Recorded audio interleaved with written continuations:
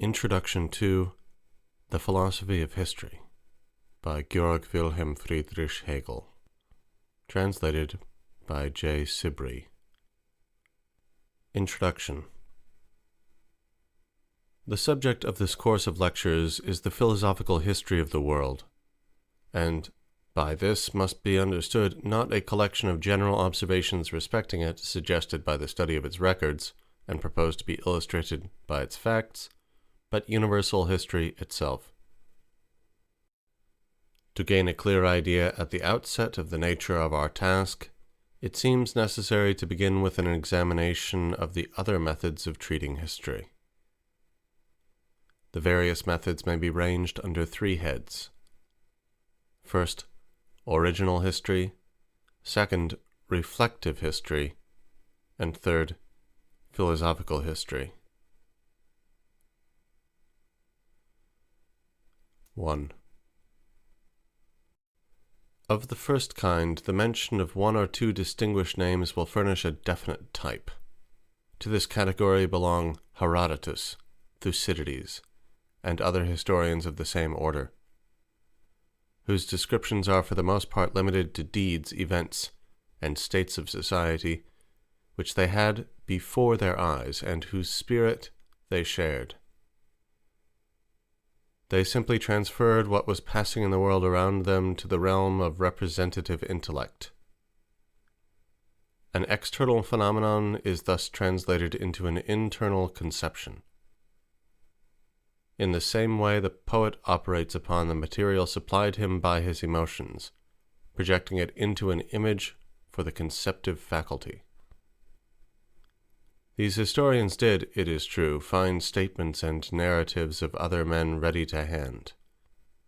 One person cannot be an eye and ear witness of everything, but they make use of such aids only as the poet does of that heritage of an already formed language, to which he owes so much, merely as an ingredient. Historiographers bind together the fleeting elements of story and treasure them up for immortality in the temple of Mnemosyne. Legends, ballad stories, traditions must be excluded from such original history.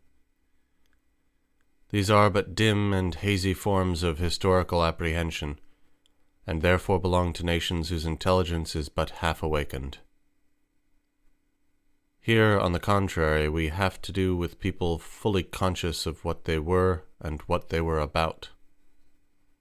The domain of reality, actually seen or capable of being so, affords a very different basis in point of firmness from that fugitive and shadowy element in which were engendered those legends and poetic dreams whose historical prestige vanishes as soon as nations have attained a mature individuality. Such original historians, then, change the events, the deeds, and the states of society with which they are conversant into an object for the conceptive faculty. The narratives they leave us cannot, therefore, be very comprehensive in their range.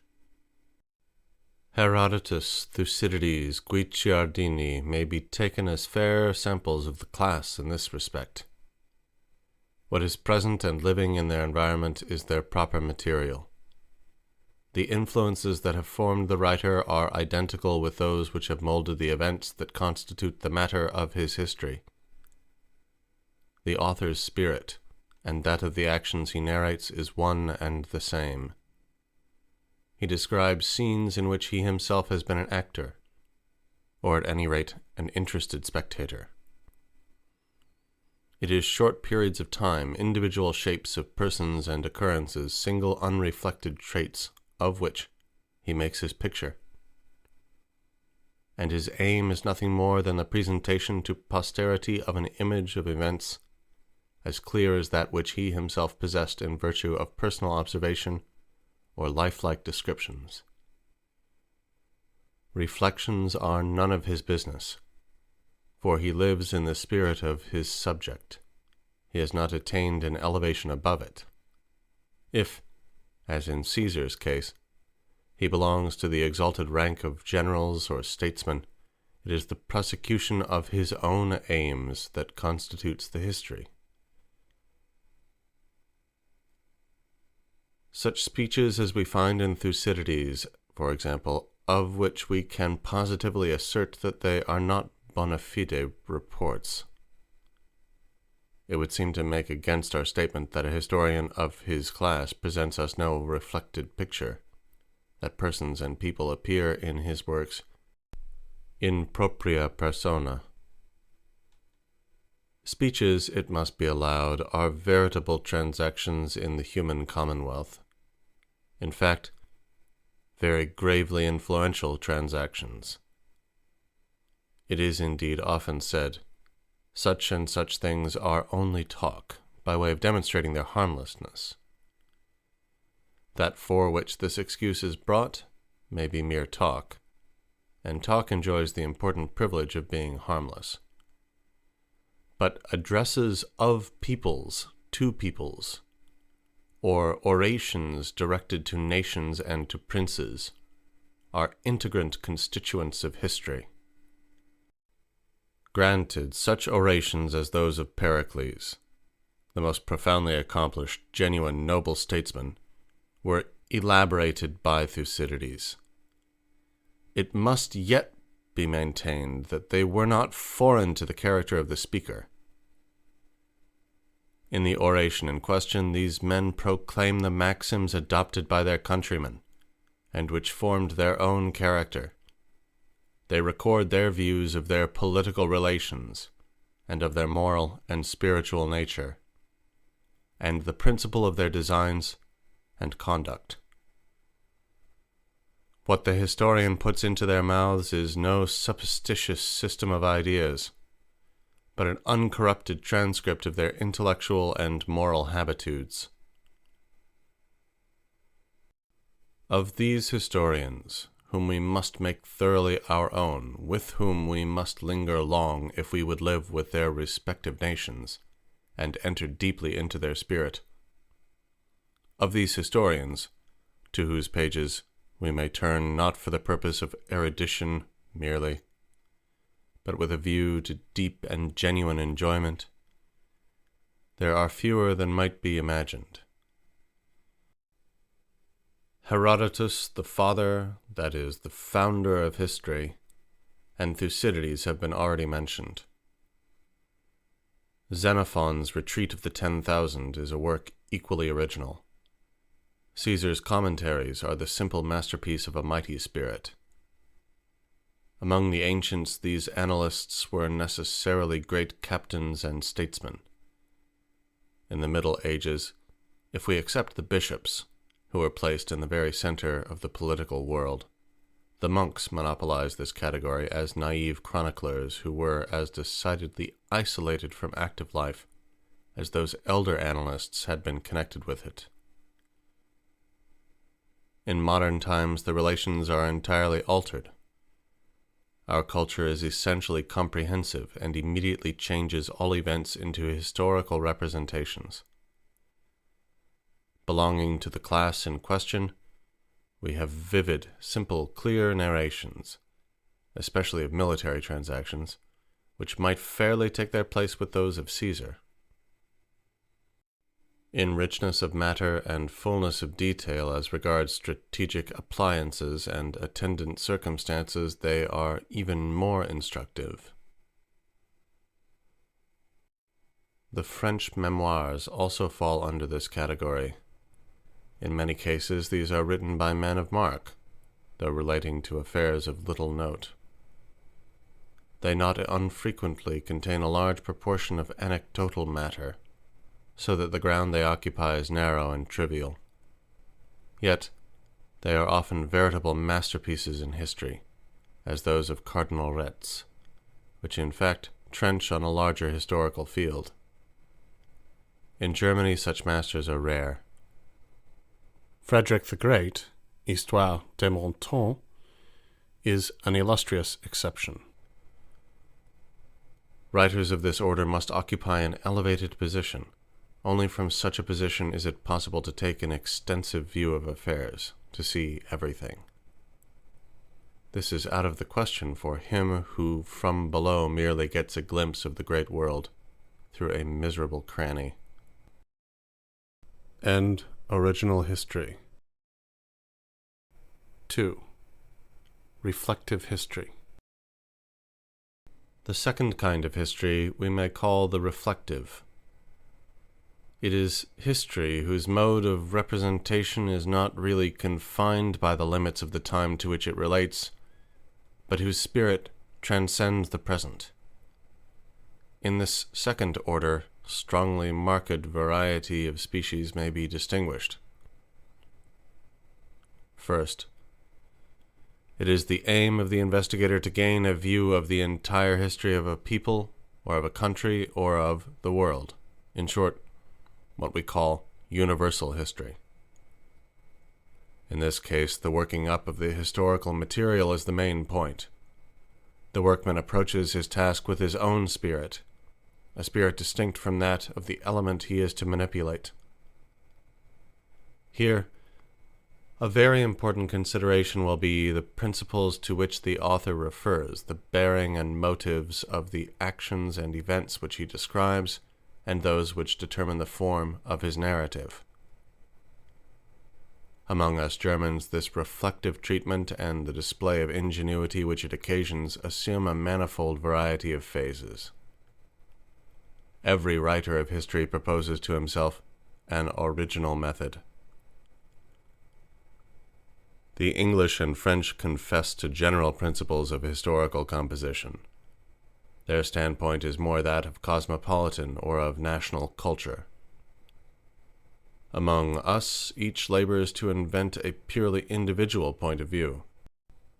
Instead of writing history, we are always beating our brains to discover how history ought to be written. This first kind of reflective history is most nearly akin to the preceding, when it has no farther aim than to present the annals of a country complete. Such compilations, among which may be reckoned the works of Livy, Diodorus Siculus, Johannes von Müller's History of Switzerland, are, if well performed, highly meritorious. Among the best of the kind may be reckoned such annalists as approach those of the first class, who give so vivid a transcript of events that the reader may well fancy himself listening to contemporaries and eyewitnesses. But it often happens that the individuality of tone which must characterize a writer belonging to a different culture is not modified in accordance with the period such a record must traverse. The spirit of the writer is quite other than that of the times of which he treats. Thus, Livy puts into the mouths of the old Roman kings, consuls, and generals such orations as would be delivered by an accomplished advocate of the Livian era, and which strikingly contrast with the genuine traditions of Roman antiquity. For example, the fable of Menenius Agrippa. In the same way he gives us descriptions of battles as if he had been an actual spectator, but whose features would serve well enough for battles in any period, and whose distinctness contrasts, on the other hand, with the want of connection and the inconsistency that prevail elsewhere, even in his treatment of chief points of interest. The difference between such a compiler and an original historian may be best seen by comparing Polybius himself with the style in which Livy uses, expands, and abridges his annals in those period, of which Polybius's account has been preserved. Johann von Müller has given a stiff, formal, pedantic aspect of history, in the endeavor to remain faithful in his portraiture to the times he describes. We much prefer the narratives we find in old Tschudi. All is more naive and natural than it appears in the garb of a fictitious and affected archaism. A history which aspires to traverse long periods of time, or to be universal, must indeed forego the attempt to give individual representations of the past as it actually existed. It must foreshorten its pictures by abstractions, and this includes not merely the omission of events and deeds, but whatever is involved in the fact that thought is, after all, the most trenchant epitomist. A battle, a great victory, a siege no longer maintains its original proportions, but is put off with a bare mention. When Livy, for example, tells us of the wars with the Volsci, we sometimes have the brief announcement, "This year, war was carried on with the Volsci." Second, a second species of reflective history is what we might call the pragmatical. When we have to deal with the past and occupy ourselves with a remote world, a present rises into being for the mind, produced by its own activity as the reward of its labor. The occurrences are indeed various, but the idea which pervades them, their deeper import and connection, is one. This takes the occurrence out of the category of the past and makes it virtually present. Pragmatical or didactic reflections, though in their nature decidedly abstract, are truly and indefeasibly of the present, and quicken the annals of the dead past with the life of today. Whether, indeed, such reflections are truly interesting and enlivening depends on the writer's own spirit. Moral reflections must here be specially noted. The moral teaching expected from history, which latter has not infrequently been treated with a direct view to the former. It may be allowed that examples of virtue elevate the soul and are applicable in the moral instructions of children for impressing excellence upon their minds. But the destinies of peoples and states, their interests, relations, and the complicated issue of their affairs present quite another field. Rulers, statesmen, nations are wont to be emphatically commended to the teaching which experience offers in history. But what experience and history teach is this: that peoples and governments never have learned anything from history, or acted on principles deduced from it. Each period is involved in such peculiar circumstances, exhibits a condition of things so strictly idiosyncratic that its conduct must be regulated by considerations connected with itself and itself alone. Amid the pressure of great events, a general principle gives no help. It is useless to revert to similar circumstances in the past. The pallid shades of memory struggle in vain with the life and freedom of the present. Looked at in this light, nothing can be shallower than the oft-repeated appeal to Greek and Roman examples during the French Revolution.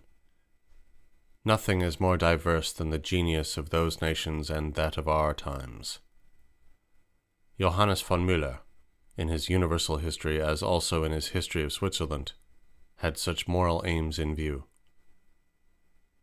He designed to prepare a body of political doctrines for the instruction of princes, governments, and peoples. He formed a special collection of doctrines and reflections, frequently giving us, in his correspondence, the exact number of apothegms which he had compiled in a week. But he cannot reckon this part of his labor as among the best that he accomplished. It is only a thorough, liberal, comprehensive view of historical relations, such, for example, as we find in Montesquieu's Spirit of the Laws, that can give truth and interest to reflections of this order. One reflective history therefore supersedes another. The materials are patent to every writer. Each is likely enough to believe himself capable of arranging and manipulating them, and we may expect that each will insist upon his own spirit as that of the age in question. Disgusted by such reflective histories, readers have often returned with pleasure to a narrative adopting no particular point of view. These certainly have their value, but for the most part they offer only material for history. We Germans are content with such. The French, on the other hand, display great genius in reanimating bygone times and in bringing the past to bear upon the present conditions of things. Third, the third form of reflective history is the critical. This deserves mention as preeminently the mode of treating history now current in Germany. It is not history itself that is here presented. We might more properly designate it as a history of history, a criticism of historical narratives and an investigation of their truth and credibility. Its peculiarity in point of fact and of intention consists in the acuteness with which the writer exhorts something from the records which was not in the matters recorded. The French have given as much that is profound and judicious in this class of composition, but they have not endeavored to pass a merely critical procedure for substantial history. They have duly presented their judgments in the form of critical treatises. Among us, the so-called higher criticism which reigns supreme in the domain of philology has also taken possession of our historical literature. This higher criticism has been the pretext for introducing all the anti-historical monstrosities that a vain imagination could suggest. Here we have the other method of making the past a living reality, putting subjective fancies in the place of historical data, fancies whose merit is measured by their boldness, that is, the scantiness of the particulars on which they are based, and the peremptoriness with which they contravene the best established facts of history. Fourth, the last species of reflective history announces its fragmentary character on the very face of it. It adopts an abstract position, yet, since it takes general points of view, for example, as the history of art, of law, of religion, it forms a transition to the philosophical history of the world. In our time, this form of the history of ideas has been more developed and brought into notice. Such branches of national life stand in close relation to the entire complex of a people's annals, and the question of chief importance in relation to our subject is whether the connection of the whole is exhibited in its truth and reality, or referred to merely external relations. In the latter case, these important phenomena, art, law, religion, etc., appear as purely accidental national peculiarities. It must be remarked that when reflective history has advanced to the adoption of general points of view, if the position taken is a true one, these are found to constitute not merely external thread, a superficial series, but are the inward guiding soul of the occurrences and actions that occupy a nation's annals. For, like the sole conductor Mercury, the idea is in truth the leader of peoples and of the world, and spirit, the rational and necessitated will of that conductor, is and has been the director of the events of the world's history. To become acquainted with spirit in this, its office of guidance, is the object of our present undertaking. This brings us to 3. The third kind of history, the philosophical. And reflective history. 3. Philosophical history. No explanation was needed of the two previous classes. Their nature was self-evident. It is otherwise with this last, which certainly seems to require an exposition or a justification. The most general definition that can be given is that the philosophy of history means nothing but the thoughtful consideration of it. Thought is indeed essential to humanity. It is this that distinguishes us from the brutes. In sensations, cognition, and intellection, in our instincts and volitions, as far as they are truly human, thought is an invariable element. To insist upon thought in this connection with history may, however, appear unsatisfactory. In this science it would seem as if thought must be subordinate to what is given to the realities of fact, that this is its basis and guide, while philosophy dwells in the region of self-produced ideas without reference to actuality. Approaching history thus prepossessed, speculation might be expected to treat it as a mere passive material, and, so far from leaving it in its native truth, to force it into conformity with a tyrannous idea, and to construe it, as the phrase is, a priori. But as it is the business of history simply to adopt into its records what is and has been, actual occurrences and transactions, and since it remains true to its character in proportion as it strictly adheres to its data, we seem to have in philosophy a process diametrically opposed to that of the historiographer.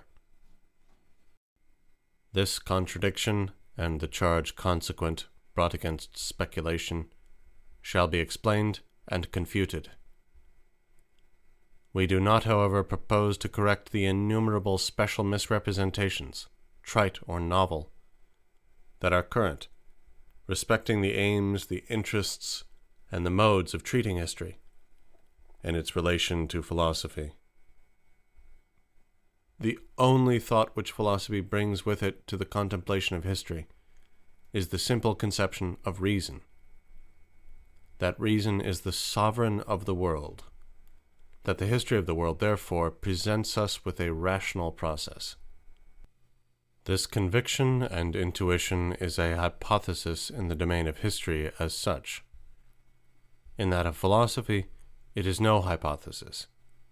It is there proved by speculative cognition that reason, and this term may here suffice us, without investigating the relation sustained by the universe to the divine being, is substance, as well as infinite power. Its own infinite material underlying all the natural and spiritual life which it originates, as also the infinite form, that which sets this material in motion. On the one hand, reason is the substance of the universe, namely, that by which and in which all reality has its being and subsistence. On the other hand, it is the infinite energy of the universe, since reason is not so powerless as to be incapable of producing anything but a mere ideal, a mere intention, having its place outside reality, nobody knows where, something separate and abstract in the heads of certain human beings. It is the infinite complex of things, their entire essence and truth. It is its own material which it commits to its own active energy to work up, not needing, as finite action does, the conditions of an external material of given means from which it may obtain its support and the objects of its activity. It supplies its own nourishment, and is the object of its own operations, while it is exclusively its own basis of existence and absolute final aim. It is also the energizing power realizing this aim, developing it not only in the phenomena of the natural, but also of the spiritual universe, the history of the world. That this idea or reason is the true, the eternal, the absolutely powerful essence, that it reveals itself in the world, and that in that world nothing else is revealed but this and its honor and glory, is the thesis which, as we have said, has been proved in philosophy and is here regarded as demonstrated. In those of my hearers who are not acquainted with philosophy, I may fairly presume, at least, the existence of a belief in reason, a desire, a thirst for acquaintance with it, in entering upon this course of lectures.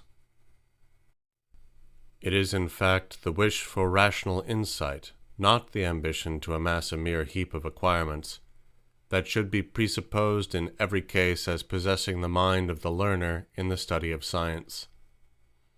If the clear idea of reason is not already developed in our minds, in beginning the study of universal history, we should at least have the firm, unconquerable faith that reason does exist there, and that the world of intelligence and conscious volition is not abandoned to chance, but must show itself in the light of the self-cognizant idea. Yet I am not obliged to make any such preliminary demand upon your faith. What I have said thus provisionally, and what I shall have further to say, is, even in reference to our branch of science, not to be regarded as hypothetical, but as a summary view of the whole, the result of the investigation we are about to pursue, a result which happens to be known to me, because I have traversed the entire field. It is only an inference from the history of the world that its development has been a rational process, that the history in question has constituted the rational necessary course of the world spirit, that spirit whose nature is always one and the same, but which unfolds this, its one nature, in the phenomena of the world's existence. This must, as before stated, present itself as the ultimate result of history. But we have to take the latter as it is. We must proceed historically, empirically. Among other precautions, we must take care not to be misled by professed historians who, especially among the Germans and enjoying a considerable authority, are chargeable with the very procedure of which they accuse the philosopher, introducing a priori inventions of their own into the records of the past. It is, for example, a widely current fiction that there was an original primeval people taught immediately by God, endowed with perfect insight and wisdom, possessing a thorough knowledge of all natural laws and spiritual truth, that there have been such or such sacerdotal peoples, or, to mention a more specific averment, that there was a Roman epochs, from which the Roman historians derived the early annals of their city, etc. Authorities of this kind we leave to those talented historians by profession, among whom, in Germany at least, their use is not uncommon. We might then announce it as the first condition to be observed that we should faithfully adopt all that is historical, but in such general expressions themselves as faithfully and adopt lies the ambiguity. Even the ordinary, the impartial historiographer, who believes and professes that he maintains a simply receptive attitude, surrendering himself only to the data supplied him, is by no means passive as regards the exercise of his thinking powers. He brings his categories with him, and sees the phenomena presented to his mental vision exclusively through these media. And, especially in all that pretends to the name of science, it is indispensable that reason should not sleep, that reflection should be in full play. To him who looks upon the world rationally, the world in its turn presents a rational aspect. The relation is mutual. But the various exercises of reflection, the different points of view, the modes of deciding the simple question of the relative importance of events, the first category that occupies the attention of the historian, do not belong to this place. End Philosophical History. Section 3, Philosophical History, Part 1. Reason governs the world. I will only mention two phases and points of view that concern the generally diffused conviction that reason has ruled and is still ruling in the world, and consequently in the world's history, because they give us at the same time an opportunity for more closely investigating the question that presents the greatest difficulty, and for indicating a branch of the subject which will have to be enlarged on in the sequel.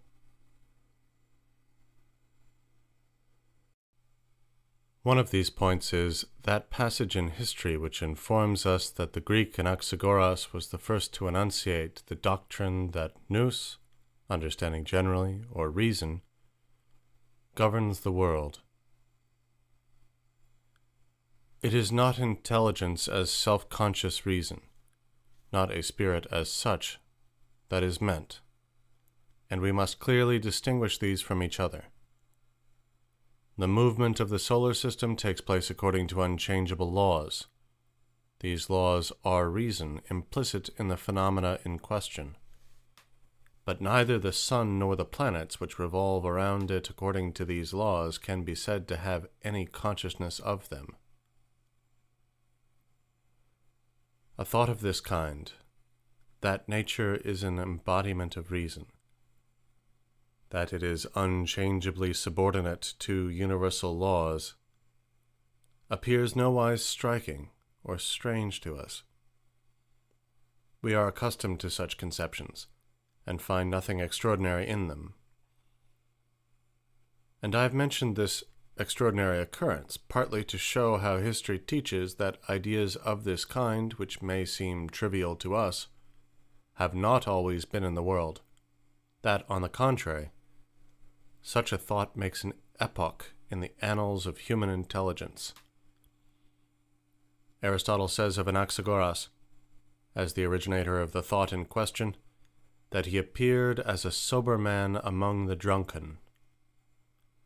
Socrates adopted the doctrine from Anaxagoras, and it forthwith became the ruling idea in philosophy, except in the school of Epicurus, who ascribed all events to chance.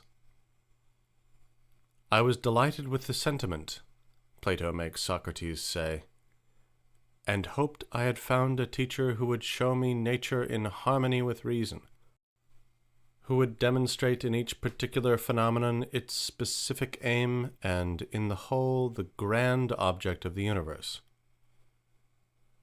I would not have surrendered this hope for a great deal. But how very much was I disappointed when, having zealously applied myself to the writings of Anaxagoras, I found that he adduces only external causes, such as atmosphere, ether, water, and the like. It is evident that the defect which Socrates complains of respecting Anaxagoras' doctrine does not concern the principle itself, but the shortcoming of the propounder in applying it to nature in the concrete. Nature is not deduced from that principle.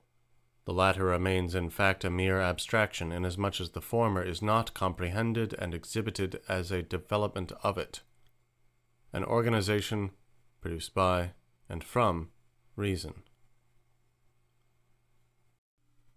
I wish, at the very outset, to call your attention to the important difference between a conception, a principle, a truth, limited to an abstract form, and its determinate application and concrete development. This distinction affects the whole fabric of philosophy, and among other bearings of it, there is one to which we shall have to revert at the close of our view of universal history, in investigating the aspect of political affairs in the most recent period.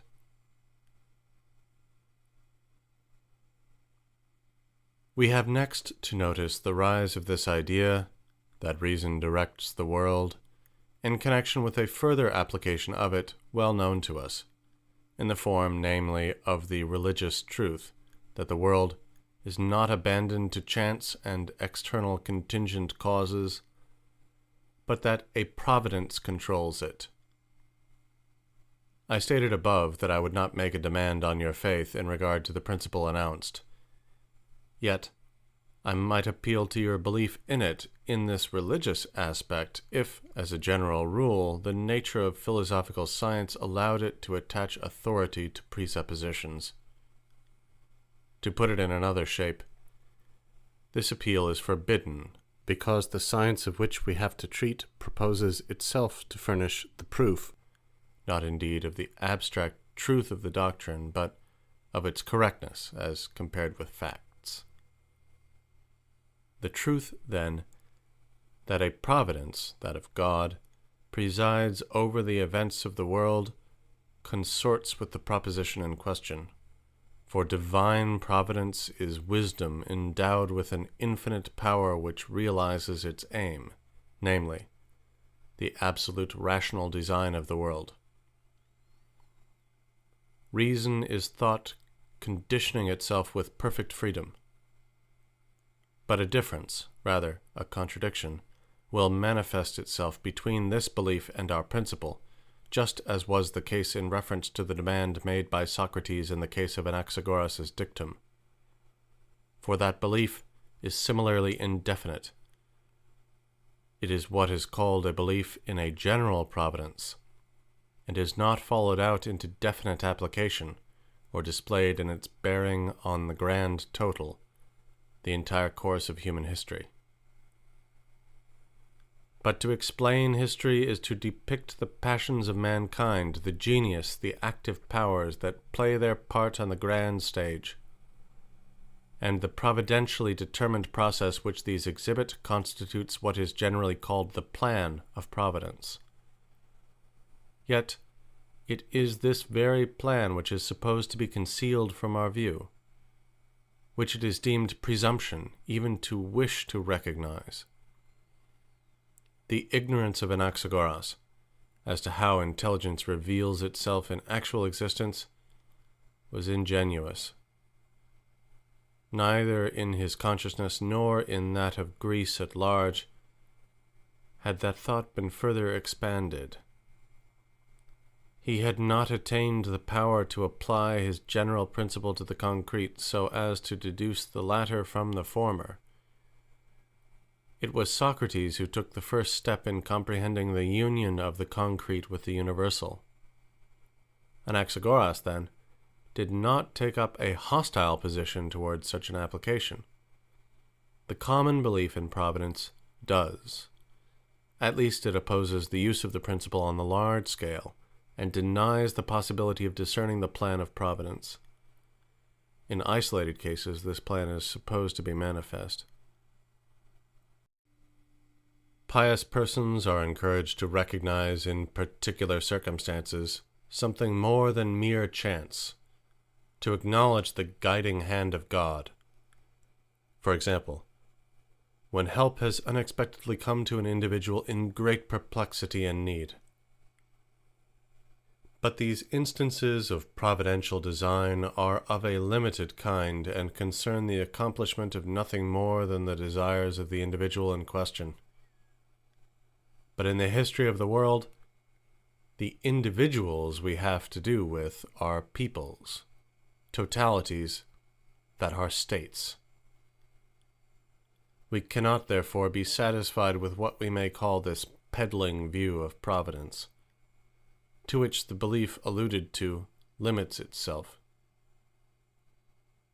Equally unsatisfactory is the merely abstract, undefined belief in a providence, when that belief is not brought to bear upon the details of the process which it conducts.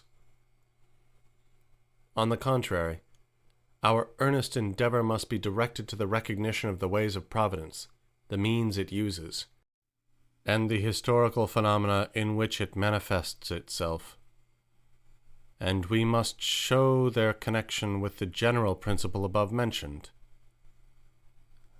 But in noticing the recognition of the plan of divine providence generally, I have implicitly touched upon a prominent question of the day, namely, that of the possibility of knowing God, or rather, since public opinion has ceased to allow it to be a matter of question, the doctrine that it is impossible to know God. in direct contravention of what is commanded in Holy Scripture as the highest duty, that we should not merely love but know God, the prevalent dogma involves the denial of what is there said, namely, that it is the Spirit that leads into truth, knows all things, penetrates even into the deep things of the Godhead. While the divine being is thus placed beyond our knowledge and outside the limit of all human things, we have the convenient license of wandering as far as we list in the direction of our own fancies. We are freed from the obligation to refer our knowledge to the divine and true. On the other hand, the vanity and egotism which characterize it find, in this false position, ample justification, and the pious modesty which puts far from it the knowledge of God can well estimate how much furtherance thereby accrues to its own wayward and vain strivings. I have been unwilling to leave out of sight the connection between our thesis, that reason governs and has governed the world, and the question of the possibility of a knowledge of God, chiefly that I might not lose the opportunity of mentioning the imputation against philosophy of being shy of noticing religious truths, or of having occasion to be so, in which is insinuated the suspicion that it has anything but a clear conscience in the presence of these truths. So far from this being the case, the fact is that in recent times philosophy has been obliged to defend the domain of religion against the attacks of several theological systems. In the Christian religion, God has revealed himself. That is, he has given us to understand what he is, so that he is no longer a concealed or secret existence. And this possibility of knowing him thus afforded us renders such knowledge a duty. God wishes no narrow-hearted souls or empty heads for his children, but those whose spirit is of itself indeed poor, but rich in the knowledge of him, and who regard this knowledge of God as the only valuable possession. That development of the thinking spirit which has resulted from the revelation of the divine being as its original basis must ultimately advance to the intellectual comprehension of what was presented, in the first instance, to feeling and imagination. The time must eventually come for understanding that rich product of active reason which the history of the world offers to us. It was for a while the fashion to profess admiration for the wisdom of God as displayed in animals, plants, and isolated occurrences. But if it be allowed that providence manifests itself in such objects and forms of existence, why not also in universal history? This is deemed too great a matter to be thus regarded. But divine wisdom, that is, reason, is one and the same in the great as in the little. And we must not imagine God to be too weak to exercise his wisdom on the grand scale. Our intellectual striving aims at realizing the conviction that what was intended by eternal wisdom is actually accomplished in the domain of existent, active spirit, as well as in that of mere nature. Our mode of treating the subject is, in this aspect, a theodicy, a justification of the ways of God, which Leibniz attempted metaphysically in his method, that is, in indefinite abstract categories, so that the ill that is found in the world may be comprehended, and the thinking spirit reconciled with the fact of the existence of evil. Indeed, nowhere is such a harmonizing view more pressingly demanded than in universal history, and it can be attained only by recognizing the positive existence, in which that negative element is a subordinate and vanquished nullity. On the one hand, the ultimate design of the world must be perceived, and, on the other hand, the fact that this design has been actually realized in it, and that evil has not been able permanently to assert a competing position. But this conviction involves much more than the mere belief in a superintending nous or in providence. Reason, whose sovereignty over the world has been maintained, is as indefinite a term as providence, supposing the term to be used by those who are unable to characterize it distinctly, to show wherein it consists, so as to enable us to decide whether a thing is rational or irrational. An adequate definition of reason is the first desideratum, and whatever boast may be made of strict adherence to it in explaining phenomena, without such a definition we can get no farther than mere words. With these observations, we may proceed to the second point of view that has to be considered in this introduction. End reason governs the world. The essential destiny of reason. The inquiry into the essential destiny of reason, as far as it is considered in reference to the world, is identical with the question, what is the ultimate design of the world? And the expression implies that that design is destined to be realized. 2 points of consideration suggest themselves. First, the import of this design, its abstract definition, and secondly, its realization.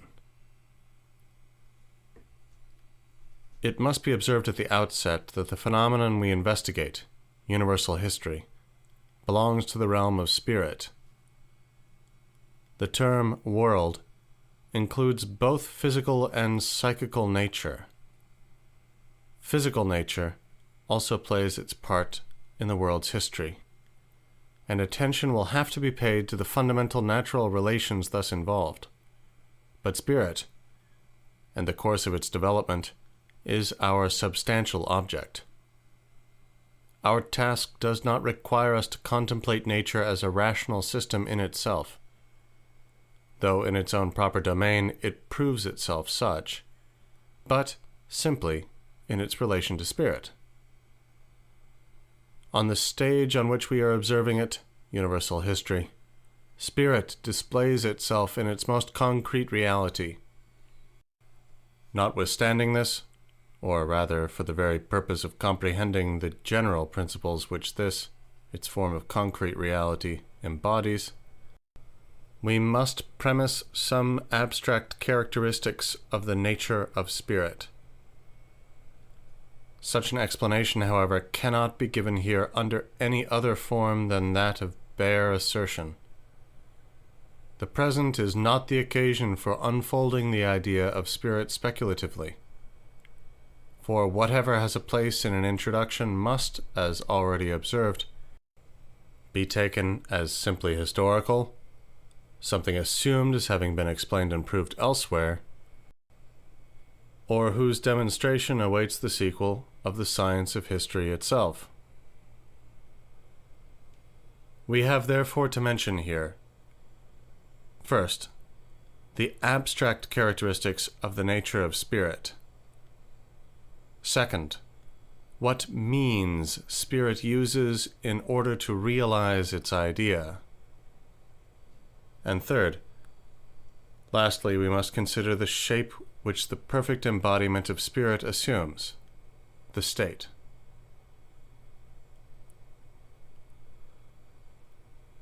First, the nature of spirit may be understood by a glance at its direct opposite, matter. As the essence of matter is gravity, so, on the other hand, we may affirm that the substance, the essence of spirit, is freedom. All will readily assent to the doctrine that spirit, among other properties, is also endowed with freedom. But philosophy teaches that all the qualities of spirit exist only through freedom, that all are but means for attaining freedom, that all seek and produce this and this alone. It is a result of speculative philosophy that freedom is the sole truth of spirit. Matter possesses gravity in virtue of its tendency towards a central point. It is essentially composite, consisting of parts that exclude each other. It seeks its unity, and therefore exhibits itself as self-destructive, as verging towards its opposite, an indivisible point.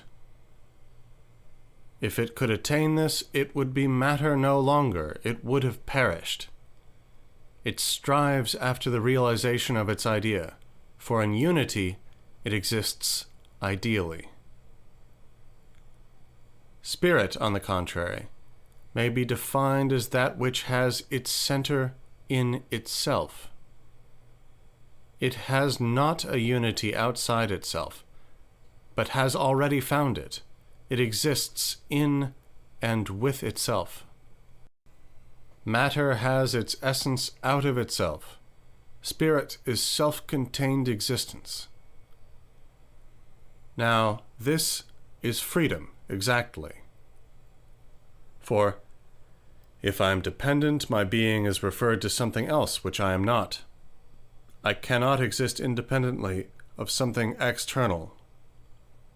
I am free, on the contrary, when my existence depends upon myself. This self-contained existence of spirit is none other than self-consciousness, consciousness of one's own being. Two things must be distinguished in consciousness. First, the fact that I know. Secondly, what I know.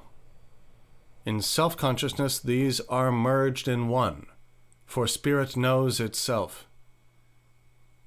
It involves an appreciation of its own nature, as also an energy enabling it to realize itself, to make itself actually that which it is potentially. According to this abstract definition, it may be said of universal history that it is the exhibition of spirit in the process of working out the knowledge of that which it is potentially. And as the germ bears in itself the whole nature of the tree, and the taste and form of its fruits, so do the first traces of spirit virtually contain the whole of that history. The Orientals have not attained the knowledge that spirit, man as such, is free. And because they do not know this, they are not free. They only know that one is free. But on this very account, the freedom of that one is only caprice, ferocity, brutal recklessness of passion, or a mildness and tameness of the desires, which is itself only an accident of nature, mere caprice, like the former. That one is therefore only a despot, not a free man. The consciousness of freedom first arose among the Greeks, and therefore they were free, but they, and the Romans likewise, knew only that some are free, not man as such. Even Plato and Aristotle did not know this. The Greeks, therefore, had slaves, and their whole life and the maintenance of their splendid liberty was implicated with the institution of slavery, a fact, moreover, which made that liberty on the one hand only an accidental, transient, and limited growth, on the other hand, constituted it a rigorous thraldom of our common nature, of the human. The German nations, under the influence of Christianity, were the first to attain the consciousness that man, as man, is free, that it is the freedom of spirit which constitutes its essence. This consciousness arose first in religion, the inmost region of spirit. But to introduce the principle into the various relations of the actual world involves a more extensive problem than its simple implantation, a problem whose solution and application require a severe and lengthened process of culture, In proof of this, we may note that slavery did not cease immediately on the reception of Christianity. Still less did liberty predominate in states, or governments and constitutions adopt a rational organization, or recognize freedom as their basis. That application of the principle to political relations, the thorough molding and interpenetration of the constitution of society by it, is a process identical with history itself. I have already directed attention to the distinction here involved between a principle as such and its application, that is, its introduction and carrying out in the actual phenomena of spirit and life. This is a point of fundamental importance in our science, and one which must be constantly respected as essential. And in the same way as this distinction has attracted attention in view of the Christian principle of self-consciousness, freedom, it also shows itself as an essential one in view of the principle of freedom generally. The history of the world is none other than the progress of the consciousness of freedom, a progress whose development according to the necessity of its nature it is our business to investigate. The general statement given above of the various grades in the consciousness of freedom, and which we applied in the first instance to the fact that the Eastern nations knew only that one is free, the Greek and Roman world only that some are free, whilst we know that all men absolutely, man as man, are free, supplies us with the natural division of universal history, and suggests the mode of its discussion.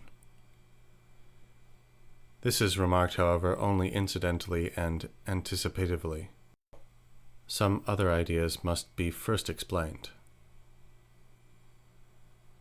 The destiny of the spiritual world, and, since this is the substantial world, while the physical remains subordinate to it, or, in the language of speculation, has no truth as against the spiritual, the final cause of the world at large we allege to be the consciousness of its own freedom on the part of spirit, and, ipso facto, the reality of that freedom.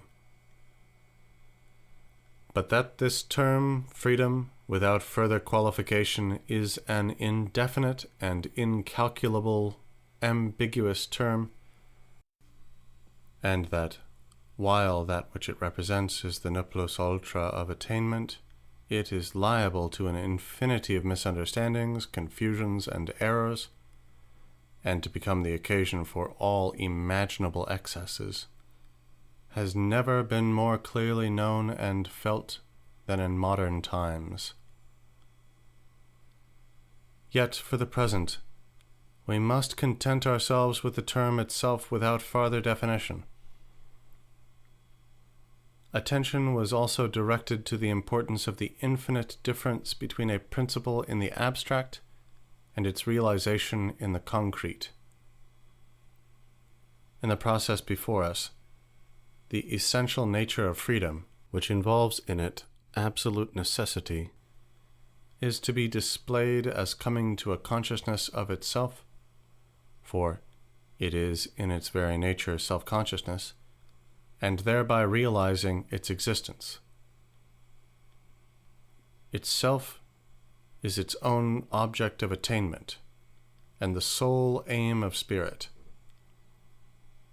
This result it is at which the process of the world's history has been continually aiming, and to which the sacrifices that have ever and anon been laid on the vast altar of the earth through the long lapse of ages have been offered. This is the only aim that sees itself realized and fulfilled, the only pole of repose amid the ceaseless change of events and conditions, and the sole efficient principle that pervades them. This final aim is God's purpose with the world, but God is the absolutely perfect being, and can, therefore, will nothing other than himself, his own will. The nature of his will, that is, his nature itself, is what we here call the idea of freedom, translating the language of religion into that of thought. The question, then, which we may next put is, what means does this principle of freedom use for its realization? This is the second point we have to consider. And the essential destiny of reason. Subsection 1. The abstract characteristics of the nature of spirit. The essential destiny of reason. Subsection 2. What means spirit uses in order to realize its idea. The question of the means by which freedom develops itself to a world conducts us to the phenomenon of history itself. Although freedom is primarily an undeveloped idea, the means it uses are external and phenomenal, presenting themselves in history to our sensuous vision. The first glance at history convinces us that the actions of men proceed from their needs, their passions, their characters and talents, and impresses us with the belief that such needs, passions, and interests are the sole springs of action, the efficient agents in this scene of activity.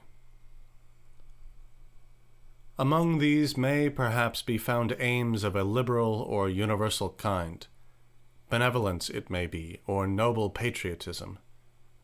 But such virtues and general views are but insignificant as compared with the world and its doings.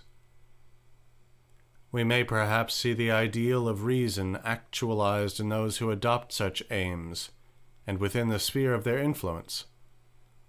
But they bear only a trifling proportion to the mass of the human race, and the extent of that influence is limited accordingly. Passions, private aims, and the satisfaction of selfish desires are, on the other hand, most effective springs of action. Their power lies in the fact that they respect none of the limitations which justice and morality would impose on them, and that these natural impulses have a more direct influence over man than the artificial and tedious discipline that tends to order and self-restraint, law, and morality.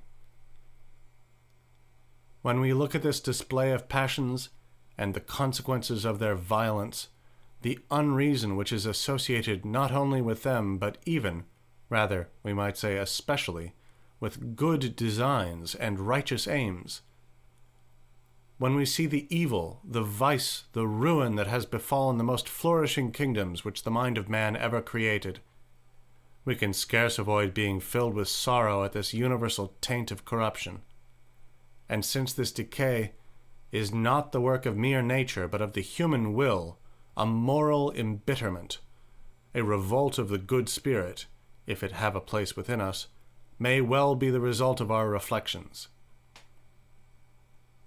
Without rhetorical exaggeration, a simply truthful combination of the miseries that have overwhelmed the noblest of nations and polities, and the finest exemplars of private virtue, forms a picture of most fearful aspect, and excites emotions of the profoundest and most hopeless sadness, counterbalanced by no consolatory result.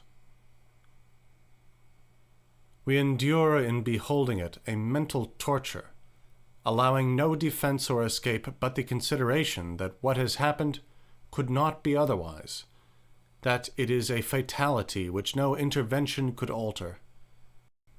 And at last we draw back from the intolerable disgust with which these sorrowful reflections threaten us into the more agreeable environment of our individual life, the present formed by our private aims and interests.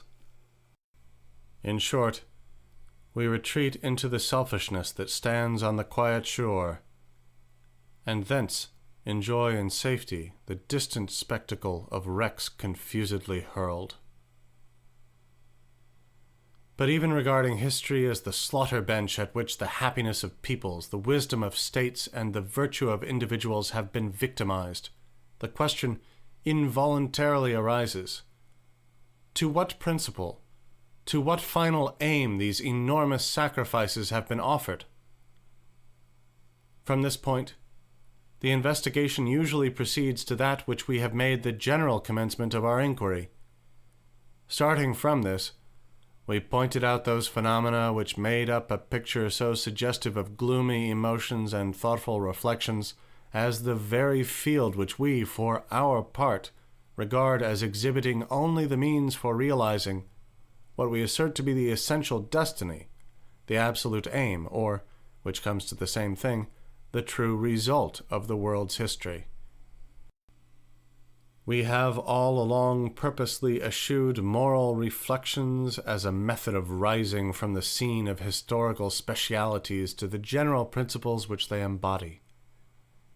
Besides, it is not the interest of such sentimentalities really to rise above these depressing emotions, and to solve the enigmas of providence which the considerations that occasioned them present. It is essential to their character to find a gloomy satisfaction in the empty and fruitless sublimities of that negative result. We return then to the point of view which we have adopted. Observing that the successive steps of the analysis to which it will lead us will also evolve the conditions requisite for answering the inquiries suggested by the panorama of sin and suffering that history unfolds. The first remark we have to make, and which, though already presented more than once, cannot be too often repeated when the occasion seems to call for it, is that what we call principle, aim, destiny, or the nature and idea of spirit, is something merely general and abstract. Principle, plan of existence, law, is a hidden, undeveloped essence, which as such, however true in itself, is not completely real. Aims, principles, etc. have a place in our thoughts, in our subjective design only, but not yet in the sphere of reality. That which exists for itself only is a possibility, a potentiality, but has not yet emerged into existence. A second element must be introduced in order to produce actuality, namely, actuation, realization, and whose motive power is the will. The activity of man in the widest sense. It is only by this activity that that idea as well as abstract characteristics generally are realized, actualized, for of themselves they are powerless. The motive power that puts them in operation and gives them some determinate existence is the need, instinct, inclination, and passion of man. That some conception of mine should be developed into act and existence is my earnest desire. I wish to assert my personality in connection with it. I wish to be satisfied by its execution. If I am to exert myself for any object, it must in some way or other be my object. In the accomplishment of such or such designs, I must at the same time find my satisfaction, although the purpose for which I exert myself includes a complication of results, many of which have no interest for me. This is the absolute right of personal existence, to find itself satisfied in its activity and labor. If men are to interest themselves for anything, they must, so to speak, have part of their existence involved in it, find their individuality gratified by its attainment. Here a mistake must be avoided. We intend blame, and justly impute it as a fault, when we say of an individual that he is interested in taking part in such or such transactions, that is, seeks only his private advantage. In reprehending this, we find fault with him for furthering his personal aims without any regard to a more comprehensive design, of which he takes advantage to promote his own interest, or which he even sacrifices with this view. But he who is active in promoting an object is not simply interested, but interested in that object itself. Language faithfully expresses this distinction. Nothing, therefore, happens, nothing is accomplished, unless the individuals concerned seek their own satisfaction in the issue. They are particular units of society. That is, they have special needs, instincts, and interests generally, peculiar to themselves. Among these needs are not only such as we usually call necessities, the stimuli of individual desire and volition, but also those connected with individual views and convictions, or, to use a term expressing less decision, leanings of opinion, supposing the impulses of reflection, understanding, and reason to have been awakened.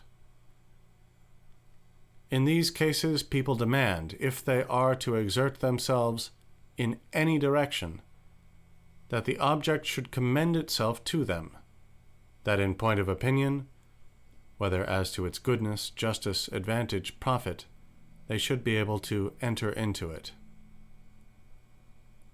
This is a consideration of especial importance in our age, when people are less than formerly influenced by reliance on others and by authority, when, on the contrary, they devote their activities to a cause on the ground of their own understanding, their independent conviction and opinion.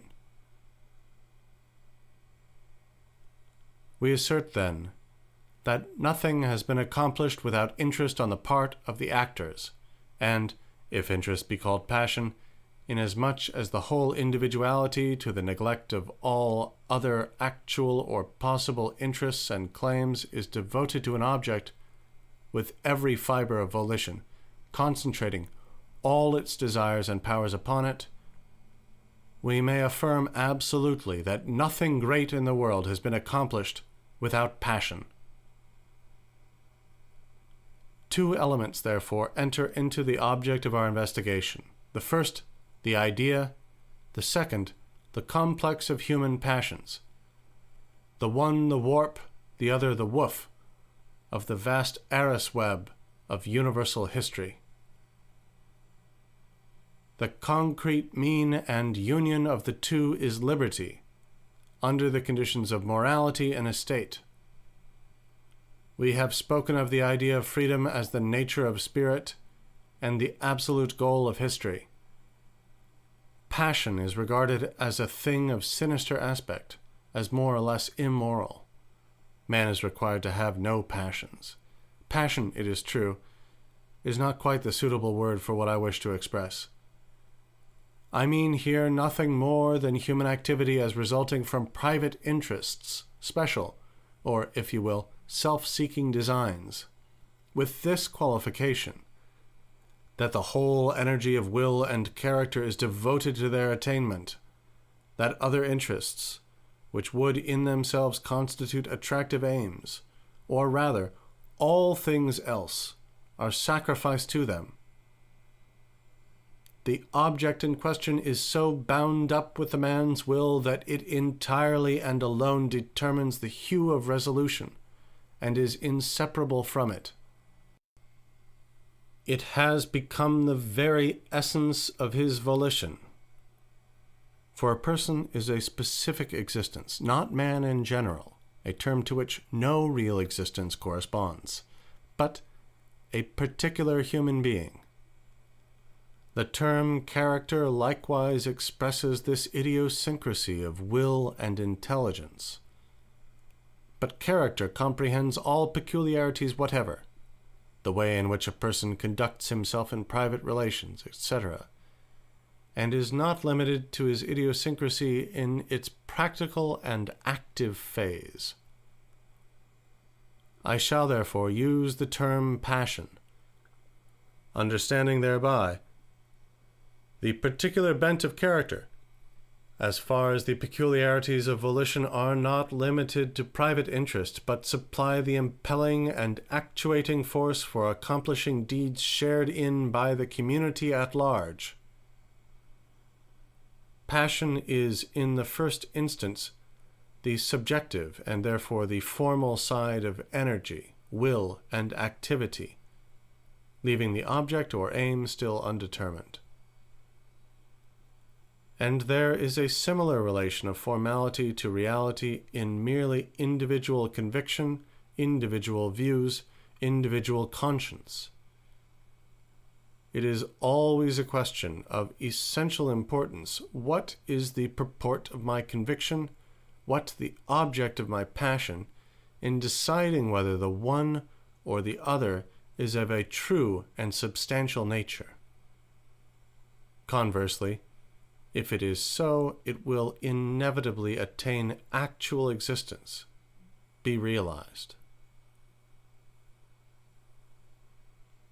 From this comment on the second essential element in the historical embodiment of an aim, we infer, glancing at the institution of the state in passing, that a state is then well constituted and internally powerful when the private interest of its citizens is one with the common interest of the state, when the one finds its gratification and realization in the other, a proposition in itself very important.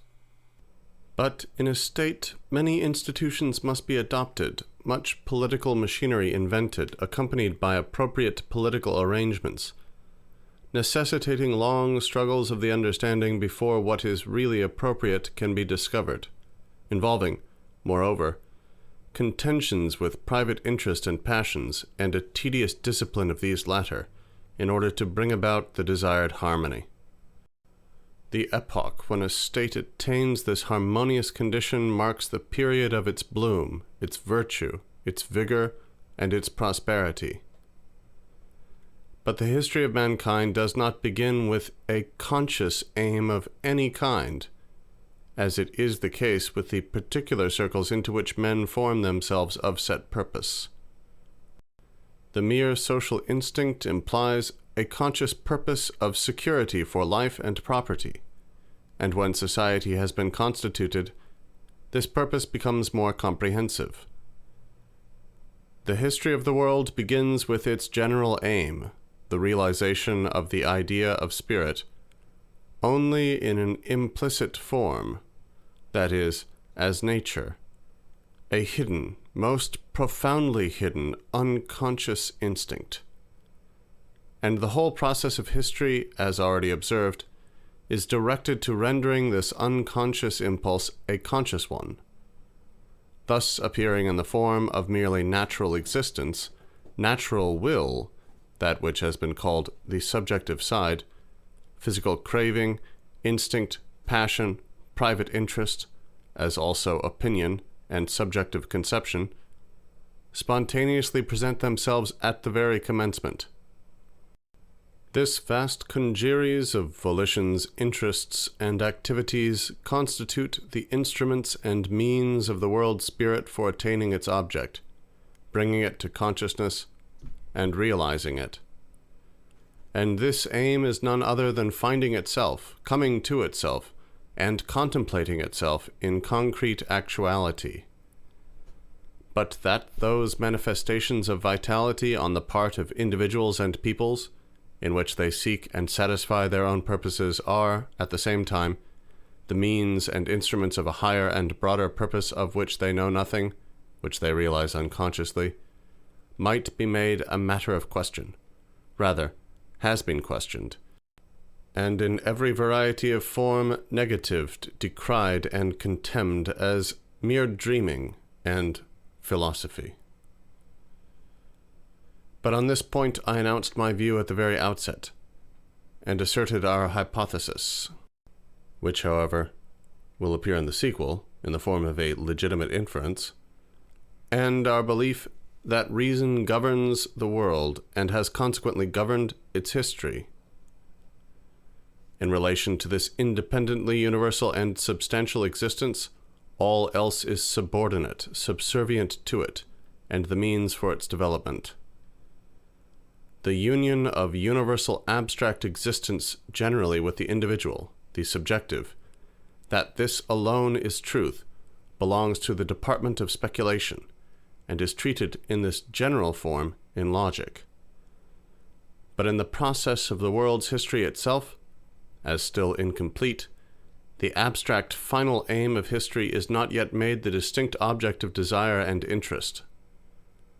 While these limited sentiments are still unconscious of the purpose they are fulfilling, the universal principle is implicit in them, and is realizing itself through them. The question also assumes the form of the union of freedom and necessity, the latent abstract process of spirit being regarded as necessity, while that which exhibits itself in the conscious will of men as their interest belongs to the domain of freedom. As the metaphysical connection, that is, the connection in the idea, of these forms of thought belongs to logic, it would be out of place to analyze it here. The chief and cardinal points only shall be mentioned. Philosophy shows that the idea advances to an infinite antithesis, that, namely, between the idea in its free universal form, in which it exists for itself, and the contrasted form of abstract introversion, reflection on itself, which is formal existence for self, personality, formal freedom, such as belongs to spirit only. The universal idea exists thus as the substantial totality of things on the one side, and as the abstract essence of free volition on the other side. This reflection of the mind on itself is individual self-consciousness, the polar opposite of the idea in its general form, and therefore existing in absolute limitation. This polar opposite is consequently limitation, particularization for the universal absolute being. It is the side of its definite existence, the sphere of its formal reality, the sphere of the reverence paid to God. To comprehend the absolute connection of this antithesis is the profound task of metaphysics. This limitation originates all forms of particularity of whatever kind. The formal volition of which we have spoken wills itself, desires to make its own personality valid in all that it purposes and does. Even the pious individual wishes to be saved and happy.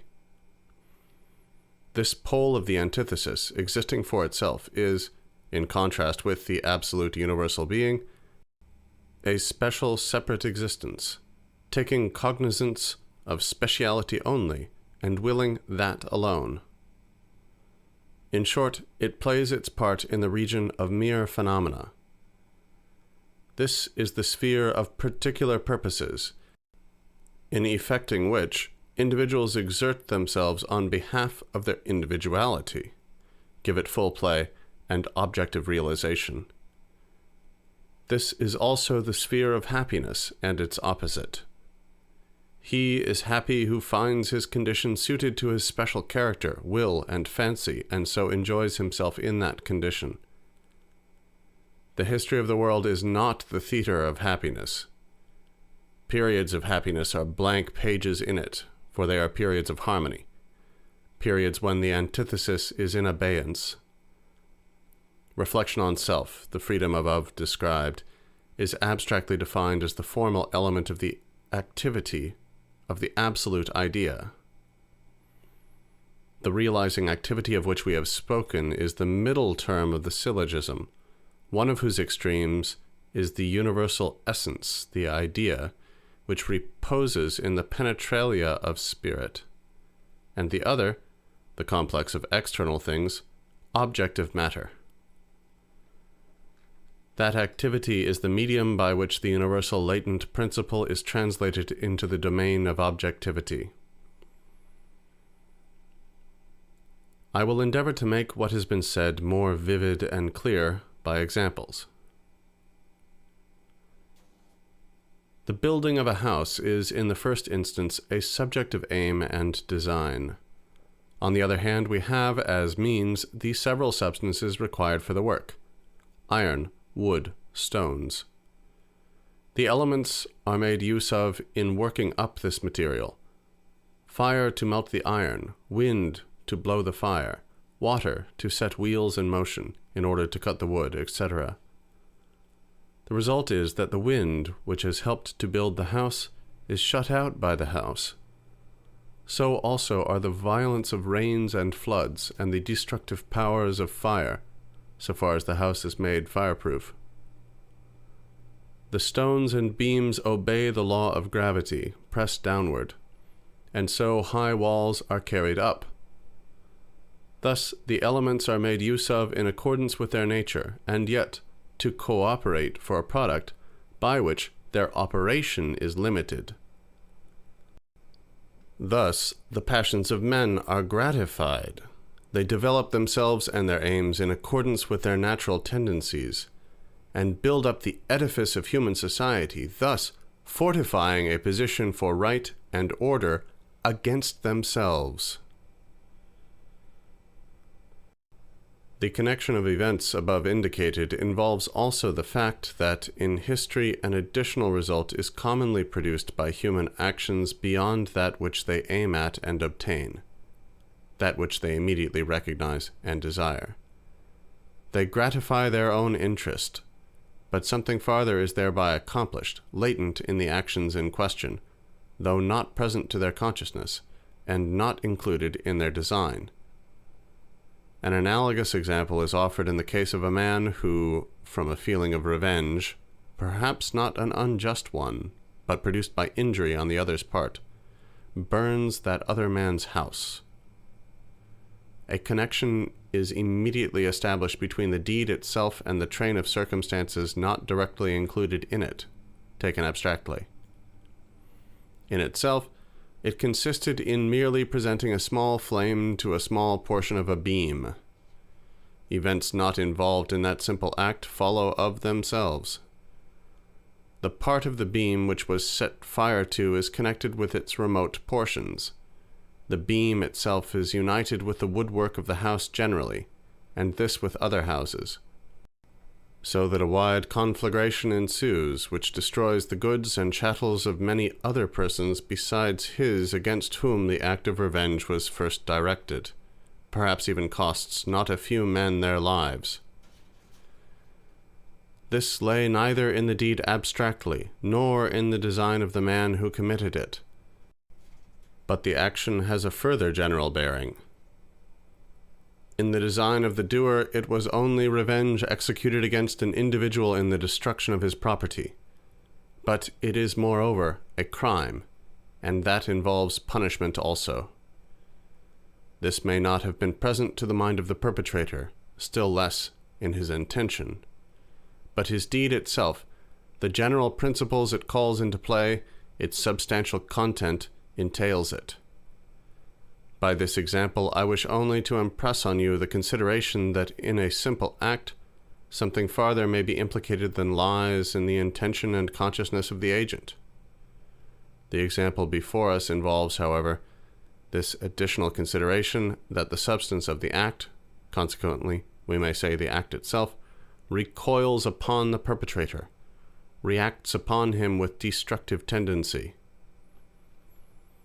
The union of the two extremes, the embodiment of a general idea in the form of direct reality, and the elevation of a speciality into connection with universal truth, is brought to pass, at first sight, under the conditions of an utter diversity of nature between the two, and an indifference of the one extreme towards the other. The aims which the agent set before them are limited and special, but it must be remarked that the agents themselves are intelligent thinking beings. The purport of their desires is interwoven with general, essential considerations of justice, good, duty, etc. For mere desire, volition in its rough and savage forms, falls not within the scene and sphere of universal history. Those general considerations, which form at the same time a norm for directing aims and actions, have determinate purport. For such an abstraction as good for its own sake has no place in living reality.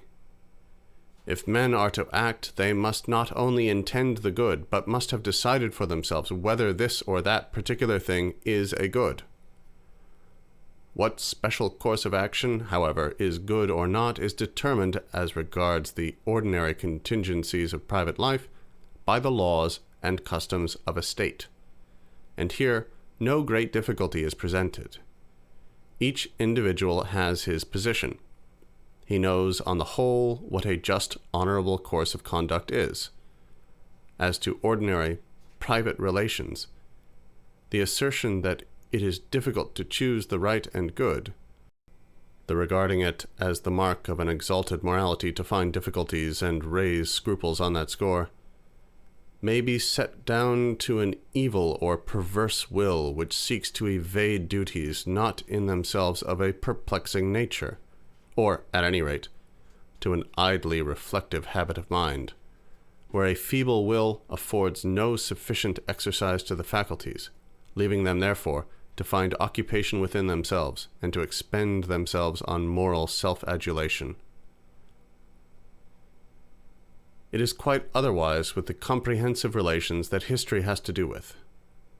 In this sphere are presented those momentous collisions between existing, acknowledged duties, laws, and rights, and those contingencies which are adverse to this fixed system, which assail, and even destroy its foundations and existence, whose tenor may nevertheless seem good.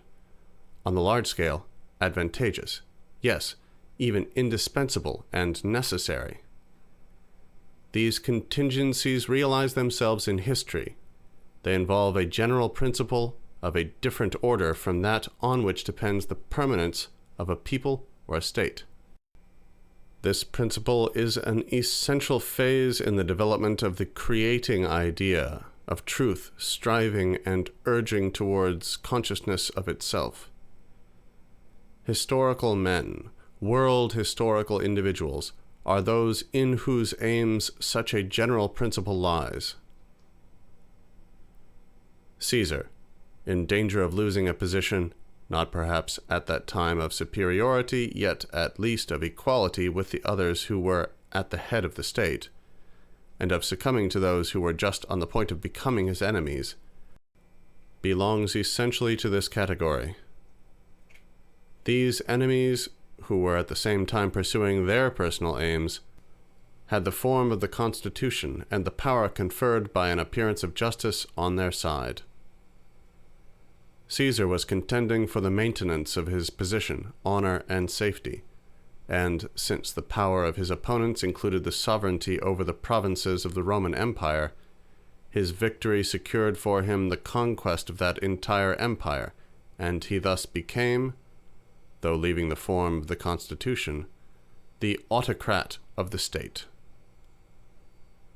That which secured for him the execution of a design which in the first instance was of negative import, the autocracy of Rome, was, however, at the same time an independently necessary feature in the history of Rome and of the world.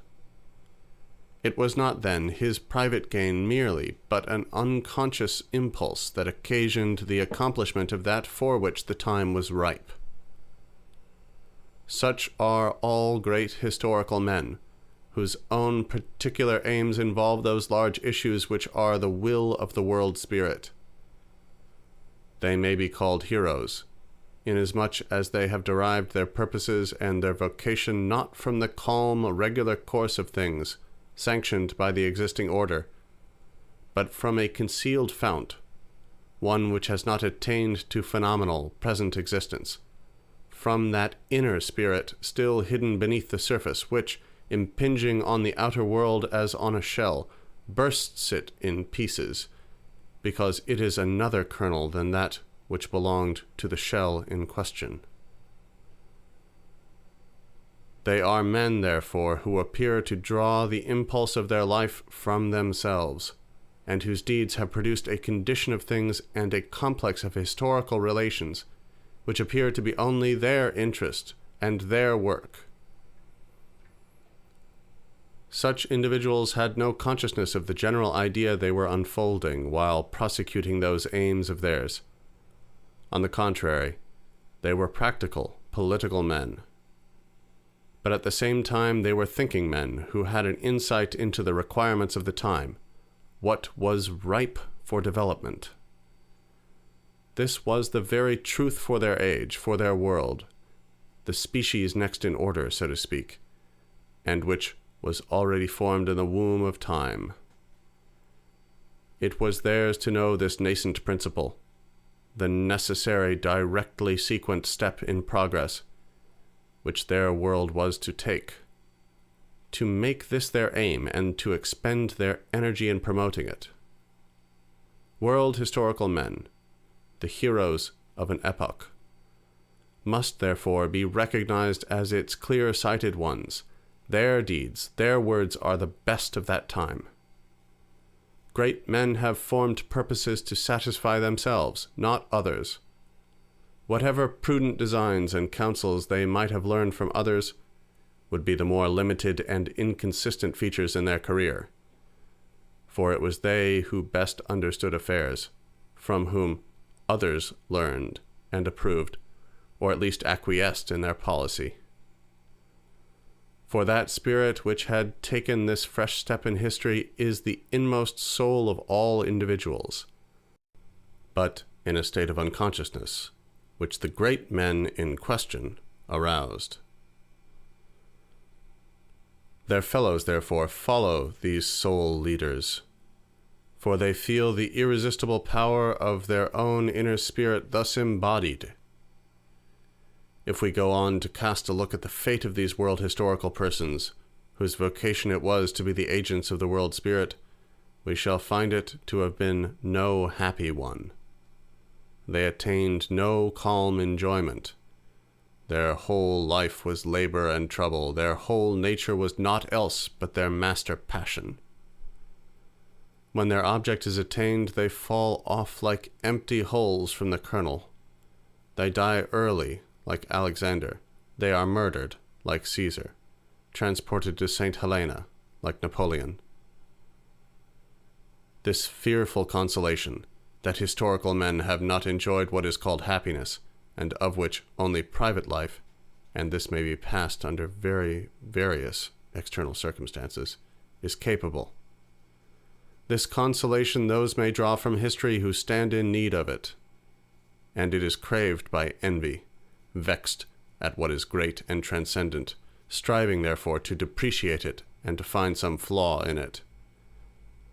Thus, in modern times, it has been demonstrated ad nauseum that princes are generally unhappy on their thrones, in consideration of which the possession of a throne is tolerated, and men acquiesce in the fact that not themselves but the personages in question are its occupants. The free man, we may observe, is not envious, but gladly recognizes what is great and exalted, and rejoices that it exists.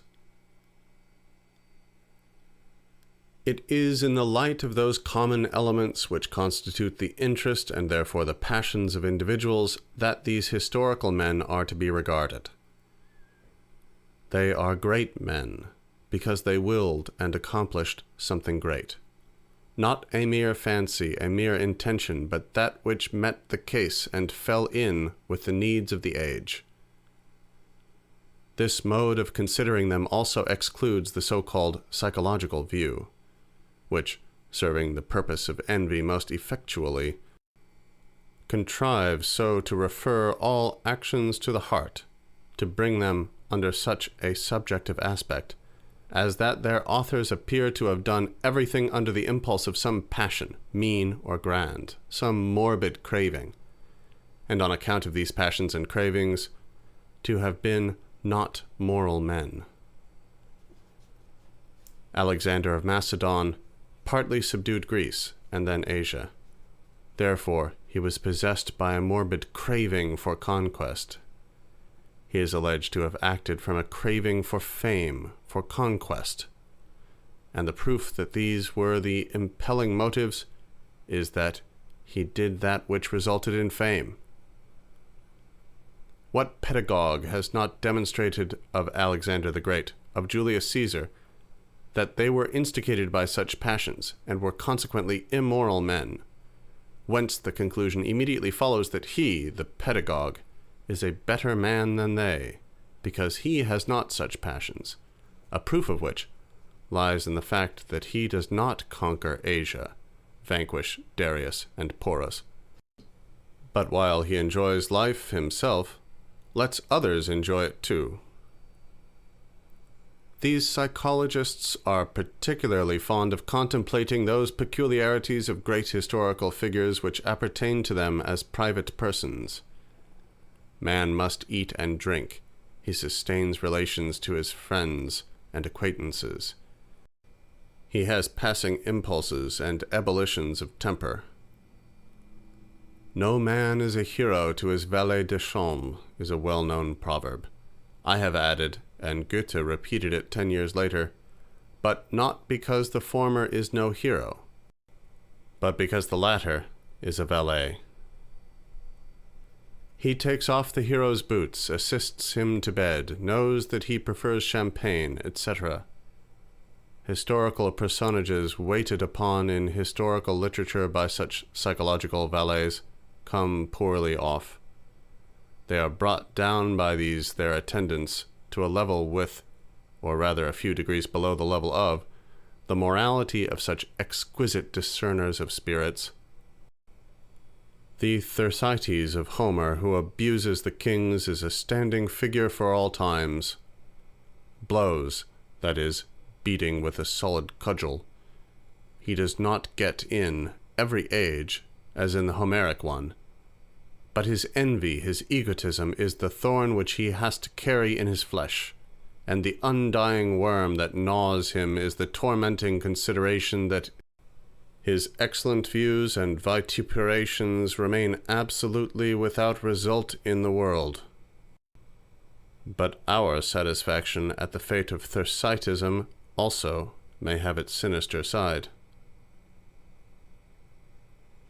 A world historical individual is not so unwise as to indulge a variety of wishes to divide his regards. He is devoted to the one aim, regardless of all else. It is even possible that such men may treat other great, even sacred interests inconsiderately. Conduct which is indeed obnoxious to moral reprehension. But so mighty a form must trample down many an innocent flower, crush to pieces many an object in its path. The special interest of passion is thus inseparable from the active development of a general principle, for it is from the special and determinate, and from its negation, that the universal results. Particularity contends with its like, and some loss is involved in the issue. It is not the general idea that is implicated in opposition and combat, and that is exposed to danger. It remains in the background, untouched and uninjured. This may be called the cunning of reason, that it sets the passions to work for itself, while that which develops its existence through such impulsion pays the penalty and suffers loss. For it is phenomenal being that is so treated. And of this, part is of no value, part is positive and real. The particular is for the most part of too trifling value as compared with the general. Individuals are sacrificed and abandoned. The idea pays the penalty of determinate existence and of corruptibility, not from itself, but from the passions of individuals. But though we might tolerate the idea that individuals, their desires, and the gratification of them are thus sacrificed, and their happiness given up to the empire of chance to which it belongs, and that, as a general rule, individuals come under the category of means to an ulterior end, there is one aspect of human individuality which we should hesitate to regard in that subordinate light, even in relation to the highest, since it is absolutely no subordinate element, but exists in those individuals as inherently eternal and divine. I mean morality, ethics, religion. Even when speaking of the realization of the great ideal aim by means of individuals, the subjective element in them, their interest and that of their cravings and impulses, their views and judgments, though exhibited as the merely formal side of their existence, was spoken of as having an infinite right to be consulted.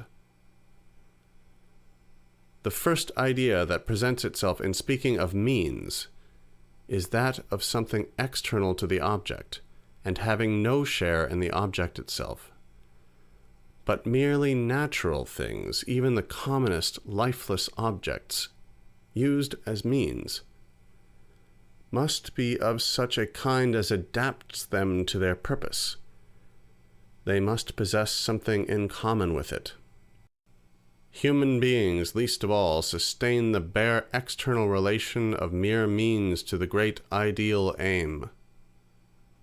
Not only do they, in the very act of realizing it, make it the occasion of satisfying personal desires whose purport is diverse from that aim, but they share in that ideal aim itself, and are for that very reason objects of their own existence, not formally merely, as the world of living beings generally is, whose individual life is essentially subordinate to that of man, and is properly used up as an instrument. Men, on the contrary, are objects of existence to themselves, as regards the intrinsic import of the aim in question. To this order belongs that in them which we would exclude from the category of mere means: morality, ethics, religion. That is to say, man is an object of existence in himself only in virtue of the divine that is in him, that which was designated at the outset as reason, which, in view of its activity and power of self-determination, was called freedom. And we affirm, without entering at present on the proof of the assertion, that religion, morality, etc. have their foundation and source in that principle, and so are essentially elevated above all alien necessity and chance.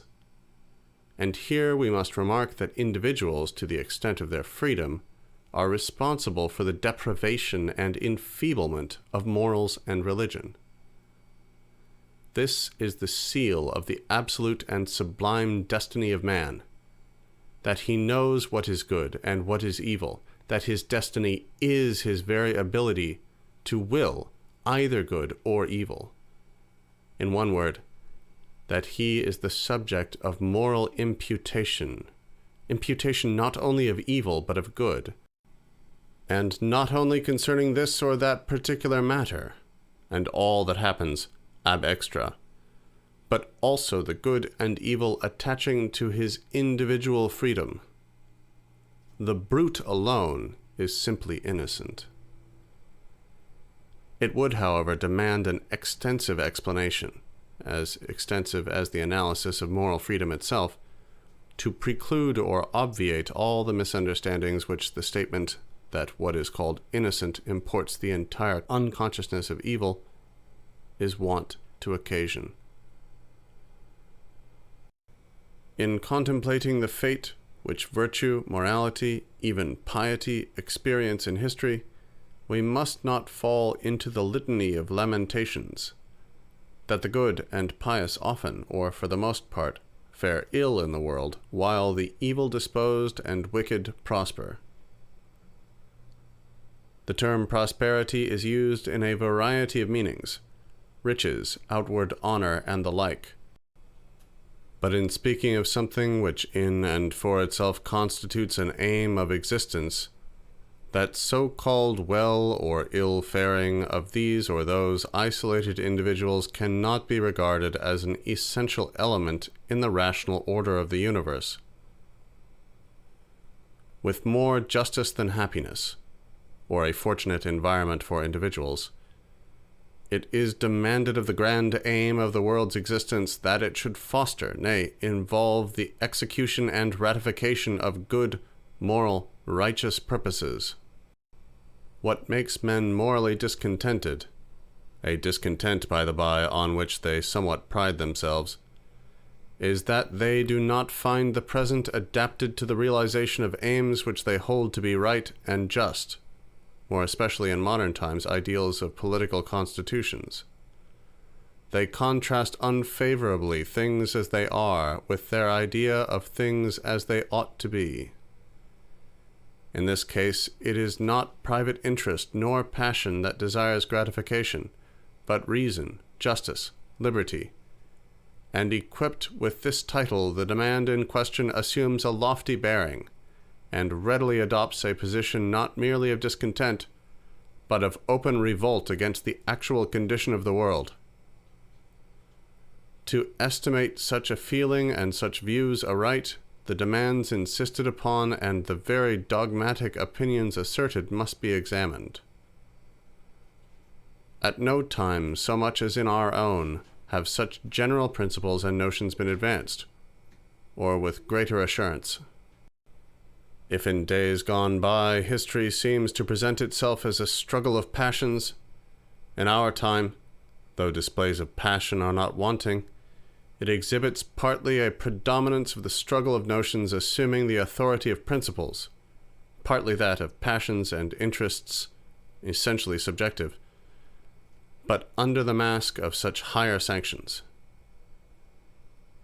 The pretensions thus contended for as legitimate in the name of that which has been stated as the ultimate aim of reason pass, accordingly, for absolute aims, to the same extent as religion, morals, ethics. Nothing, as before remarked, is now more common than the complaint that the ideals which imagination sets up are not realized, that these glorious dreams are destroyed by cold actuality. These ideals, which in the voyage of life founder on the rocks of hard reality, may be in the first instance only subjective, and belong to the idiosyncrasy of the individual, imagining himself the highest and wisest.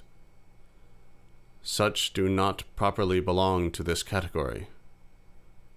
For the fancies which the individual in his isolation indulges cannot be the model for universal reality, just as universal law is not designated for the units of the mass. These, as such, may in fact find their interest decidedly thrust into the background. But by the term ideal, we also understand the ideal of reason, of the good, of the true. Poets, as, for example, Schiller, have painted such ideals touchingly and with strong emotion, and with the deeply melancholy conviction that they could not be realized. In affirming, on the contrary, that the universal reason does realize itself, we have indeed nothing to do with the individual as empirically regarded. That admits of degrees of better or worse, since here chance and speciality have received authority from the idea to exercise their monstrous power. Much, therefore, in particular aspects of the grand phenomenon might be found fault with.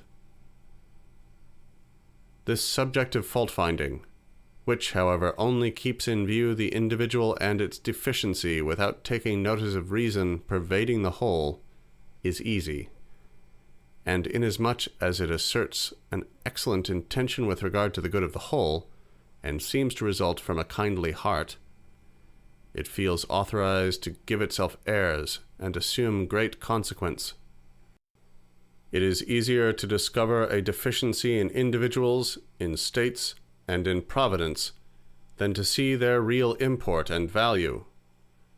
For in this merely negative fault-finding a proud position is taken, one which overlooks the object without having entered into it, without having comprehended its positive aspect. Age generally makes men more tolerant. Youth is always discontented. The tolerance of age is the result of the ripeness of a judgment which, not merely as the result of indifference, is satisfied even with what is inferior, but, more deeply taught by the grave experience of life, has been led to perceive the substantial, solid worth of the object in question. The insight, then, to which, in contradistinction from those ideals, philosophy is to lead us, is that the real world is as it ought to be, that the truly good, the universal divine reason, is not a mere abstraction, but a vital principle capable of realizing itself. This good, this reason, in its most concrete form, is God. God governs the world. The actual working of his government, the carrying out of his plan, is the history of the world. This plan philosophy strives to comprehend, for only that which has been developed as the result of it possesses bona fide reality.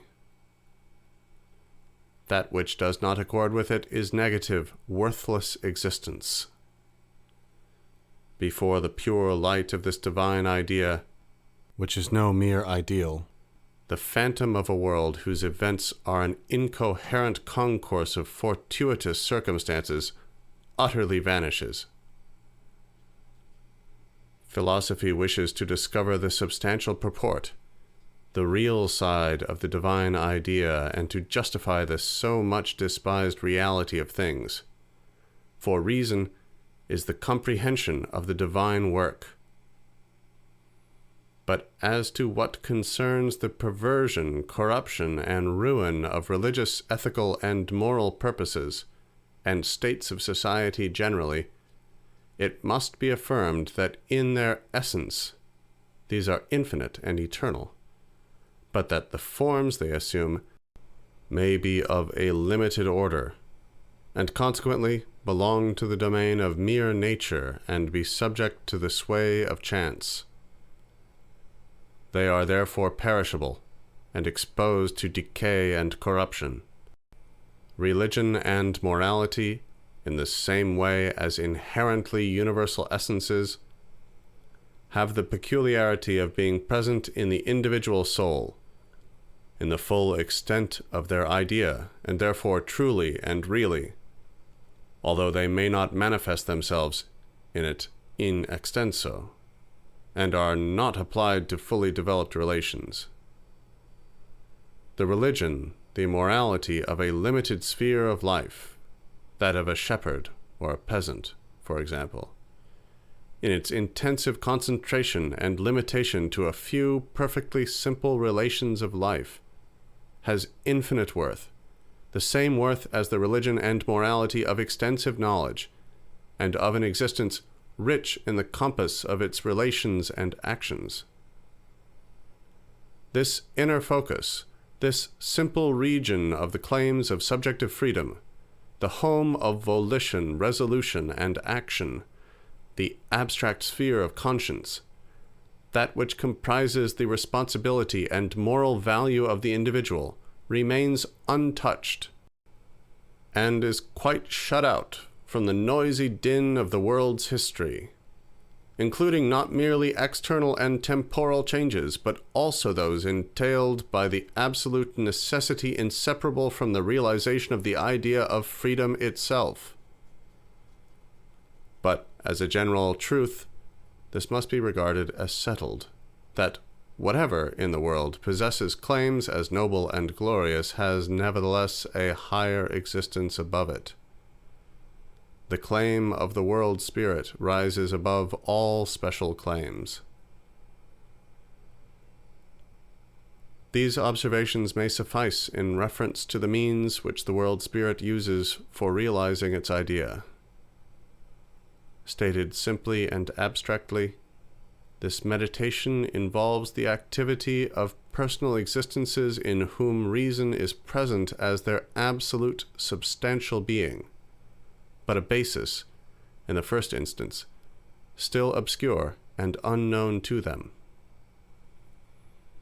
But the subject becomes more complicated and difficult when we regard individuals not merely in their aspect of activity, but more concretely in conjunction with a particular manifestation of that activity in their religion and morality, forms of existence which are intimately connected with reason and share in its absolute claims.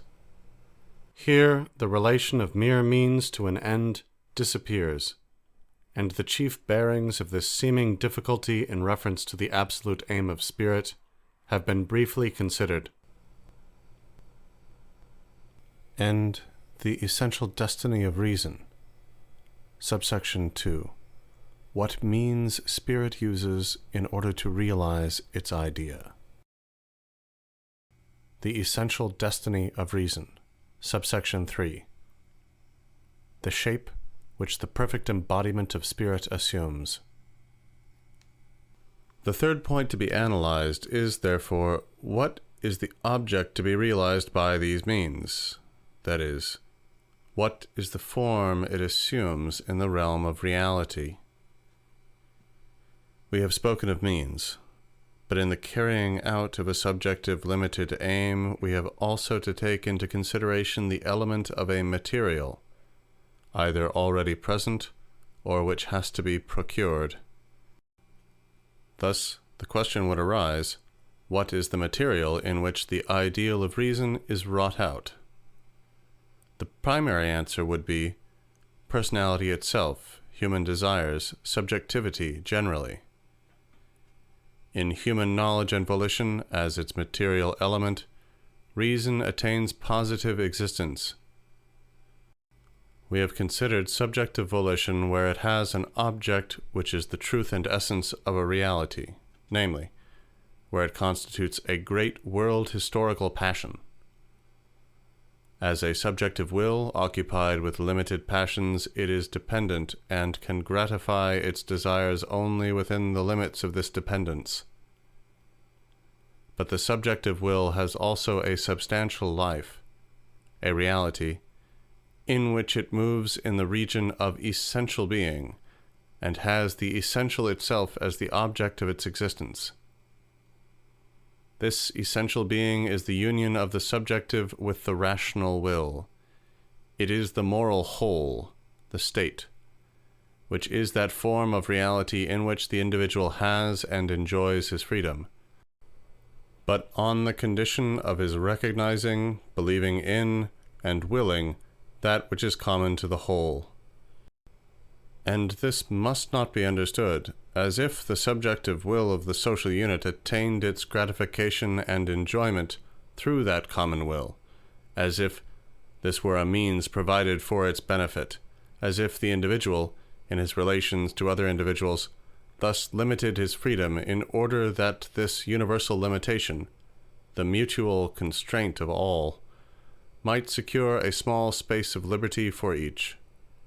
Rather, we affirm our law, morality, government, and they alone, the positive reality and completion of freedom.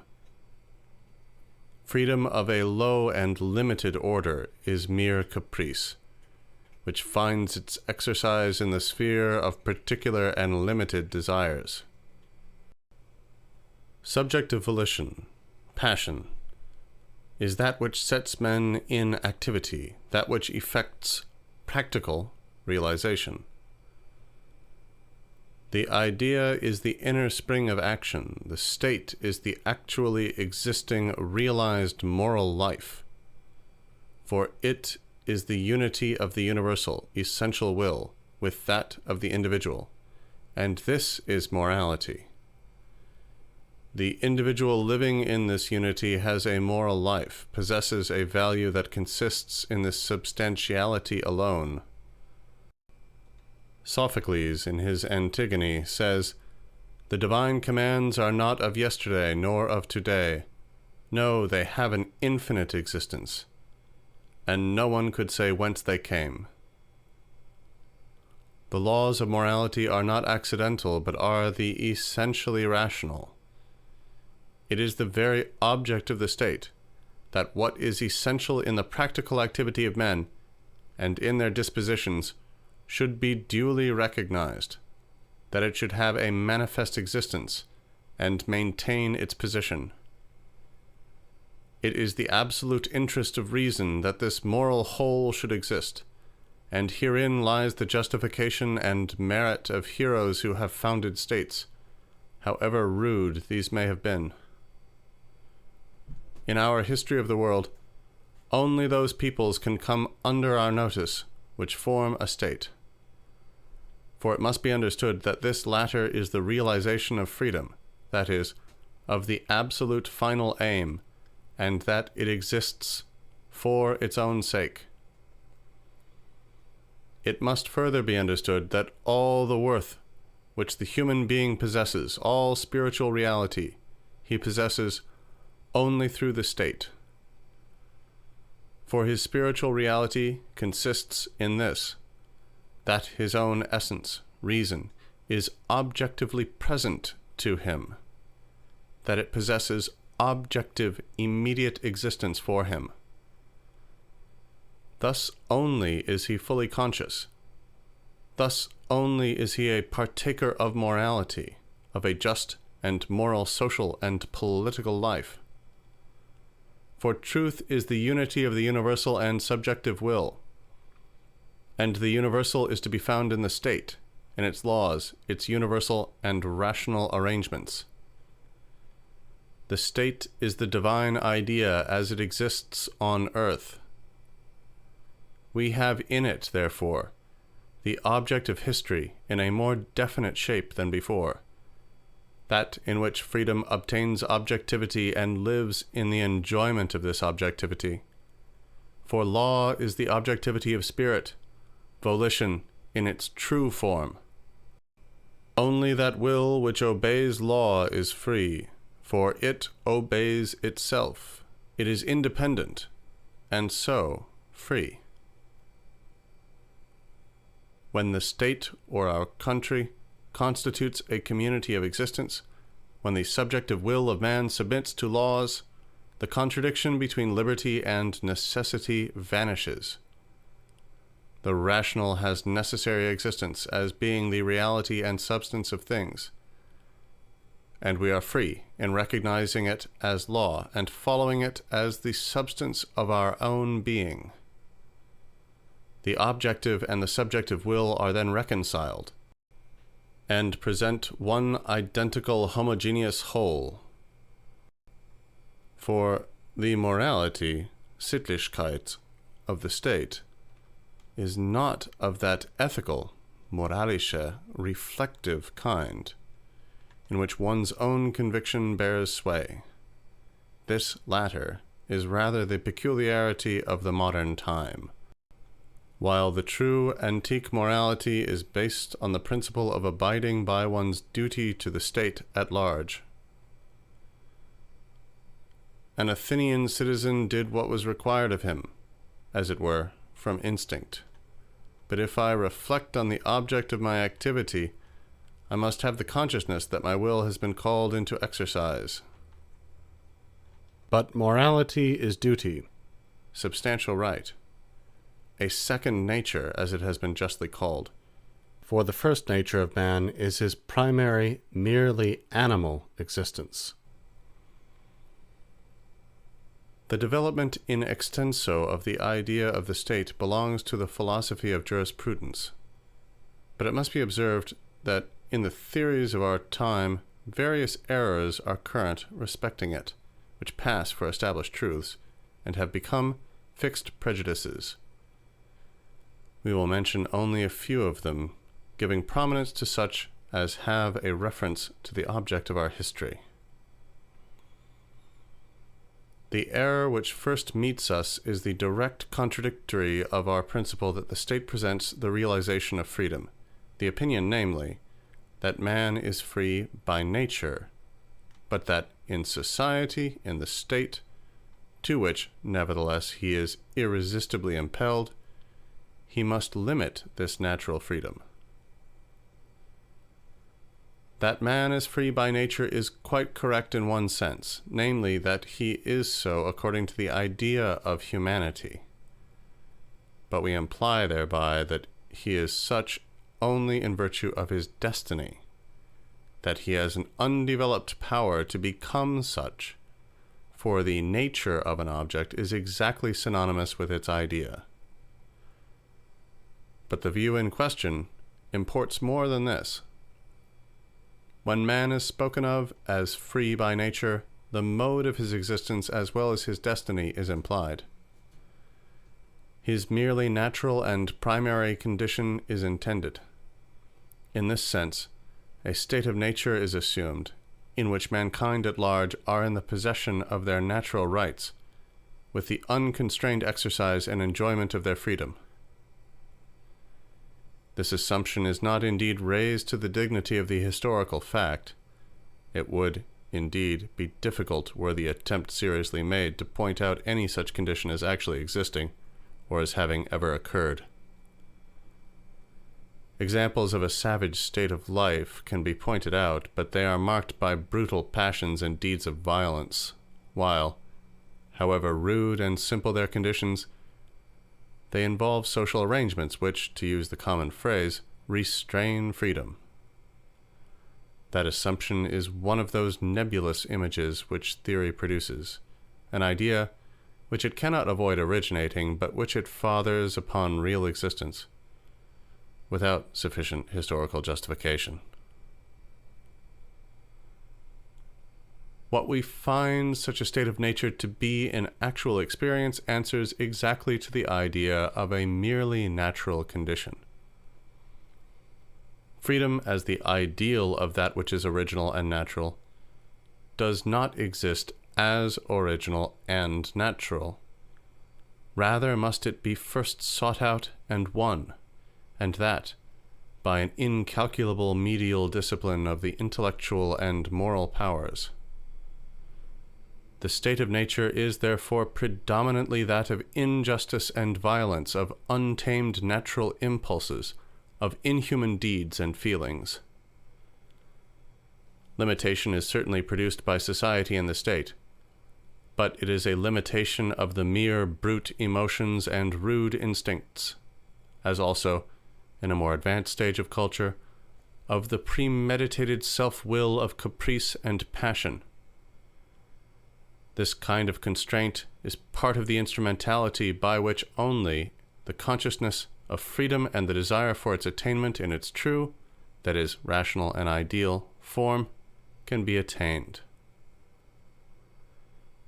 To the ideal of freedom, law and morality are indispensably requisite, and they are in and for themselves universal existences, objects and aims, which are discovered only by the activity of thought, separating itself from the merely sensuous, and developing itself in opposition thereto, and which must, on the other hand, be introduced into and incorporated with the originally sensuous will, and that contrarily to its natural inclination.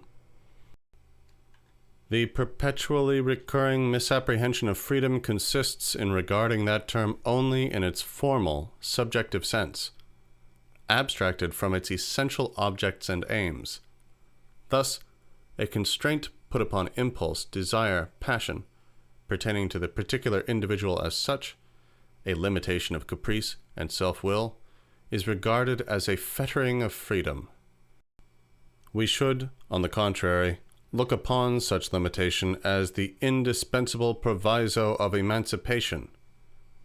Society and the state are the very conditions in which freedom is realized. We must notice a second view, contravening the principle of the development of moral relations into a legal form.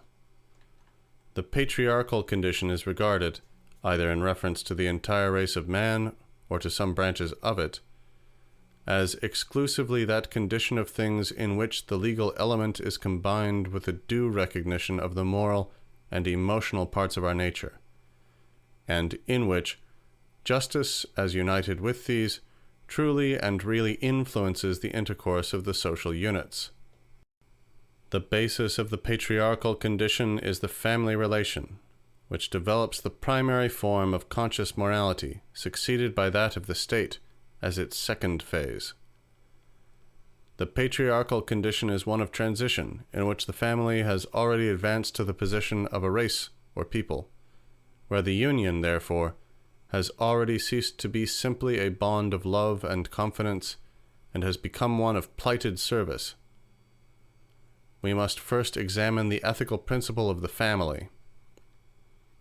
The family may be reckoned as virtually a single person, since its members have either mutually surrendered their individual personality, and consequently their legal position towards each other with the rest of their particular interests and desires, as in the case of the parents, or have not yet attained such an independent personality, the children, who are primarily in that merely natural condition already mentioned.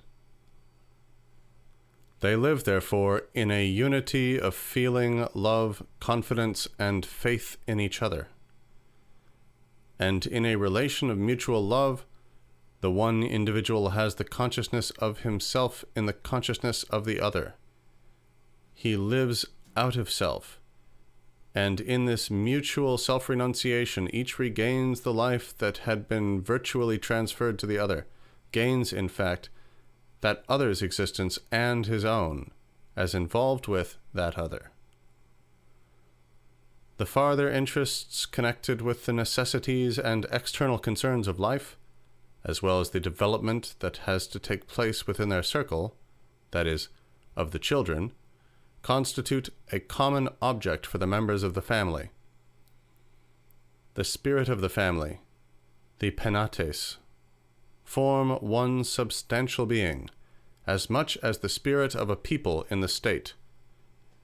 And morality in both cases consists in a feeling, a consciousness, and a will, not limited to individual personality and interest, but embracing the common interests of the members generally. But this unity is, in the case of the family, essentially one of feeling, not advancing beyond the limits of the merely natural. The piety of the family relation should be respected in the highest degree by the state. By its means, the state obtains as its members individuals who are already moral, for as mere persons they are not, and who, in uniting to form a state, bring with them that sound basis of a political edifice, the capacity of feeling one with a whole.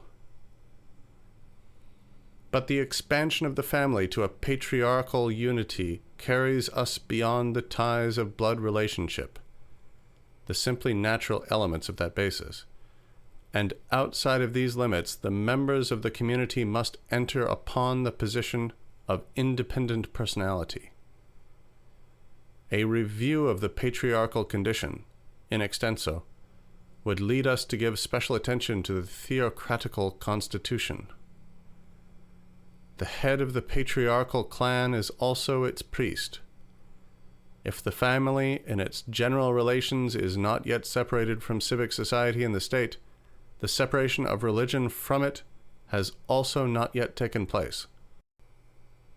And so much the less, since the piety of the hearth is itself a profoundly subjective state of feeling.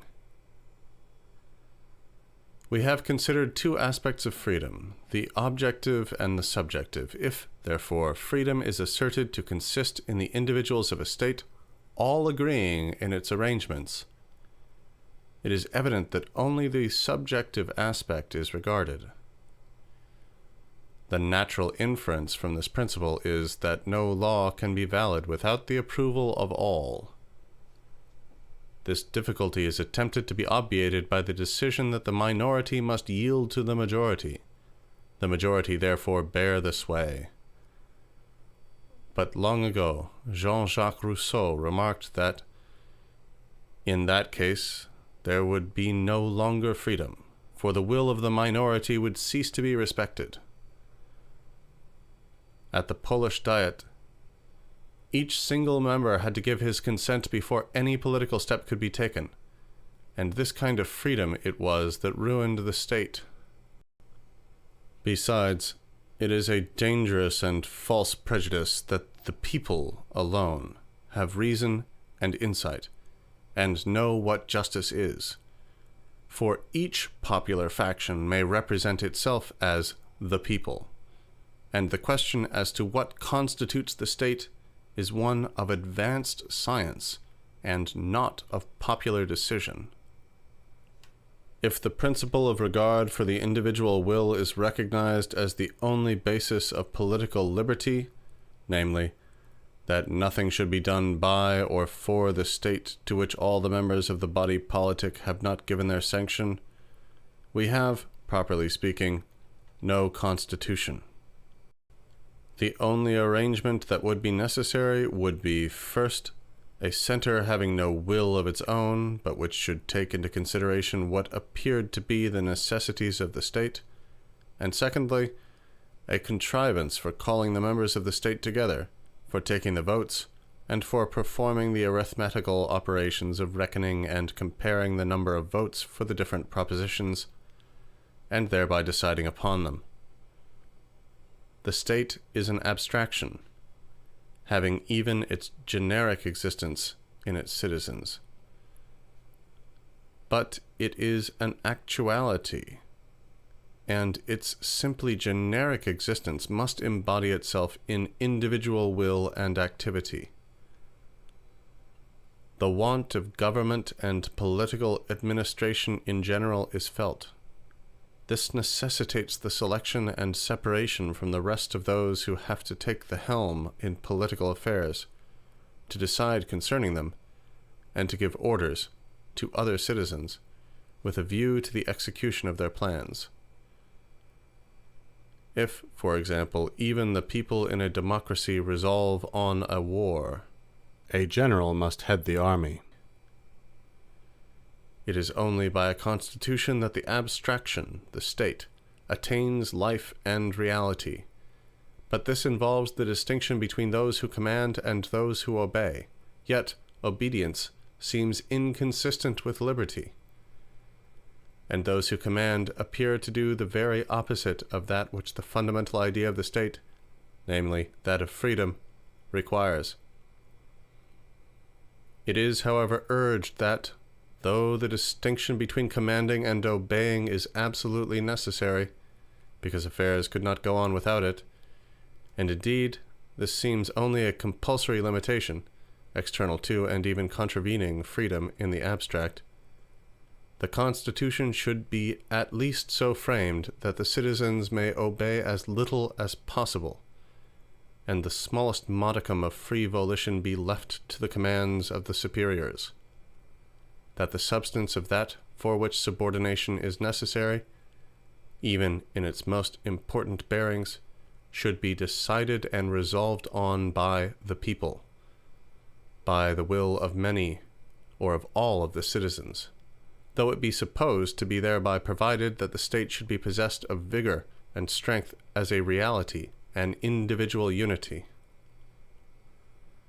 The primary consideration is, then, the distinction between the governing and the governed, and political constitutions in the abstract have been rightly divided into monarchy, aristocracy, and democracy, which gives occasion, however, to the remark that monarchy itself must be further divided into despotism and monarchy proper, that, in all the divisions to which the leading idea gives rise, only the generic character is to be made prominent, it being not intended thereby that the particular category under review should be exhausted as a form, order, or kind in its concrete development.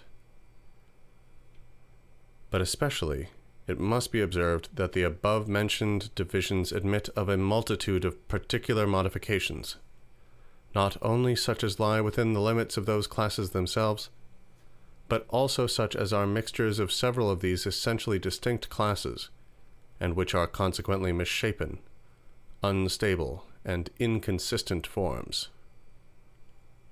In such a collision, the concerning question is, what is the best constitution?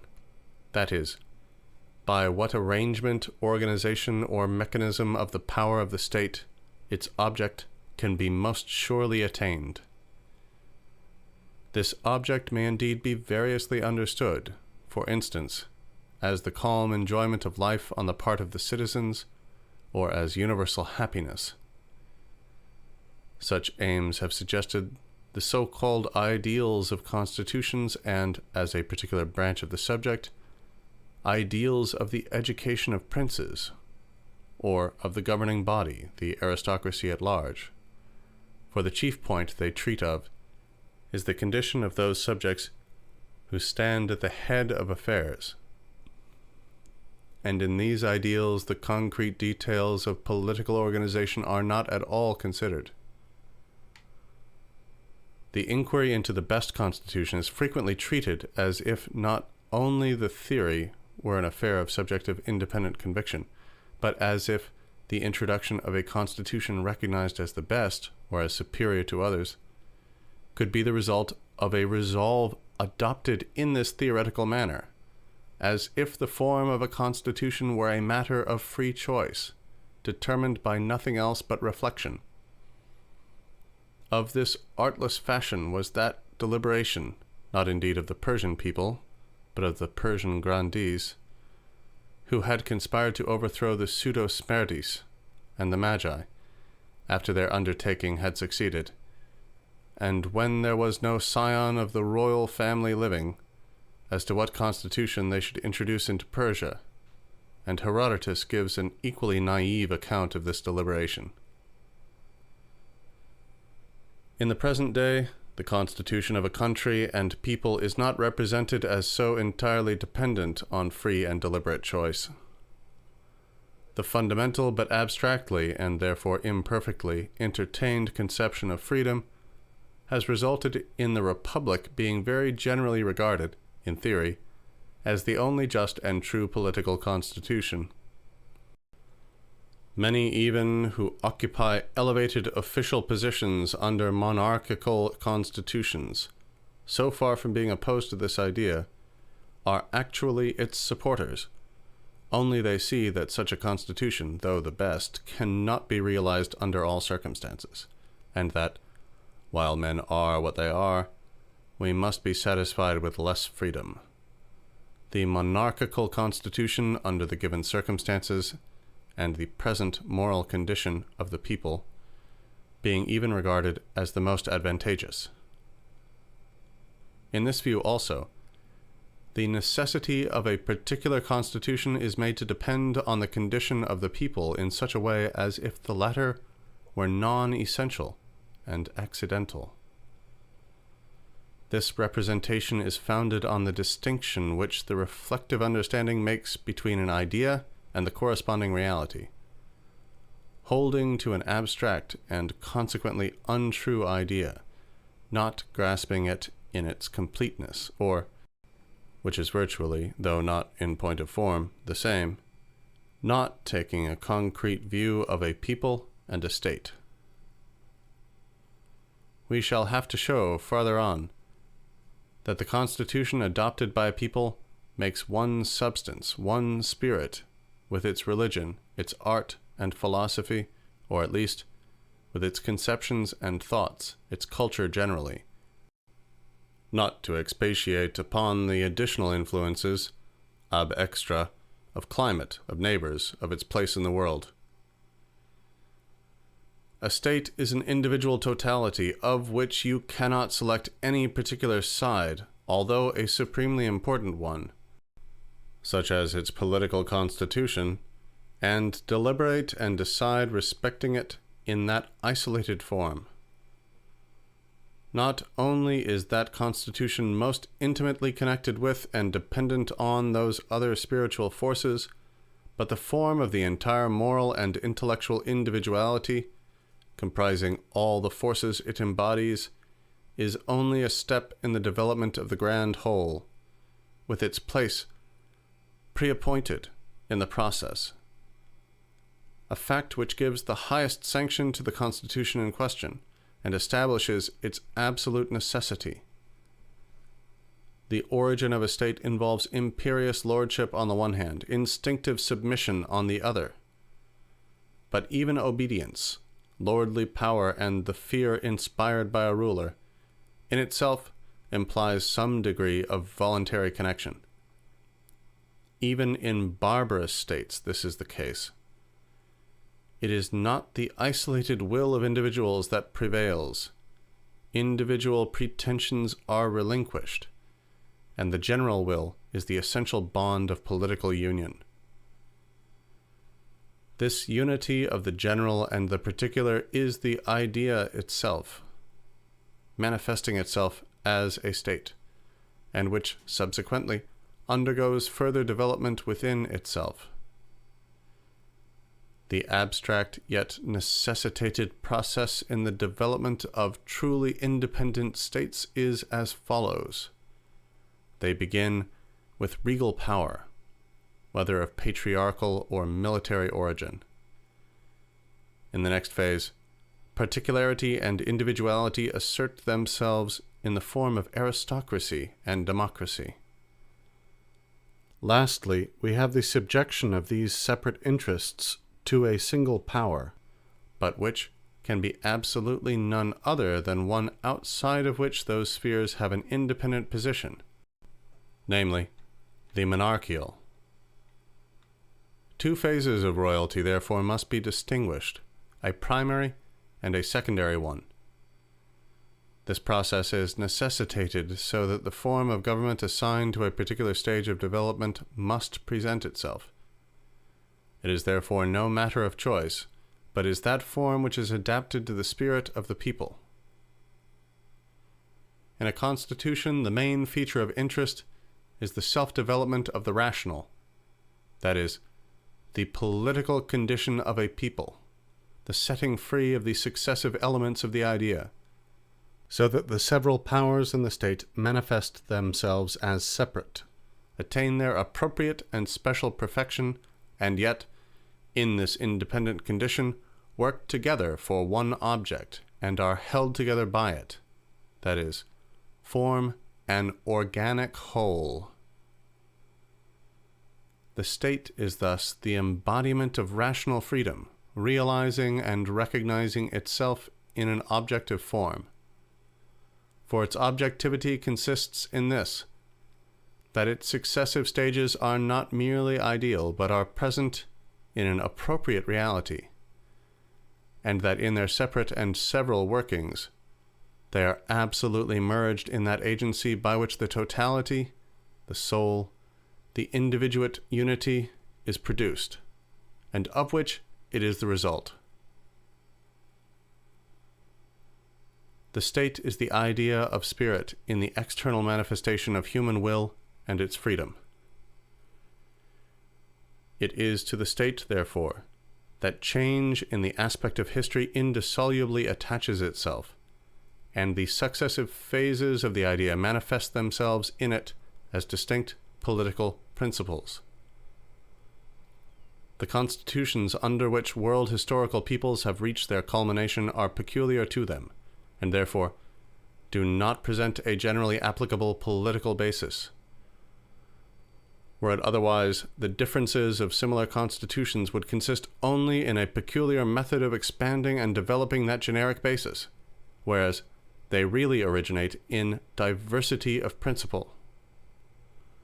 From the comparison, therefore, of the political institutions of the ancient world historical peoples, it so happens that, for the most recent principle of a constitution, for the principle of our own times, nothing, so to speak, can be learned.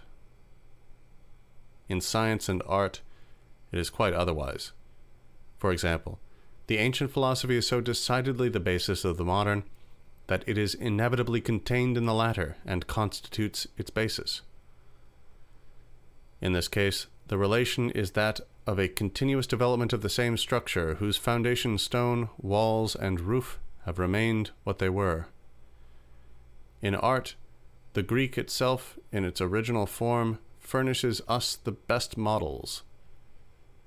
But in regard to political constitution, it is quite otherwise. Here the ancient and the modern have not their essential principle in common.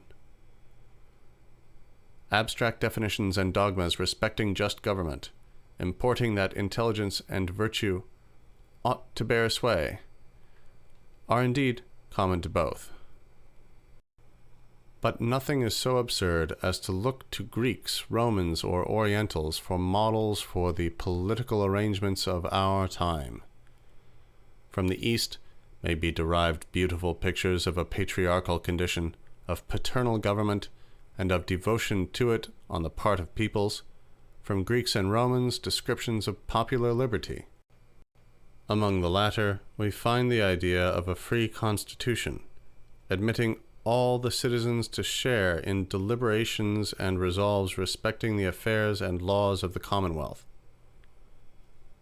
In our times, too, this is its general acceptation, only with this modification, that, since our states are so large, and there are so many of the many, the latter, direct action being impossible, should by the indirect method of elective substitution express their concurrence with resolves affecting the common weal. That is, that for legislative purposes generally the people should be represented by deputies. The so-called representative constitution is that form of government with which we connect the idea of a free constitution, and this notion has become a rooted prejudice. On this theory, people and government are separated. But there is a perversity in this antithesis, an ill-intentioned ruse designed to insinuate that the people are the totality of the state. Besides, the basis of this view is the principle of isolated individuality, the absolute validity of the subjective will, a dogma which we have already investigated. The great point is that freedom in its ideal conception has not subjective will and caprice for its principle, but the recognition of the universal will, and that the process by which freedom is realized is the free development of its successive stages. The subjective will is a merely formal determination, a carte blanche, not including what it is that is willed.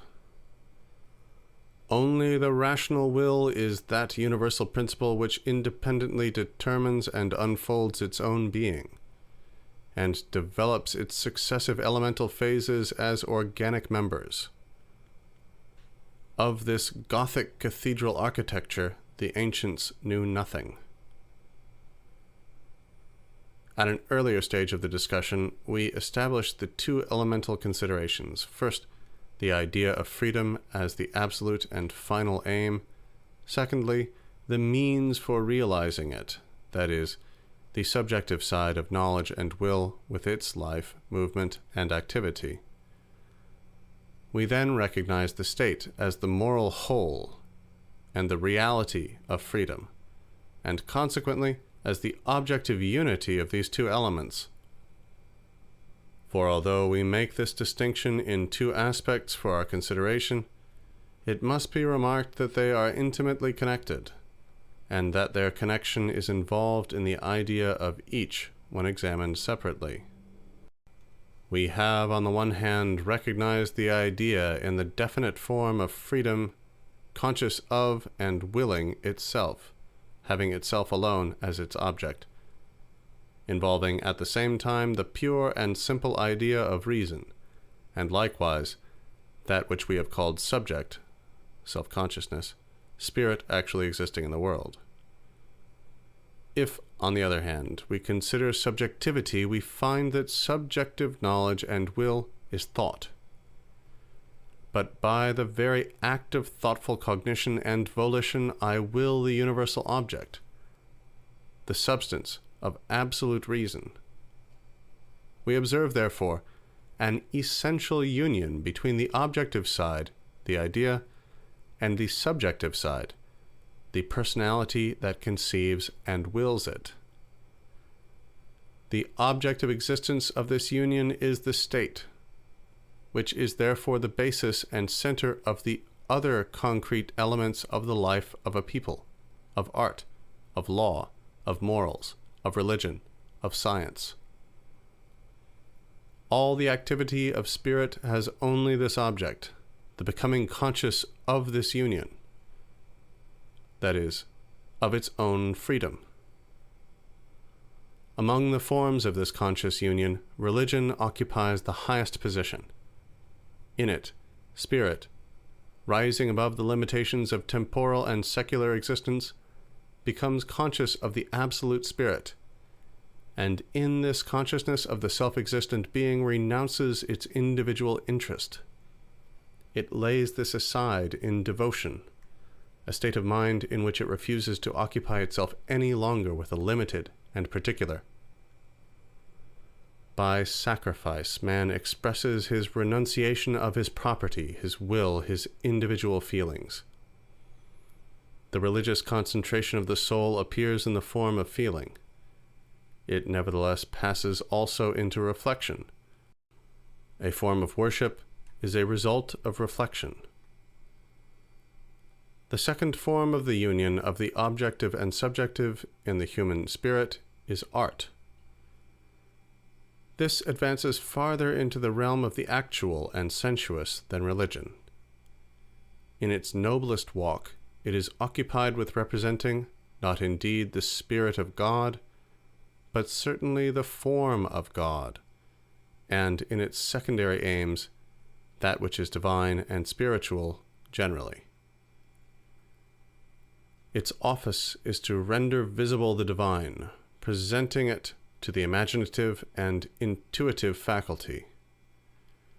But the true is the object not only of conception and feeling, as in religion, and of intuition, as in art, but also of the thinking faculty, and this gives us the third form of the union in question, philosophy.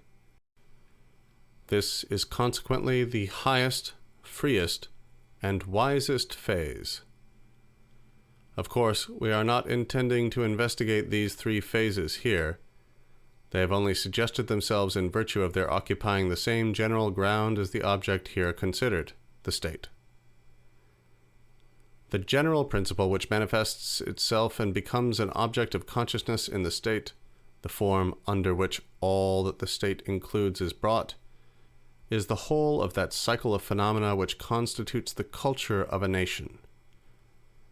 But the definite substance that receives the form of universality and exists in that concrete reality which is the state, is the spirit of the people itself.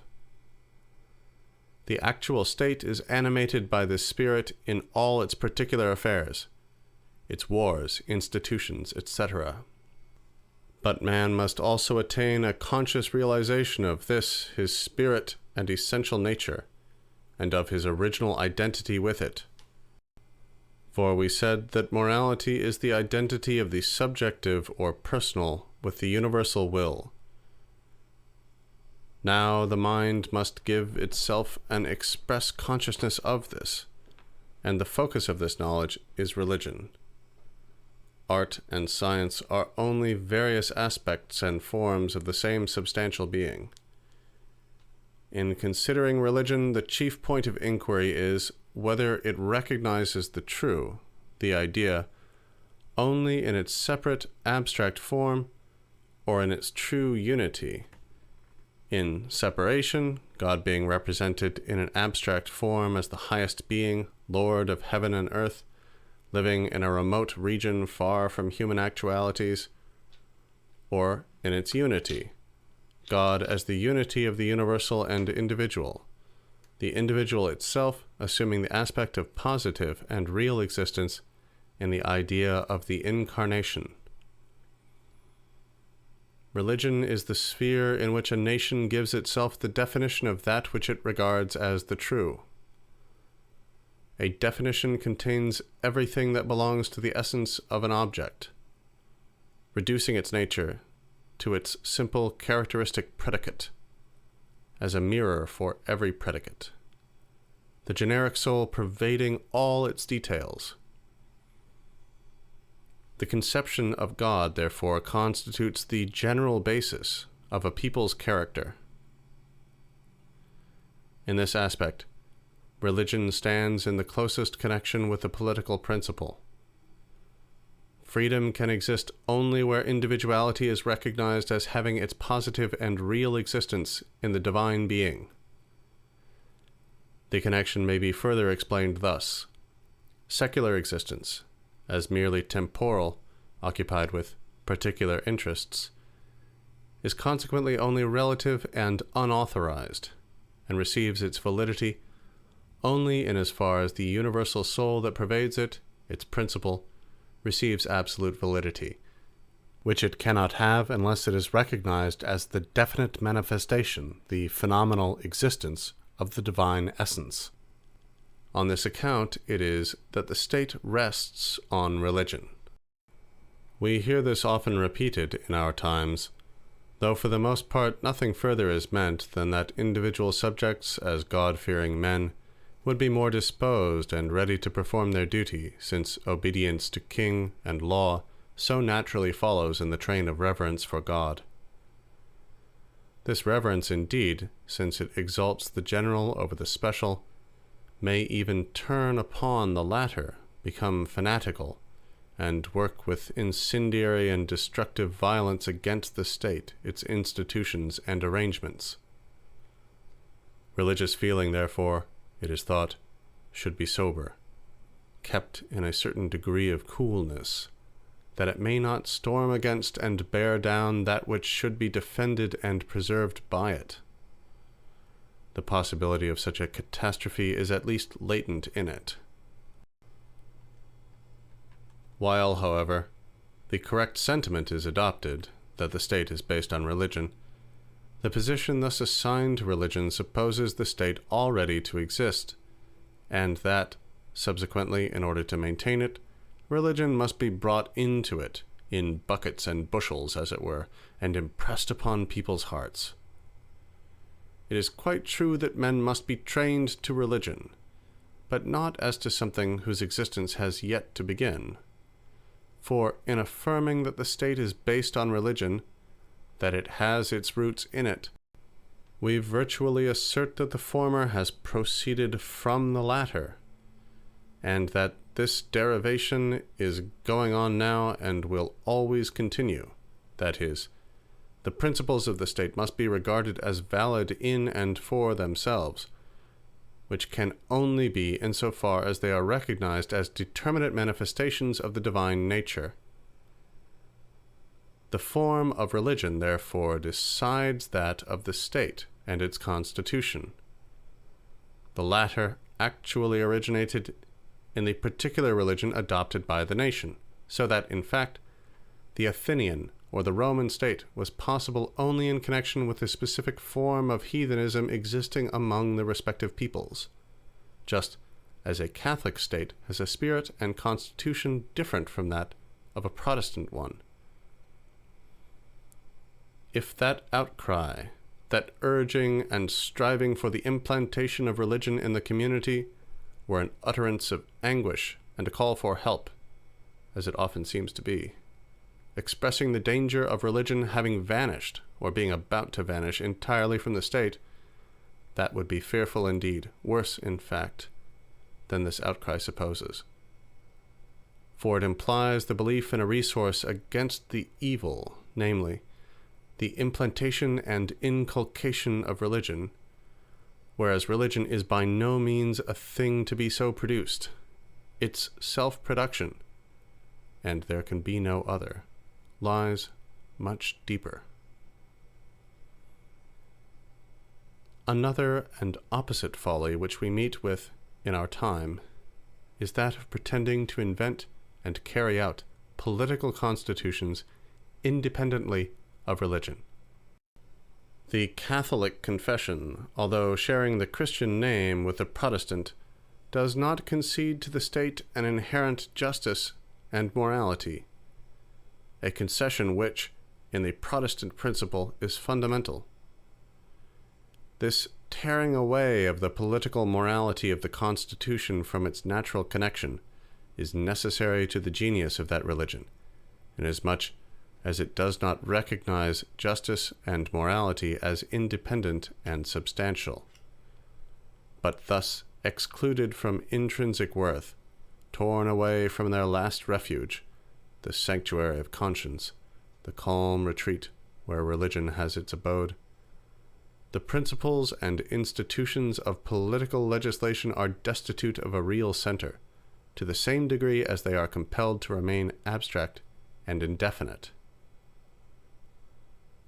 Summing up what has been said of the state, we find that we have been led to call its vital principle, as actuating the individuals who compose it, morality.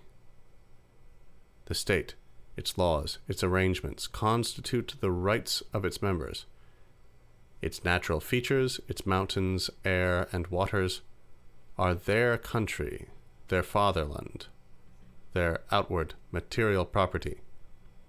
The history of the state, their deeds. What their ancestors have produced belongs to them and lives in their memory. All is their possession, just as they are possessed by it, for it constitutes their existence, their being. Their imagination is occupied with the ideas thus presented, while the adoption of these laws and of a fatherland so conditioned is the expression of their will. It is this matured totality which thus constitutes one being, the spirit of one people. To it the individual members belong. Each unit is the son of his nation, and at the same time, in as far as the state to which he belongs is undergoing development, the son of his age. None remains behind it, still less advances beyond it.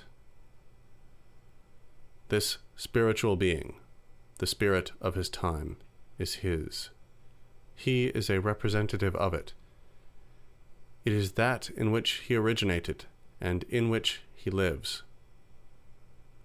Among the Athenians, the word Athens had a double import, suggesting primarily a complex of political institutions, but no less, in the second place, that goddess who represented the spirit of the people and its unity.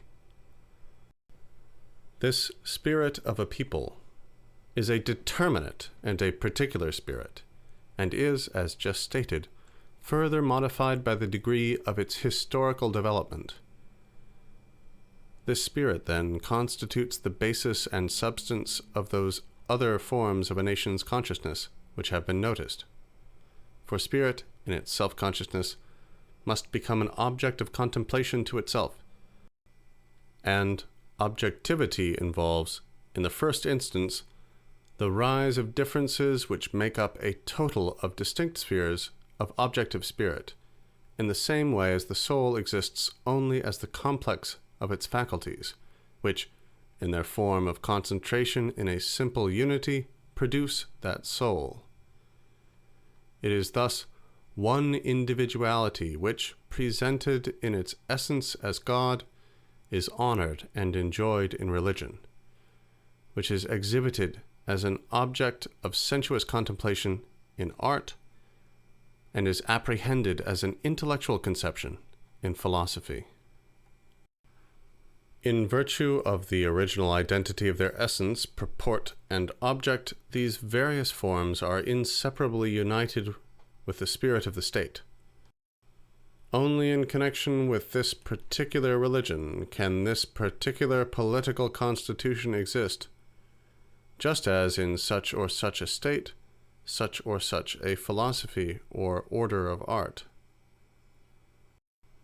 The remark next in order is that each particular national genius is to be treated as only one individual in the process of universal history. For that history is the exhibition of the divine absolute development of spirit in its highest forms, that gradation by which it attains its truth and consciousness of itself. The forms which these grades of progress assume are the characteristic national spirits of history, the peculiar tenor of their moral life, of their government, their art, religion, and science. To realize these grades is the boundless impulse of the world spirit, the goal of its irresistible urging. For this division into organic members, and the full development of each, is its idea. Universal history is exclusively occupied with showing how spirit comes to a recognition and adoption of the truth. The dawn of knowledge appears. It begins to discover salient principles, and at last it arrives at full consciousness. Having therefore learned the abstract characteristics of the nature of spirit, the means which it uses to realize its idea, and the shape assumed by it in its complete realization in phenomenal existence, namely the state, nothing further remains for this introductory section to contemplate but the course of the world's history. And the essential destiny of reason, subsection 3, the shape which the perfect embodiment of spirit assumes. The course of the world's history, subsection 1. The mutations which history presents have been long characterized in the general as an advance to something better, more perfect. The changes that take place in nature, how infinitely manifold soever they may be, exhibit only a perpetually self-repeating cycle. In nature, there happens nothing new under the sun, and the multiform play of its phenomena so far induces a feeling of ennui. Only in those changes which take place in the region of spirit does anything new arise. This peculiarity in the world of mind has indicated in the case of man an altogether different destiny from that of merely natural objects, in which we find always one and the same stable character to which all change reverts, namely, a real capacity for change, and that for the better, an impulse of perfectibility. This principle, which reduces change itself under a law, has met with an unfavorable reception from religions, such as the Catholic, and from states claiming as their just right a stereotyped, or at least a stable position.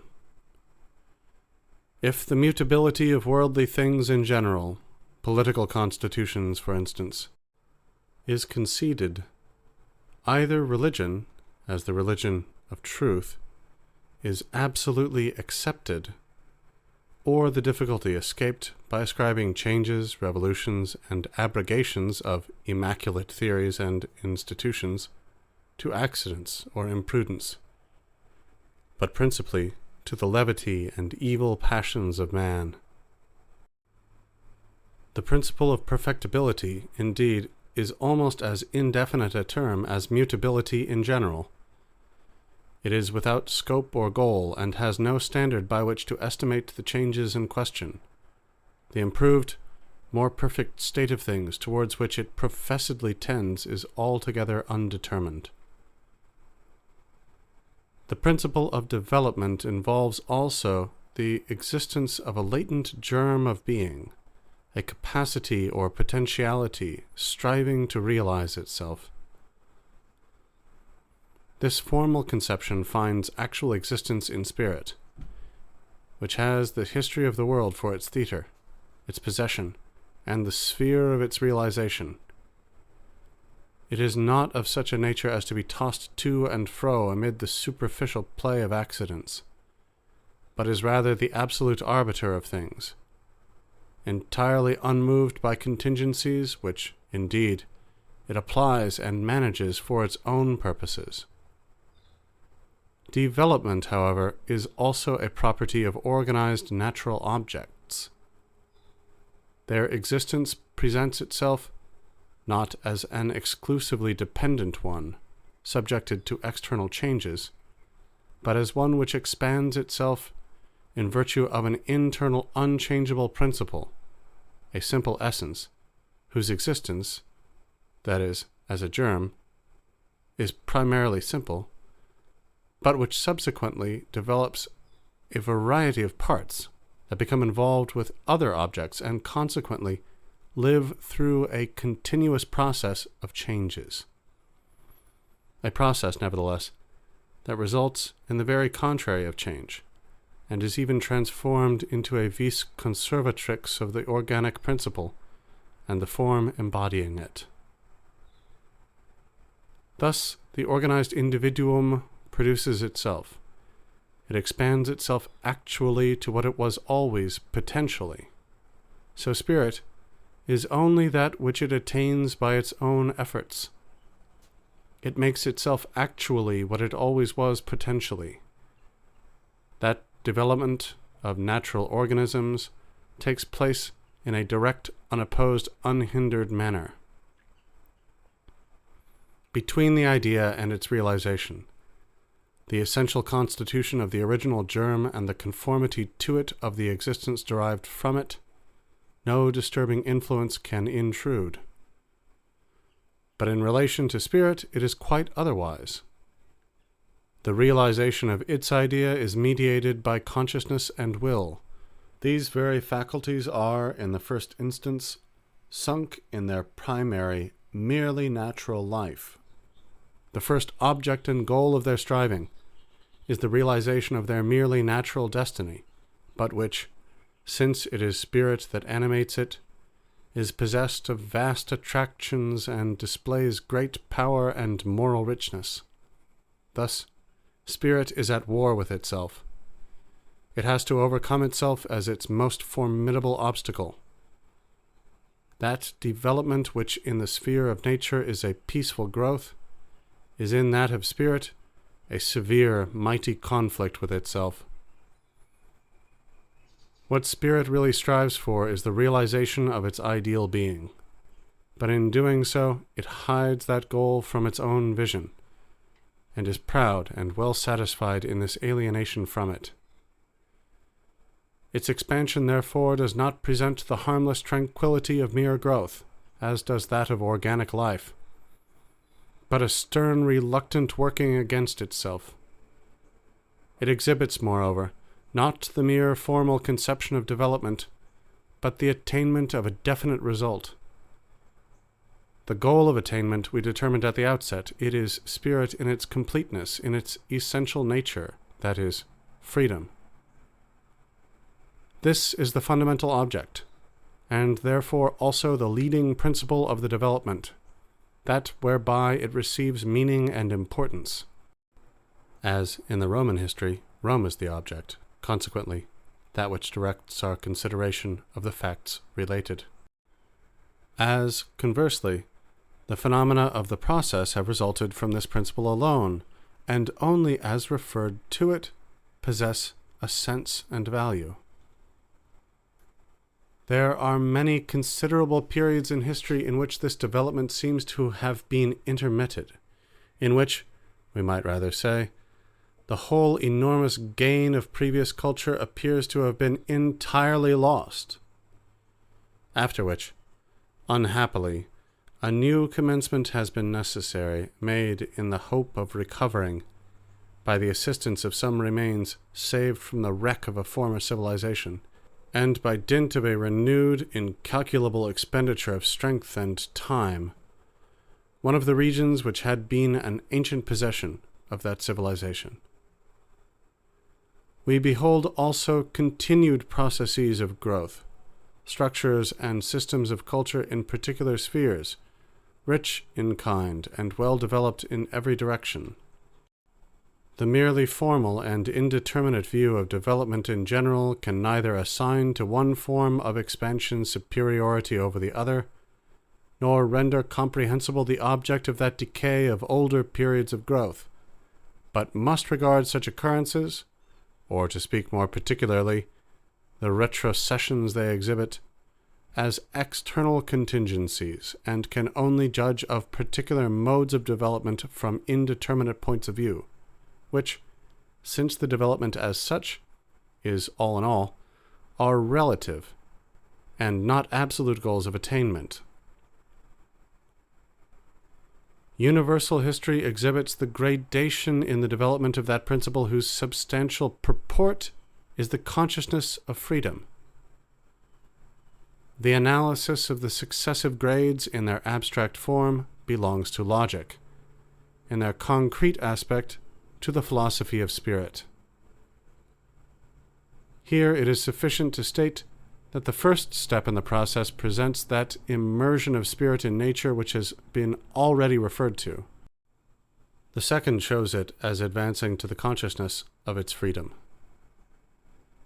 But this initial separation from nature is imperfect and partial, since it is derived immediately from the merely natural state, is consequently related to it, and is still encumbered with it as an essentially connected element. The third step is the elevation of the soul from this still limited and special form of freedom to its pure universal form, that state in which the spiritual essence attains the consciousness and feeling of itself. These grades are the ground principles of the general process, but how each of them, on the other hand, involves within itself a process of formation, constituting the links in a dialectic of transition, to particularize this must be reserved for the sequel. Here, we have only to indicate that spirit begins with a germ of infinite possibility, but only possibility, containing its substantial existence in an undeveloped form as the object and goal which it reaches only in its resultant full reality. In actual existence, progress appears as an advancing from the imperfect to the more perfect, but the former must not be understood abstractly as only the imperfect, but as something which involves the very opposite of itself, the so-called perfect, as a germ or impulse. So, reflectively at least, possibility points to something destined to become actual. The Aristotelian dunamis is also potentia, power, and might. Thus the imperfect, as involving its opposite, is a contradiction, which certainly exists, but which is continually annulled and solved. The instinctive movement, the inherent impulse in the life of the soul, to break through the rind of mere nature, sensuousness, and that which is alien to it, and to attain to the light of consciousness, that is, to itself. We have already made the remark how the commencement of the history of spirit must be conceived so as to be in harmony with its idea. In its bearing on the representations that have been made of a primitive, natural condition, in which freedom and justice are supposed to exist, or to have existed. This was, however, nothing more than an assumption of historical existence conceived in the twilight of theorizing reflection. A pretension of quite another order, not a mere inference of reasoning, but making the claim of historical fact, and that supernaturally confirmed, is put forth in connection with a different view that is now widely promulgated by a certain class of speculatists. This view takes up the idea of the primitive paradisiacal condition of man, which had been previously expanded by the theologians after their fashion, involving, for example, the supposition that God spoke with Adam in Hebrew, but remodeled to suit other requirements. The high authority appealed to in the first instance is the biblical narrative, but this depicts the primitive condition partly only in the few well-known traits, but partly either as in man generically, human nature at large, or so far as Adam is to be taken as an individual and consequently one person, as existing and completed in this one, or only in one human pair. The biblical account by no means justifies us in imagining a people, and an historical condition of such people existing in that primitive form. Still less does it warrant us in attributing to them the possession of a perfectly developed knowledge of God and nature. Nature, so the fiction runs, like a clear mirror of God's creation, had originally lain revealed and transparent to the unclouded eye of man. Footnote: Confer Friedrich von Schlegel's Philosophy of History. End footnote. divine truth is imagined to have been equally manifest. It is even hinted, though left in some degree of obscurity, that in this primary condition men were in possession of an indefinitely extended and already expanded body of religious truths immediately revealed by God. This theory affirms that all religions had their historical commencement in this primitive knowledge, and that they polluted and obscured the original truth by the monstrous creations of error and depravity. Though in all the mythologies invented by error, traces of that origin and of those primitive true dogmas are supposed to be present and cognizable. An important interest, therefore, accrues to the investigation of the history of ancient peoples, that, namely, of the endeavor to trace their annals up to the point where such fragments of the primary revelation are to be met with in greater purity than lower down. We owe to the interest which has occasioned these investigations very much that is valuable. But this investigation bears direct testimony against itself, for it would seem to be awaiting the issue of an historical demonstration of that which is presupposed by it as historically established. That advanced condition of the knowledge of God and of other scientific, for example, astronomical knowledge, such as has been falsely attributed to the Hindus, and the assertion that such a condition occurred at the very beginning of history, or that the religions of various nations were traditionally derived from it, and have developed themselves in degeneracy and depravation, as is represented in the rudely conceived so-called emanation system. All these are suppositions which neither have, nor, if we may contrast with their arbitrary subjective origin, the true conception of history, can attain historical confirmation.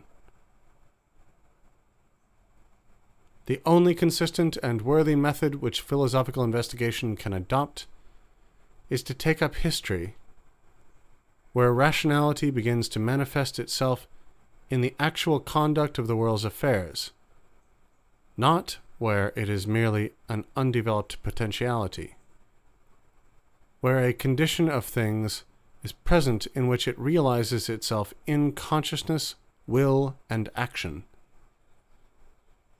The inorganic existence of spirit, that of abstract freedom, unconscious torpidity in respect to good and evil, and consequently to laws, or, if we please to term it so, blessed ignorance, is itself not a subject of history. Natural, and at the same time religious morality, is the piety of the family. In this social relation, morality consists in the members behaving towards each other not as individuals possessing an independent will, not as persons. The family, therefore, is excluded from that process of development in which history takes its rise.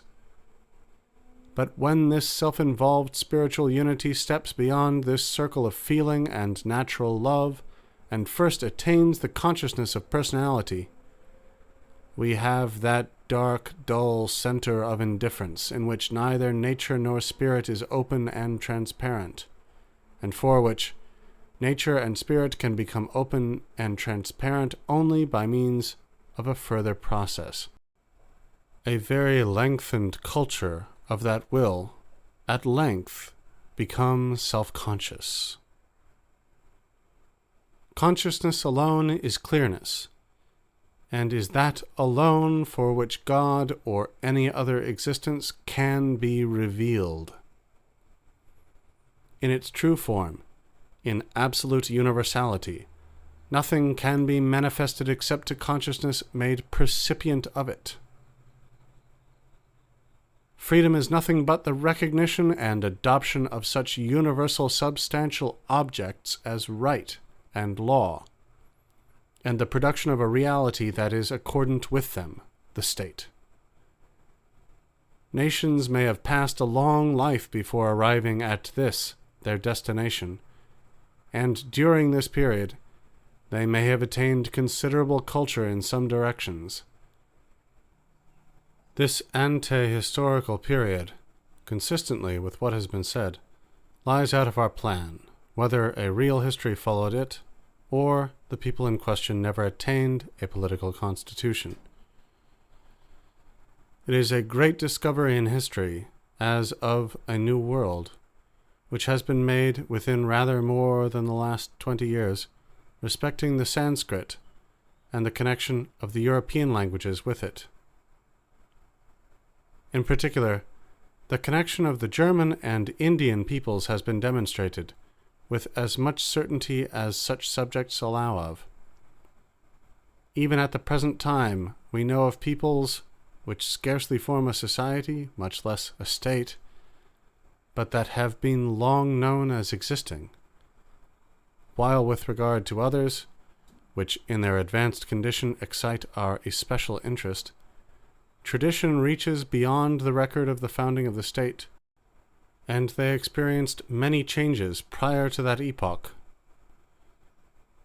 In the connection just referred to between the languages of nations so widely separated, we have a result before us which proves the diffusion of those nations from Asia as a center, and the so dissimilar development of what had been originally related as an incontestable fact, not as an inference deduced by that favorite method of combining and reasoning from circumstances grave and trivial, which has already enriched and will continue to enrich history with so many fictions given out as facts.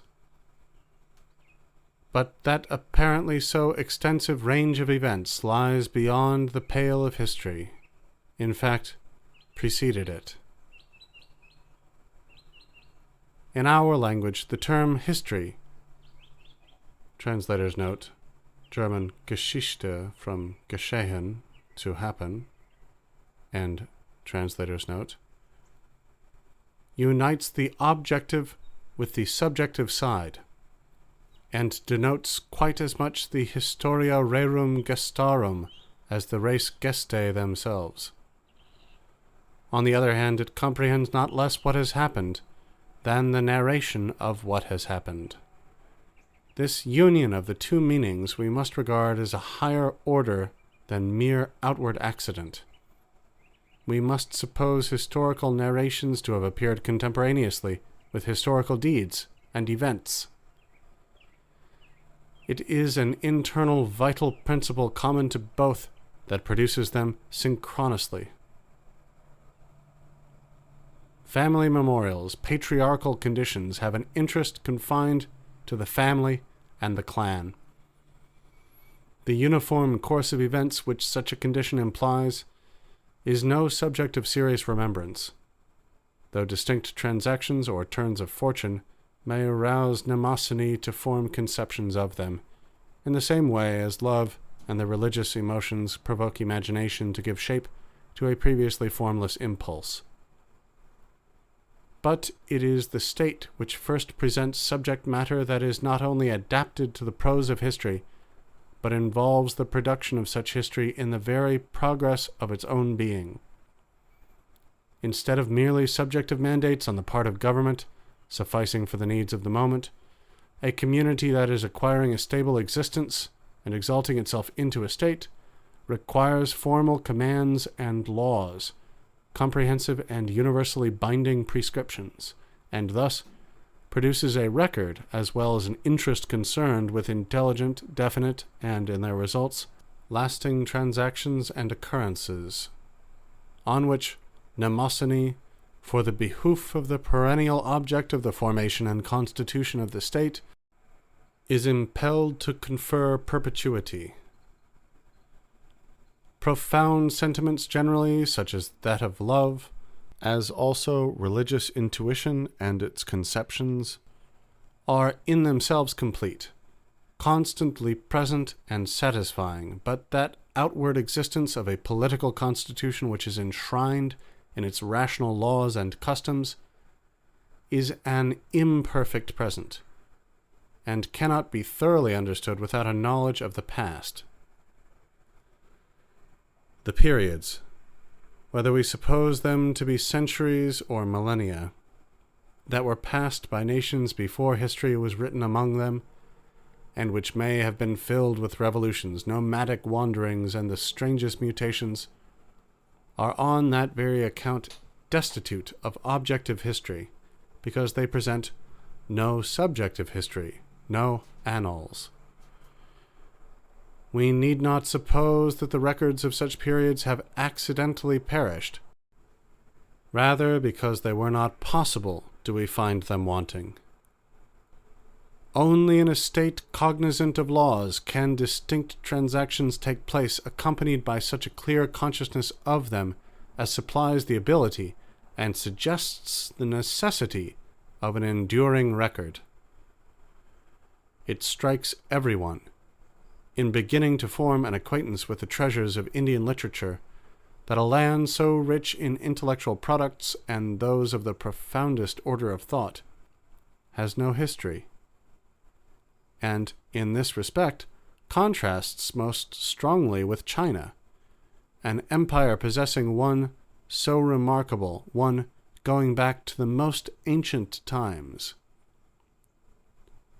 India has not only ancient books relating to religion and splendid poetical productions, but also ancient codes, the existence of which latter kind of literature has been mentioned as a condition necessary to the origination of history.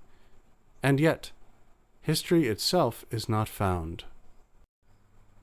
But in that country, the impulse of organization, in beginning to develop social distinctions, was immediately petrified in the merely natural classification according to castes, so that, although the laws concern themselves with civil rights, they make even these dependent on natural distinctions, and are especially occupied with determining the relations, wrongs rather than rights, of those classes towards each other. That is, the privileges of the higher over the lower. Consequently, the element of morality is banished from the pomp of Indian life and from its political institutions. Where that iron bondage of distinctions derived from nature prevails, the connection of society is nothing but wild arbitrariness, transient activity, or rather, the play of violent emotion without any goal of advancement or development. Therefore, no intelligent reminiscence, no object for mnemosony presents itself, and imagination, confused though profound, expatiates in a region which, to be capable of history, must have had an aim within the domain of reality and, at the same time, of substantial freedom.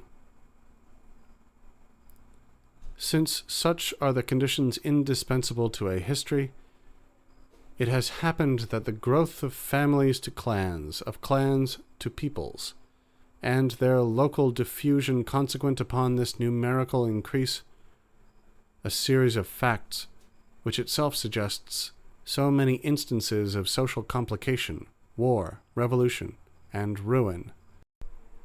A process which is so rich in interest and so comprehensive in extent, has occurred without giving rise to history. Moreover, that the extension and organic growth of the empire of articulate sounds has itself remained voiceless and dumb, a stealthy, unnoticed advance. It is a fact revealed by philological monuments, that languages, during a rude condition of the nations that have spoken them, have been very highly developed, that the human understanding occupied this theoretical region with great ingenuity and completeness. For grammar, in its extended and consistent form, is the work of thought, which makes its categories distinctly visible therein. It is, moreover, a fact that with advancing social and political civilization, this systematic completeness of intelligence suffers attrition, and language thereupon becomes poorer and ruder a singular phenomenon, that the progress towards a more highly intellectual condition while expanding and cultivating rationality should disregard that intelligent amplitude and expressiveness, should find it an obstruction, and contrive to do without it. Speech is the act of theoretic intelligence in a special sense. It is its external manifestation. Exercises of memory and imagination without language are direct, non-speculative manifestations. But this act of theoretic intelligence itself, as also its subsequent development, and the more concrete class of facts connected with it, namely, the spreading of peoples over the earth, their separation from each other, their comminglings and wanderings, remain involved in the obscurity of a voiceless past. They are not acts of will becoming self-conscious, of freedom mirroring itself in a phenomenal form and creating for itself a proper reality. Not partaking of this element of substantial, veritable existence, these nations, notwithstanding the development of language among them, have never advanced to the possession of a history. The rapid growth of language and the progress and dispersion of nations assume importance and interest for concrete reason only when they have come in contact with states, or begin to form political constitutions themselves. After these remarks, relating to the form of the commencement of the world's history, and to that ante-historical period which must be excluded from it, we have to state the direction of its course, though here only formally. The further definition of the subject and the concrete comes under the head of arrangement. End the course of the world's history, subsection 1. On the course of the world's history, subsection 2.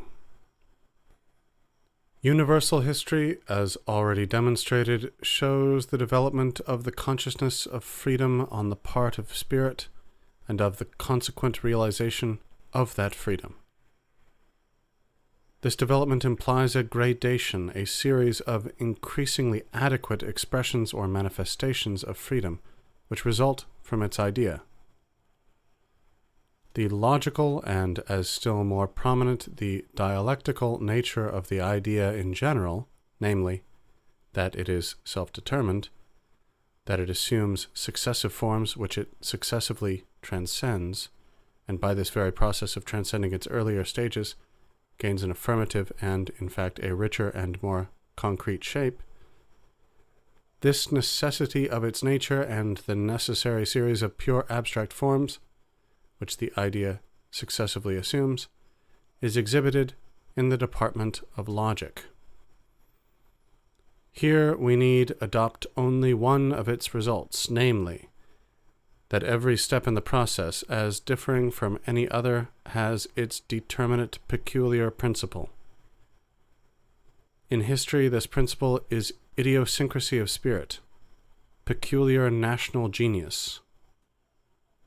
It is within the limitations of this idiosyncrasy that the spirit of the nation, concretely manifested, expresses every aspect of its consciousness and will, the whole cycle of its realization. Its religion, its polity, its ethics, its legislation, and even its science, art, and mechanical skill all bear its stamp. These special peculiarities find their key in that common peculiarity, the particular principle that characterizes a people, as, on the other hand, in the facts which history presents in detail, that most common characteristic principle may be detected. That such or such a specific quality constitutes the peculiar genius of a people is the element of our inquiry which must be derived from experience, and historically proved. To accomplish this, presupposes not only a disciplined faculty of abstraction, but an intimate acquaintance with the idea. The investigator must be familiar a priori, if we like to call it so, with the whole circle of conceptions to which the principles in question belong, just as Kepler, to name the most illustrious example in this mode of philosophizing, must have been familiar a priori with ellipses, with cubes and squares, and with ideas of their relations before he could discover, from the empirical data, those immortal laws of his, which are none other than forms of thought pertaining to those classes of conceptions. He who is unfamiliar with the science that embraces these abstract elementary conceptions is as little capable, though he may have gazed on the firmament and the motions of the celestial bodies for a lifetime, of understanding those laws as of discovering them. From this want of acquaintance with the ideas that relate to the development of freedom proceed a part of those objections which are brought against the philosophical consideration of a science usually regarded as one of mere experience. The so-called a priori method, and the attempt to insinuate ideas into the empirical data of history, being the chief points in the indictment. Where this deficiency exists, such conceptions appear alien, not lying within the object of investigation. To minds whose training has been narrow and merely subjective, which have not an acquaintance and familiarity with ideas, they are something strange, not embraced in the notion and conception of the subject which their limited intellect forms. Hence, the statement that philosophy does not understand such sciences. It must, indeed, allow that it has not that kind of understanding which is the prevailing one in the domain of those sciences, that it does not proceed according to the categories of such understanding, but according to the categories of reason, though at the same time recognizing that understanding and its true value and position. It must be observed that in this very process of scientific understanding, it is of importance that the essential should be distinguished and brought into relief in contrast with the so-called non-essential. But in order to render this possible, we must know what is essential, and that is, in view of the history of the world in general, the consciousness of freedom and the phases which this consciousness assumes in developing itself. The bearing of historical facts on this category is their bearing on the truly essential. Of the difficulties stated and the opposition exhibited to comprehensive conceptions in science, part must be referred to the inability to grasp and to understand ideas.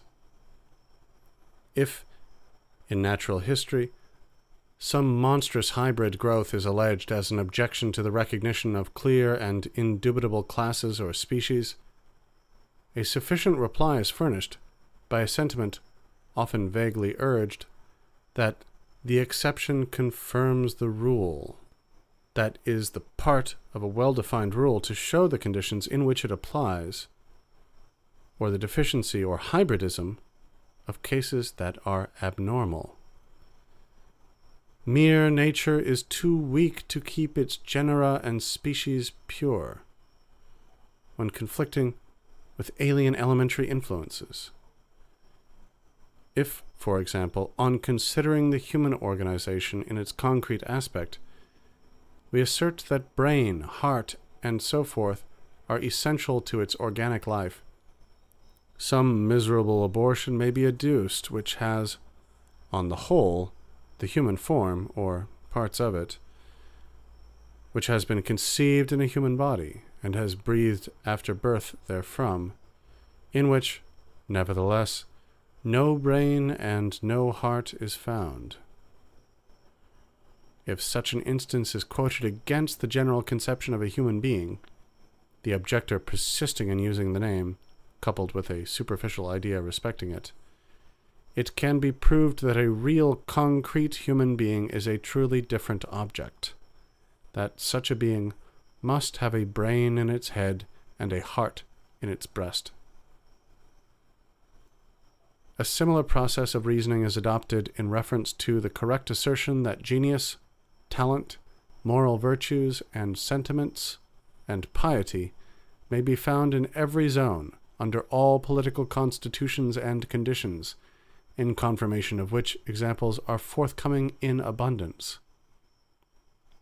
If in this assertion the accompanying distinctions are intended to be repudiated as unimportant or non-essential, reflection evidently limits itself to abstract categories, and ignores the specialities of the object in question, which certainly fall under no principle recognized by such categories.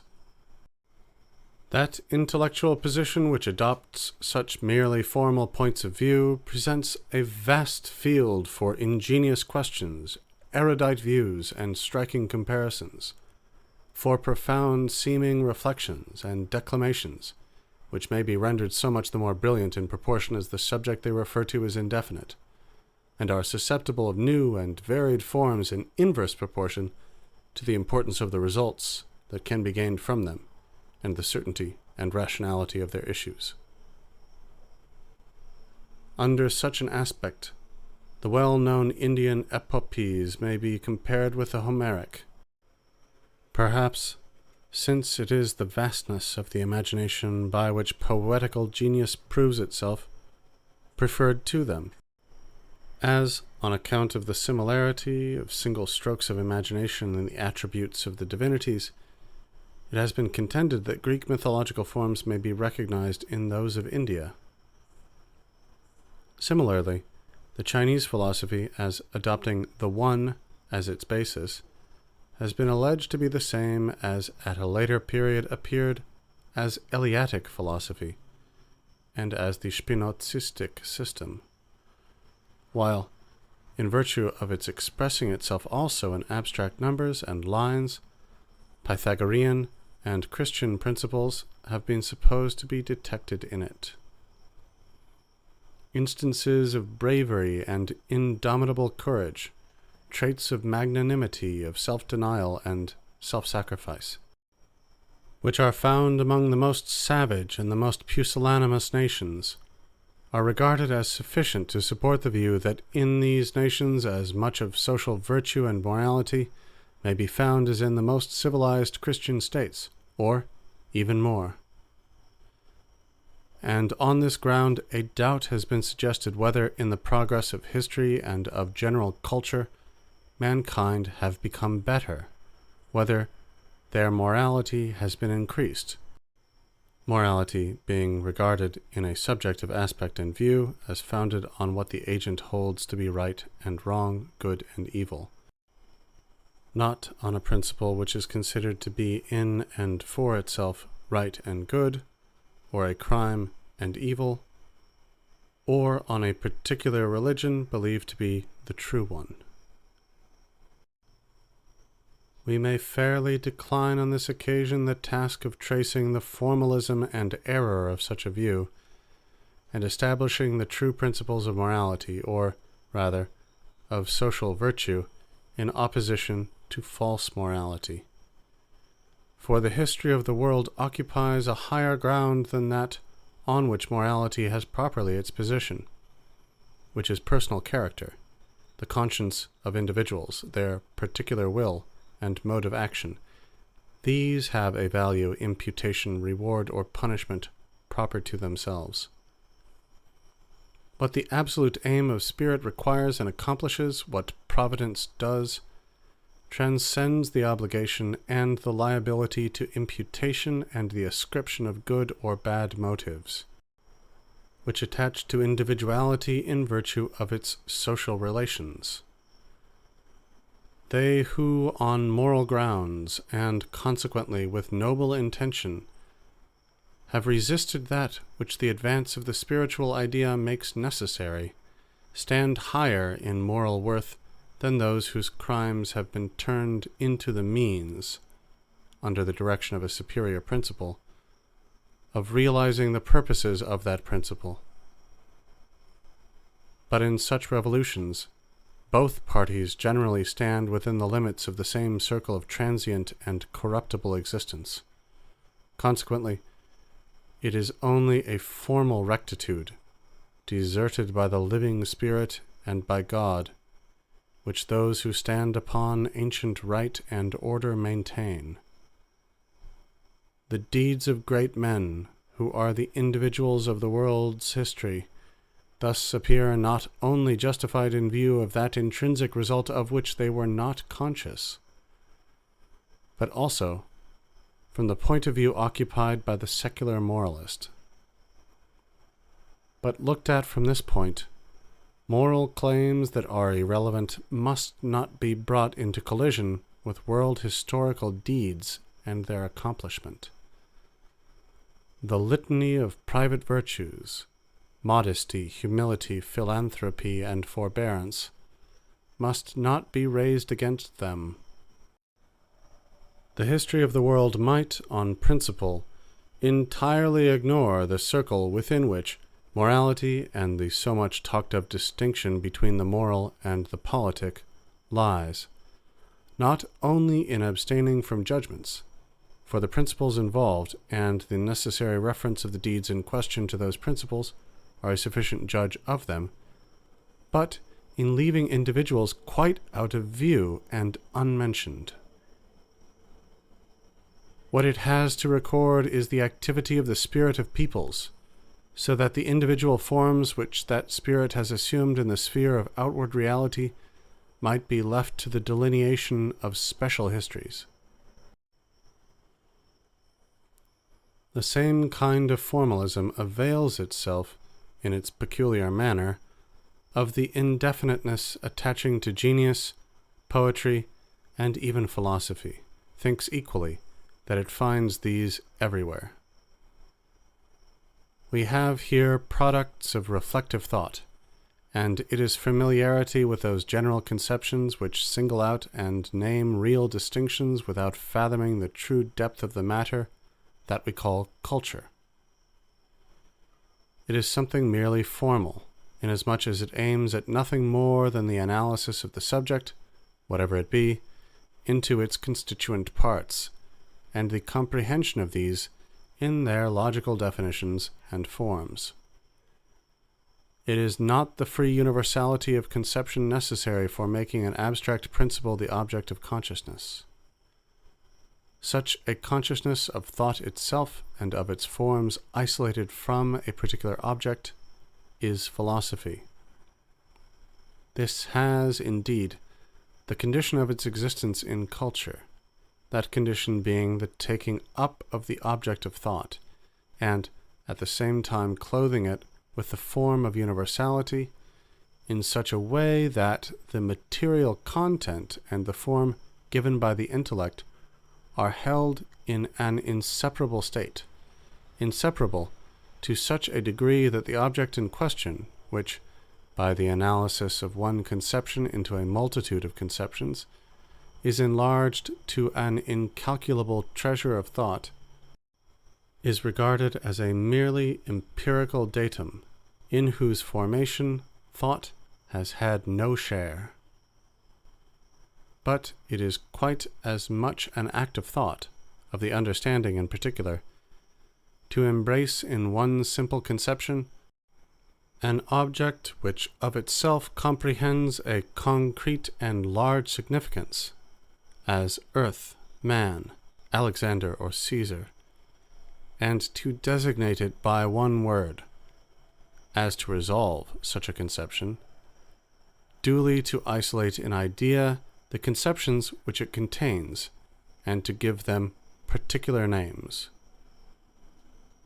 And in reference to the view which gave occasion to what has just been said, thus much will be clear, that, as reflection produces what we include under the general terms genius, talent, art, science, formal culture, on every grade of intellectual development, not only can, but must grow and attain a mature bloom, while the grade in question is developing itself to a state, and on this basis of civilization is advancing to intelligent reflection and to general forms of thought, as in laws, so in regard to all else. In the very association of men in a state lies the necessity of formal culture, consequently of the rise of the sciences and of a cultivated poetry and art generally. The arts designated plastic require besides, even in their technical aspect, the civilized association of men. The poetic art, which has less need of external requirements and means, and which has the element of immediate existence, the voice, as its material, steps forth with great boldness and with matured expression, even under the conditions presented by a people not yet united in a political combination, since, as remarked above, language attains on its own particular ground a high intellectual development prior to the commencement of civilization. Philosophy also must make its appearance where political life exists, since that in virtue of which any series of phenomena is reduced within the sphere of culture, as above stated, is the form strictly proper to thought, and thus for philosophy, which is nothing other than the consciousness of this form itself, the thinking of thinking. The material of which its edifice is to be constructed is already prepared by general culture. If in the development of the state itself periods are necessitated which impel the soul of nobler natures to seek refuge from the present in ideal regions, in order to find in them that harmony with itself which it can no longer enjoy in the discordant real world, where the reflective intelligence attacks all that is holy and deep, which had been spontaneously inwrought into the religion, laws, and manners of nations, and brings them down and attenuates them to abstract godless generalities. Thought will be compelled to become thinking reason, with the view of effecting in its own element the restoration of its principles from the ruin to which they had been brought. We find then, it is true, among all world historical peoples, poetry, plastic art, science, even philosophy. But not only is there a diversity in style and bearing generally, but still more remarkably in subject matter. And this is a diversity of the most important kind, affecting the rationality of that subject matter. It is useless for a pretentious aesthetic criticism to demand that our good pleasure should not be made the rule for the matter, the substantial part of their contents, and to maintain that it is the beautiful form as such, the grandeur of the fancy, and so forth, which fine art aims at, and which must be considered and enjoyed by a liberal taste and cultivated mind.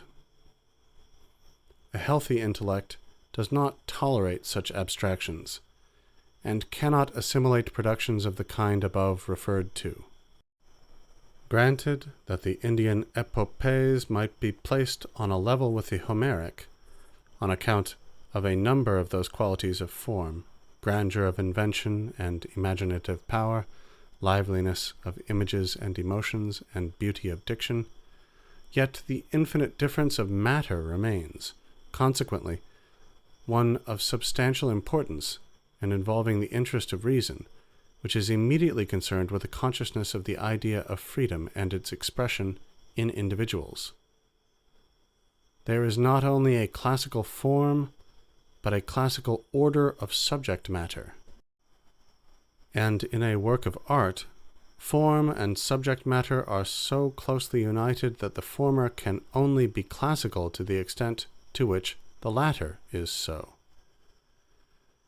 With a fantastical indeterminate material, and rule is the essence of reason, the form becomes measureless and formless, or mean and contracted. In the same way, in that comparison of the various systems of philosophy of which we have already spoken, the only point of importance is overlooked, namely, the character of that unity which is found alike in the Chinese, the Eleatic, and the Spinozistic philosophy. The distinction between the recognition of that unity as abstract and as concrete, concrete to the extent of being a unity in and by itself, a unity synonymous with spirit. But that coordination proves that it recognizes only such an abstract unity, so that while it gives judgment respecting philosophy, it is ignorant of that very point which constitutes the interest of philosophy. But there are also spheres which, amid all the variety that is presented in the substantial content of a particular form of culture, remain the same. The difference above mentioned in art, science, philosophy concerns the thinking reason and freedom, which is the self-consciousness of the former, and which has the same one root with thought. As it is not the brute, but only the man that thinks, he only, and only because he is a thinking thing, has freedom. His consciousness imports this, that the individual comprehends itself as a person, that is, recognizes itself in its single existence as possessing universality, as capable of abstraction from and of surrendering all speciality, and therefore as inherently infinite. Consequently, those spheres of intelligence which lie beyond the limits of this consciousness are a common ground among those substantial distinctions. Even morality, which is so intimately connected with the consciousness of freedom, can be very pure while that consciousness is still wanting. As far, that is to say, as it expresses duties and rights only as objective commands, or even as far as it remains satisfied with the merely formal elevation of the soul, the surrender of the sensual and of all sensual motives, in a purely negative, self-denying fashion. The Chinese morality, since Europeans have become acquainted with it and with the writings of Confucius, has obtained the greatest praise and proportionate attention from those who are familiar with Christian morality.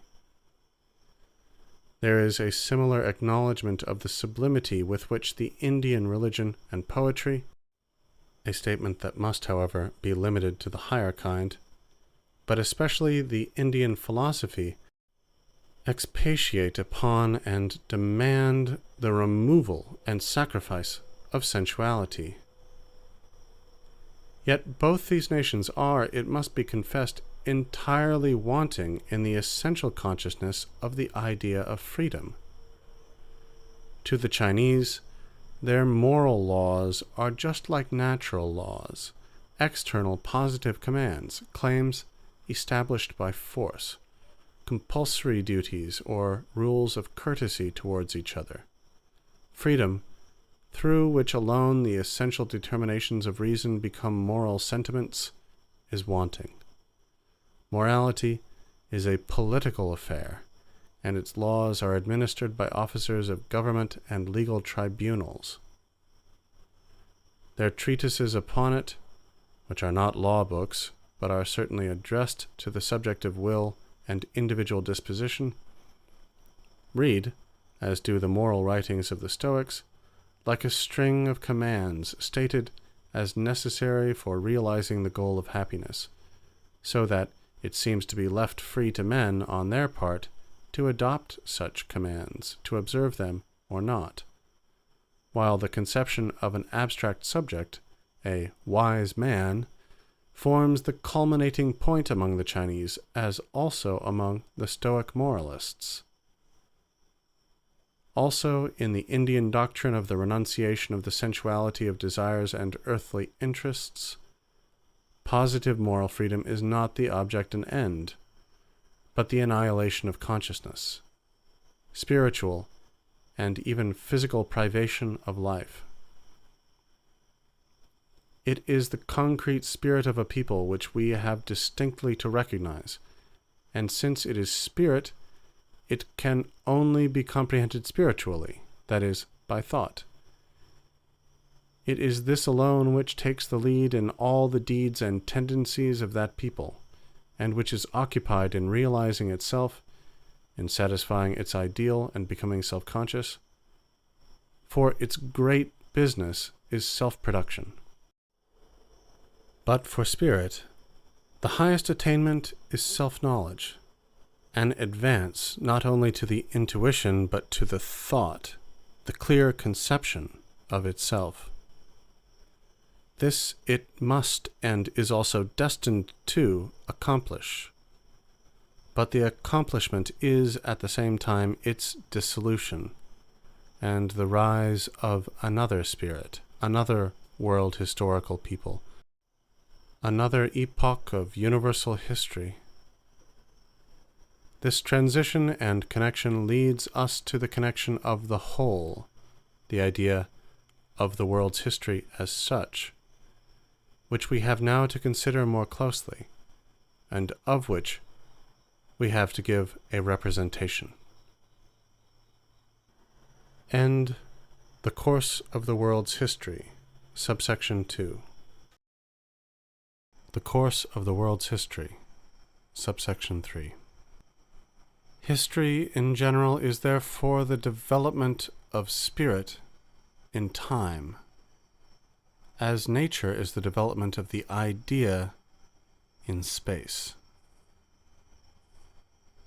If then we cast a glance over the world's history generally, we see a vast picture of changes and transactions, of infinitely manifold forms of peoples, states, individuals, in unresting succession. Everything that can enter into and interest the soul of man, all our sensibility to goodness, beauty, and greatness, is called into play. On every hand, aims are adopted and pursued, which we recognize, whose accomplishment we desire. We hope and fear for them. In all these occurrences and changes we behold human action and suffering predominant. Everywhere something akin to ourselves, and therefore everywhere something that excites our interest, for or against.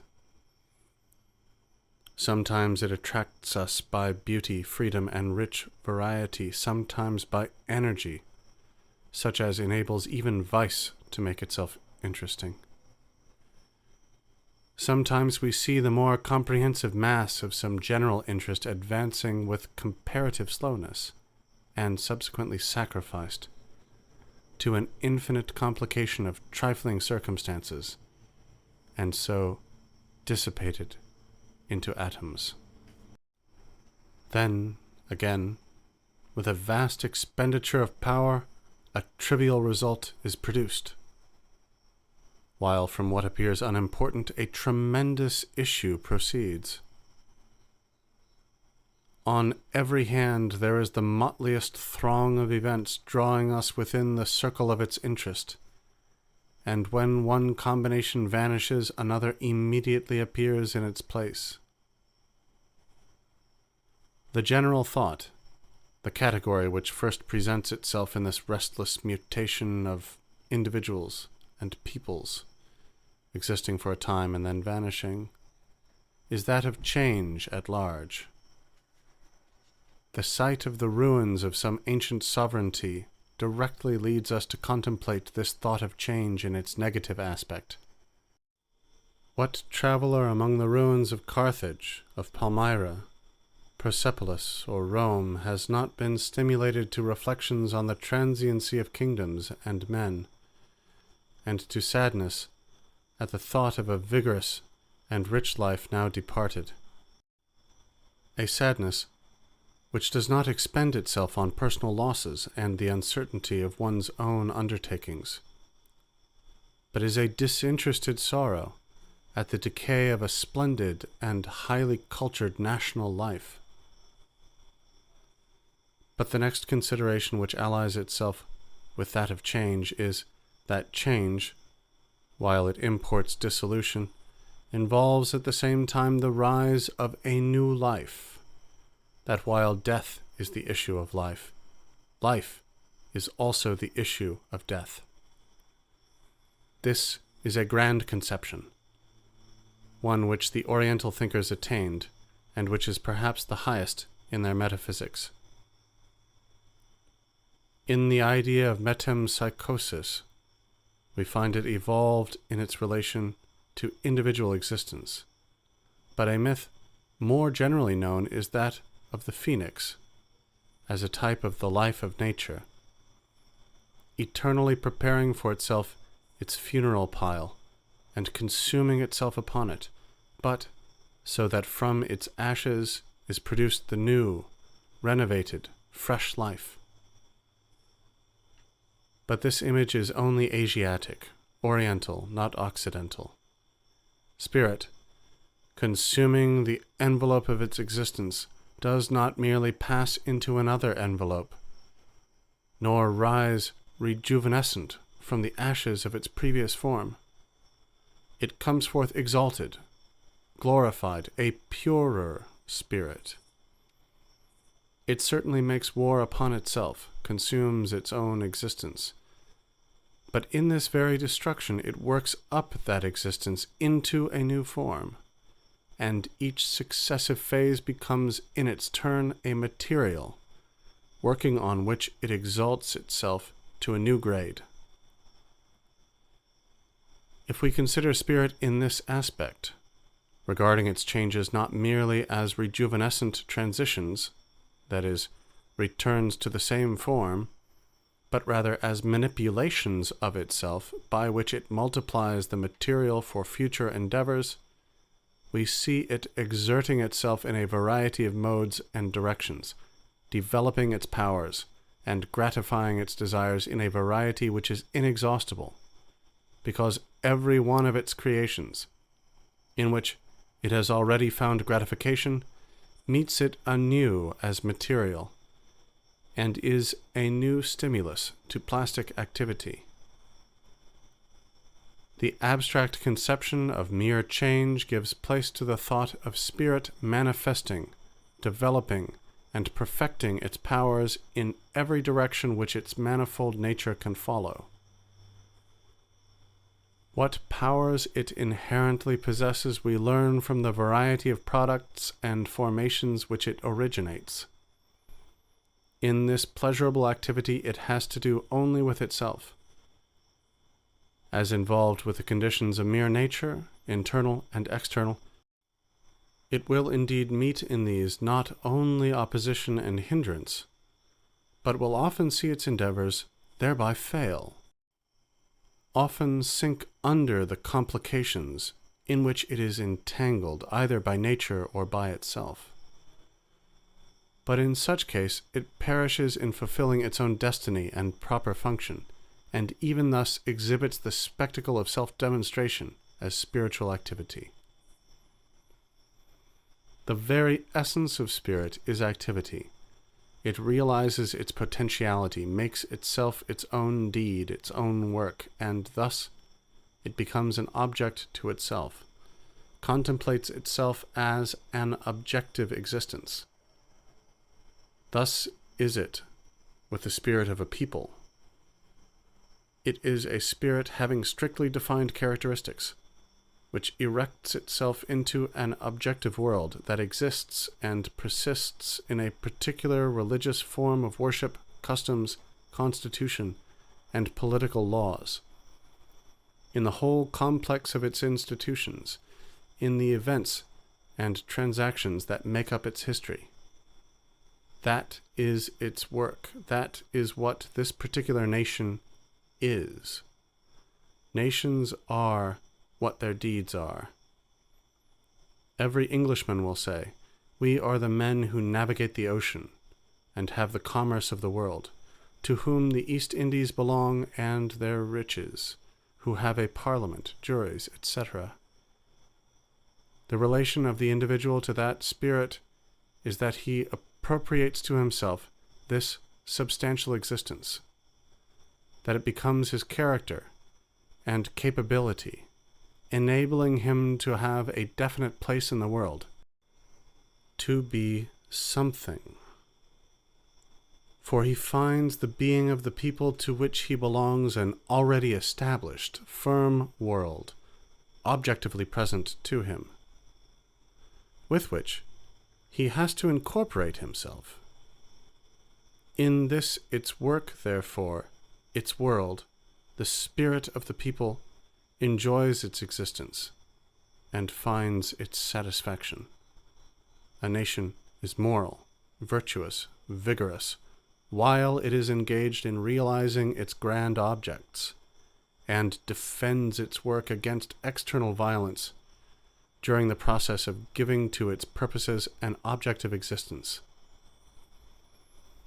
The contradiction between its potential subjective being, its inner aim and life, and its actual being is removed. It has attained full reality, has itself objectively present to it. But this having been attained, the activity displayed by the spirit of the people in question is no longer needed. It has its desire. The nation can still accomplish much in war and peace at home and abroad, but the living substantial soul itself may be said to have ceased its activity. The essential supreme interest has consequently vanished from its life, for interest is present only where there is opposition. The nation lives the same kind of life as the individual when passing from maturity to old age, in the enjoyment of itself, in the satisfaction of being exactly what it desired and was able to attain.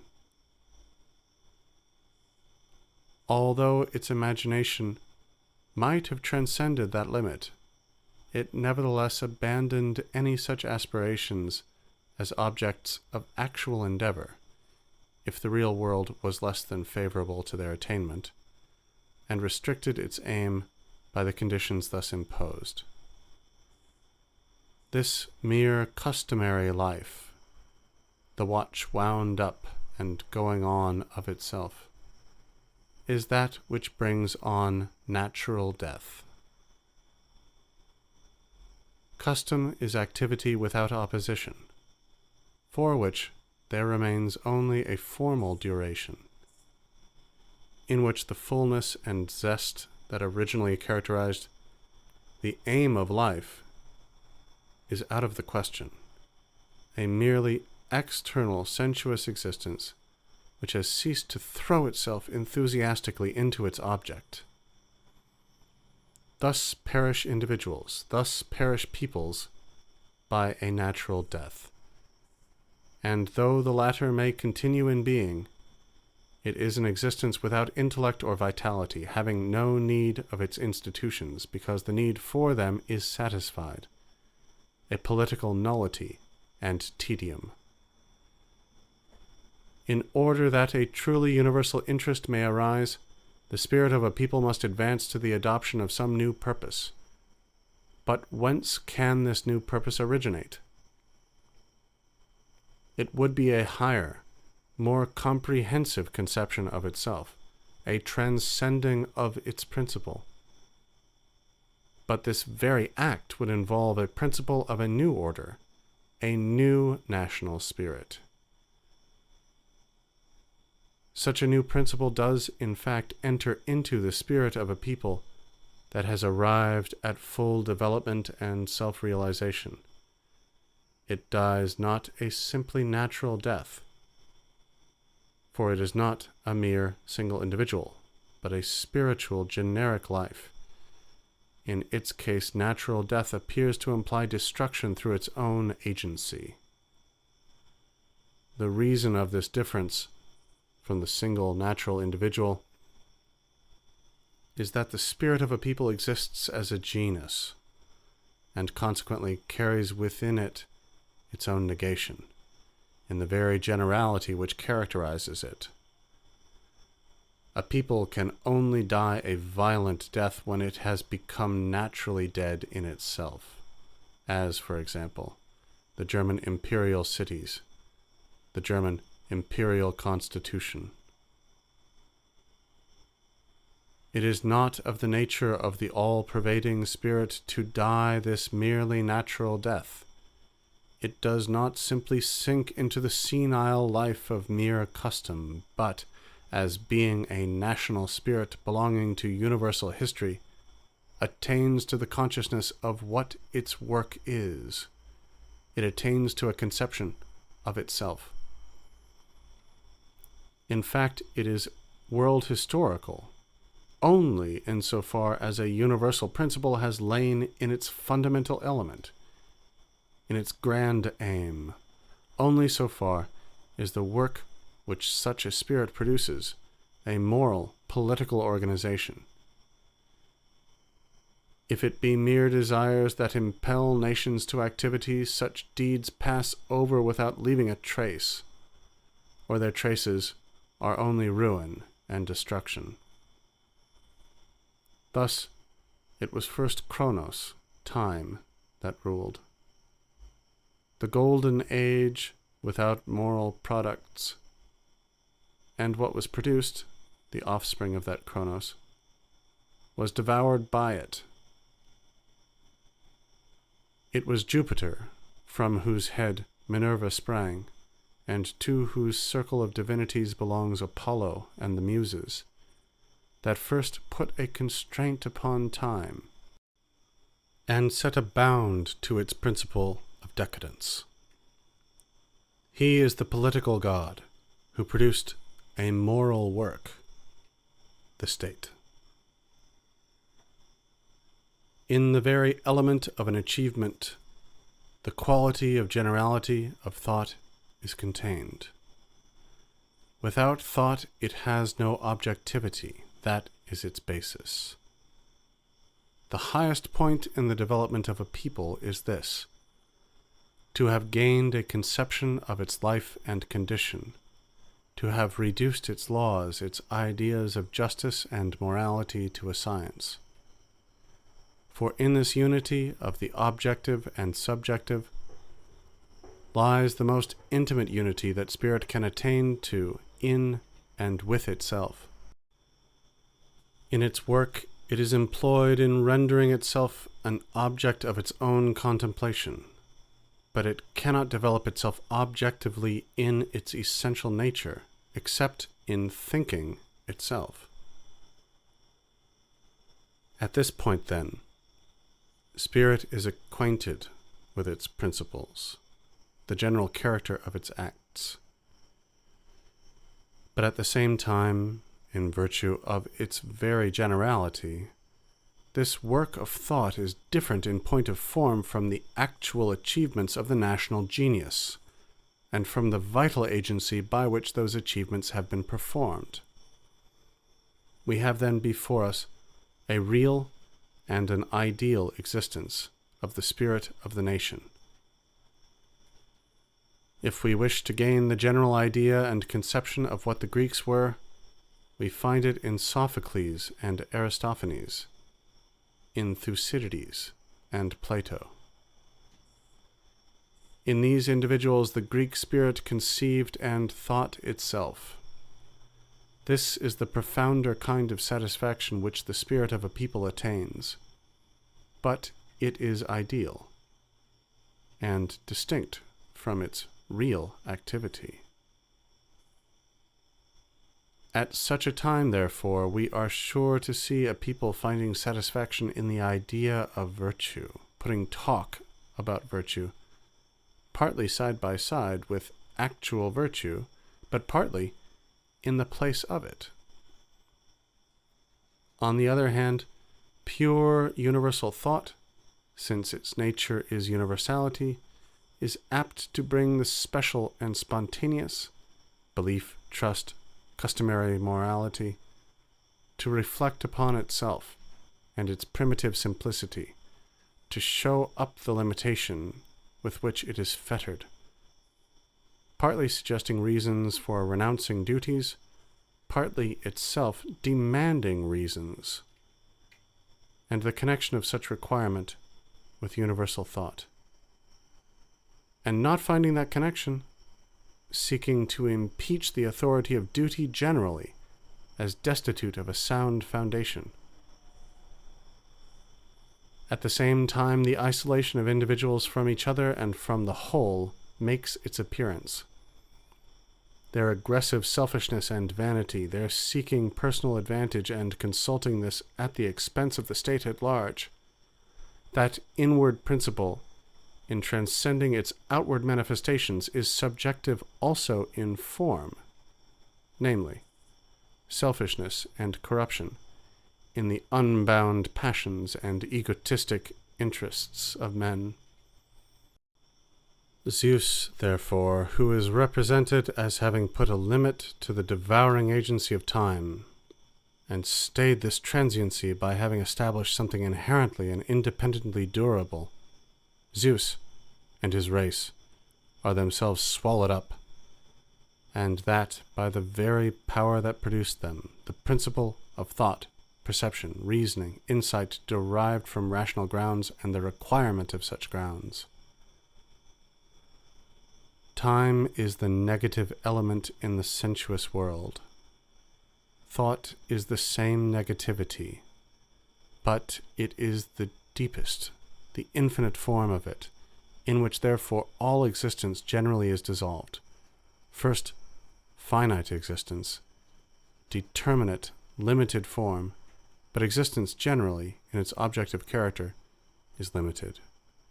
It appears, therefore, as a mere datum, something immediate, authority, and is either intrinsically finite and limited, or presents itself as a limit for the thinking subject, and its infinite reflection on itself. But first we must observe how the life which proceeds from death is itself, on the other hand, only individual life, so that, regarding the species as the real and substantial in this vicissitude, the perishing of the individual is a regress of the species into individuality. The perpetuation of the race is therefore none other than the monotonous repetition of the same kind of existence. Further, we must remark how perception, the comprehension of being by thought, is the source and birthplace of a new, and in fact higher form, in a principle which, while it preserves, dignifies its material. For thought is that universal, that species which is immortal, which preserves identity with itself. The particular form of spirit not merely passes away in the world by natural causes in time, but is annulled in the automatic, self-mirroring activity of consciousness. Because this annulling is an activity of thought, it is at the same time conservative and elevating in its operation. While then, on the one side, spirit annuls the reality, the permanence of that which it is, it gains on the other side the essence, the thought, the universal element of that which it only was, its transient conditions. Its principle is no longer that immediate import and aim which it was previously, but the essence of that import and aim. The result of this process is then that spirit, in rendering itself objective and making this its being an object of thought, on the one hand destroys the determinate form of its being, on the other hand gains a comprehension of the universal element which it involves, and thereby gives a new form to its inherent principle. In virtue of this, the substantial character of the national spirit has been altered. That is, its principle has risen into another, and in fact, a higher principle. It is of the highest importance in apprehending and comprehending history to have and to understand the thought involved in this transition. The individual traverses as a unity various grades of development and remains the same individual. In like manner also does a people, till the spirit which it embodies reaches the grade of universality. In this point lies the fundamental, the ideal necessity of transition. This is the soul, the essential consideration of the philosophical comprehension of history.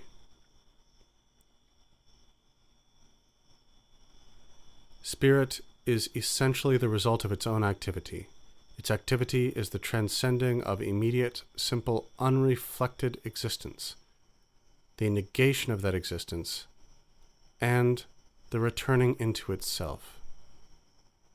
We may compare it with the seed, for with this the plant begins, yet it is also the result of the plant's entire life. But the weak side of life is exhibited in the fact that the commencement and the result are disjoined from each other. Thus also is it in the life of individuals and peoples. The life of a people ripens a certain fruit. Its activity aims at the complete manifestation of the principle which it embodies. But this fruit does not fall back into the bosom of the people that produced and matured it. On the contrary, it becomes a poison draught to it. That poison draught it cannot let alone, for it has an insatiable thirst for it. The taste of the draught is its annihilation, though at the same time the rise of a new principle. We have already discussed the final aim of this progression. The principles of the successive phases of spirit that animate the nations in a necessitated gradation are themselves only steps in the development of the one universal spirit, which through them elevates and completes itself to a self-comprehending totality. While we are thus concerned exclusively with the idea of spirit, and in the history of the world regard everything as only its manifestation, we have, in traversing the past, however extensive its periods, only to do with what is present. For philosophy, as occupying itself with the true, has to do with the eternally present. Nothing in the past is lost for it, for the idea is ever present. Spirit is immortal. With it, there is no past, no future, but an essential now. This necessarily implies that the present form of spirit comprehends within it all earlier steps. These have indeed unfolded themselves in succession, independently. But what spirit is, it has always been essentially. Distinctions are only the development of this essential nature. The life of the ever-present spirit is a circle of progressive embodiments, which looked at in one aspect still exist beside each other, and only as looked at from another point of view appear as past. The grades which spirit seems to have left behind it, it still possesses in the depths of its present. End Introduction to The Philosophy of History by Georg Wilhelm Friedrich Hegel.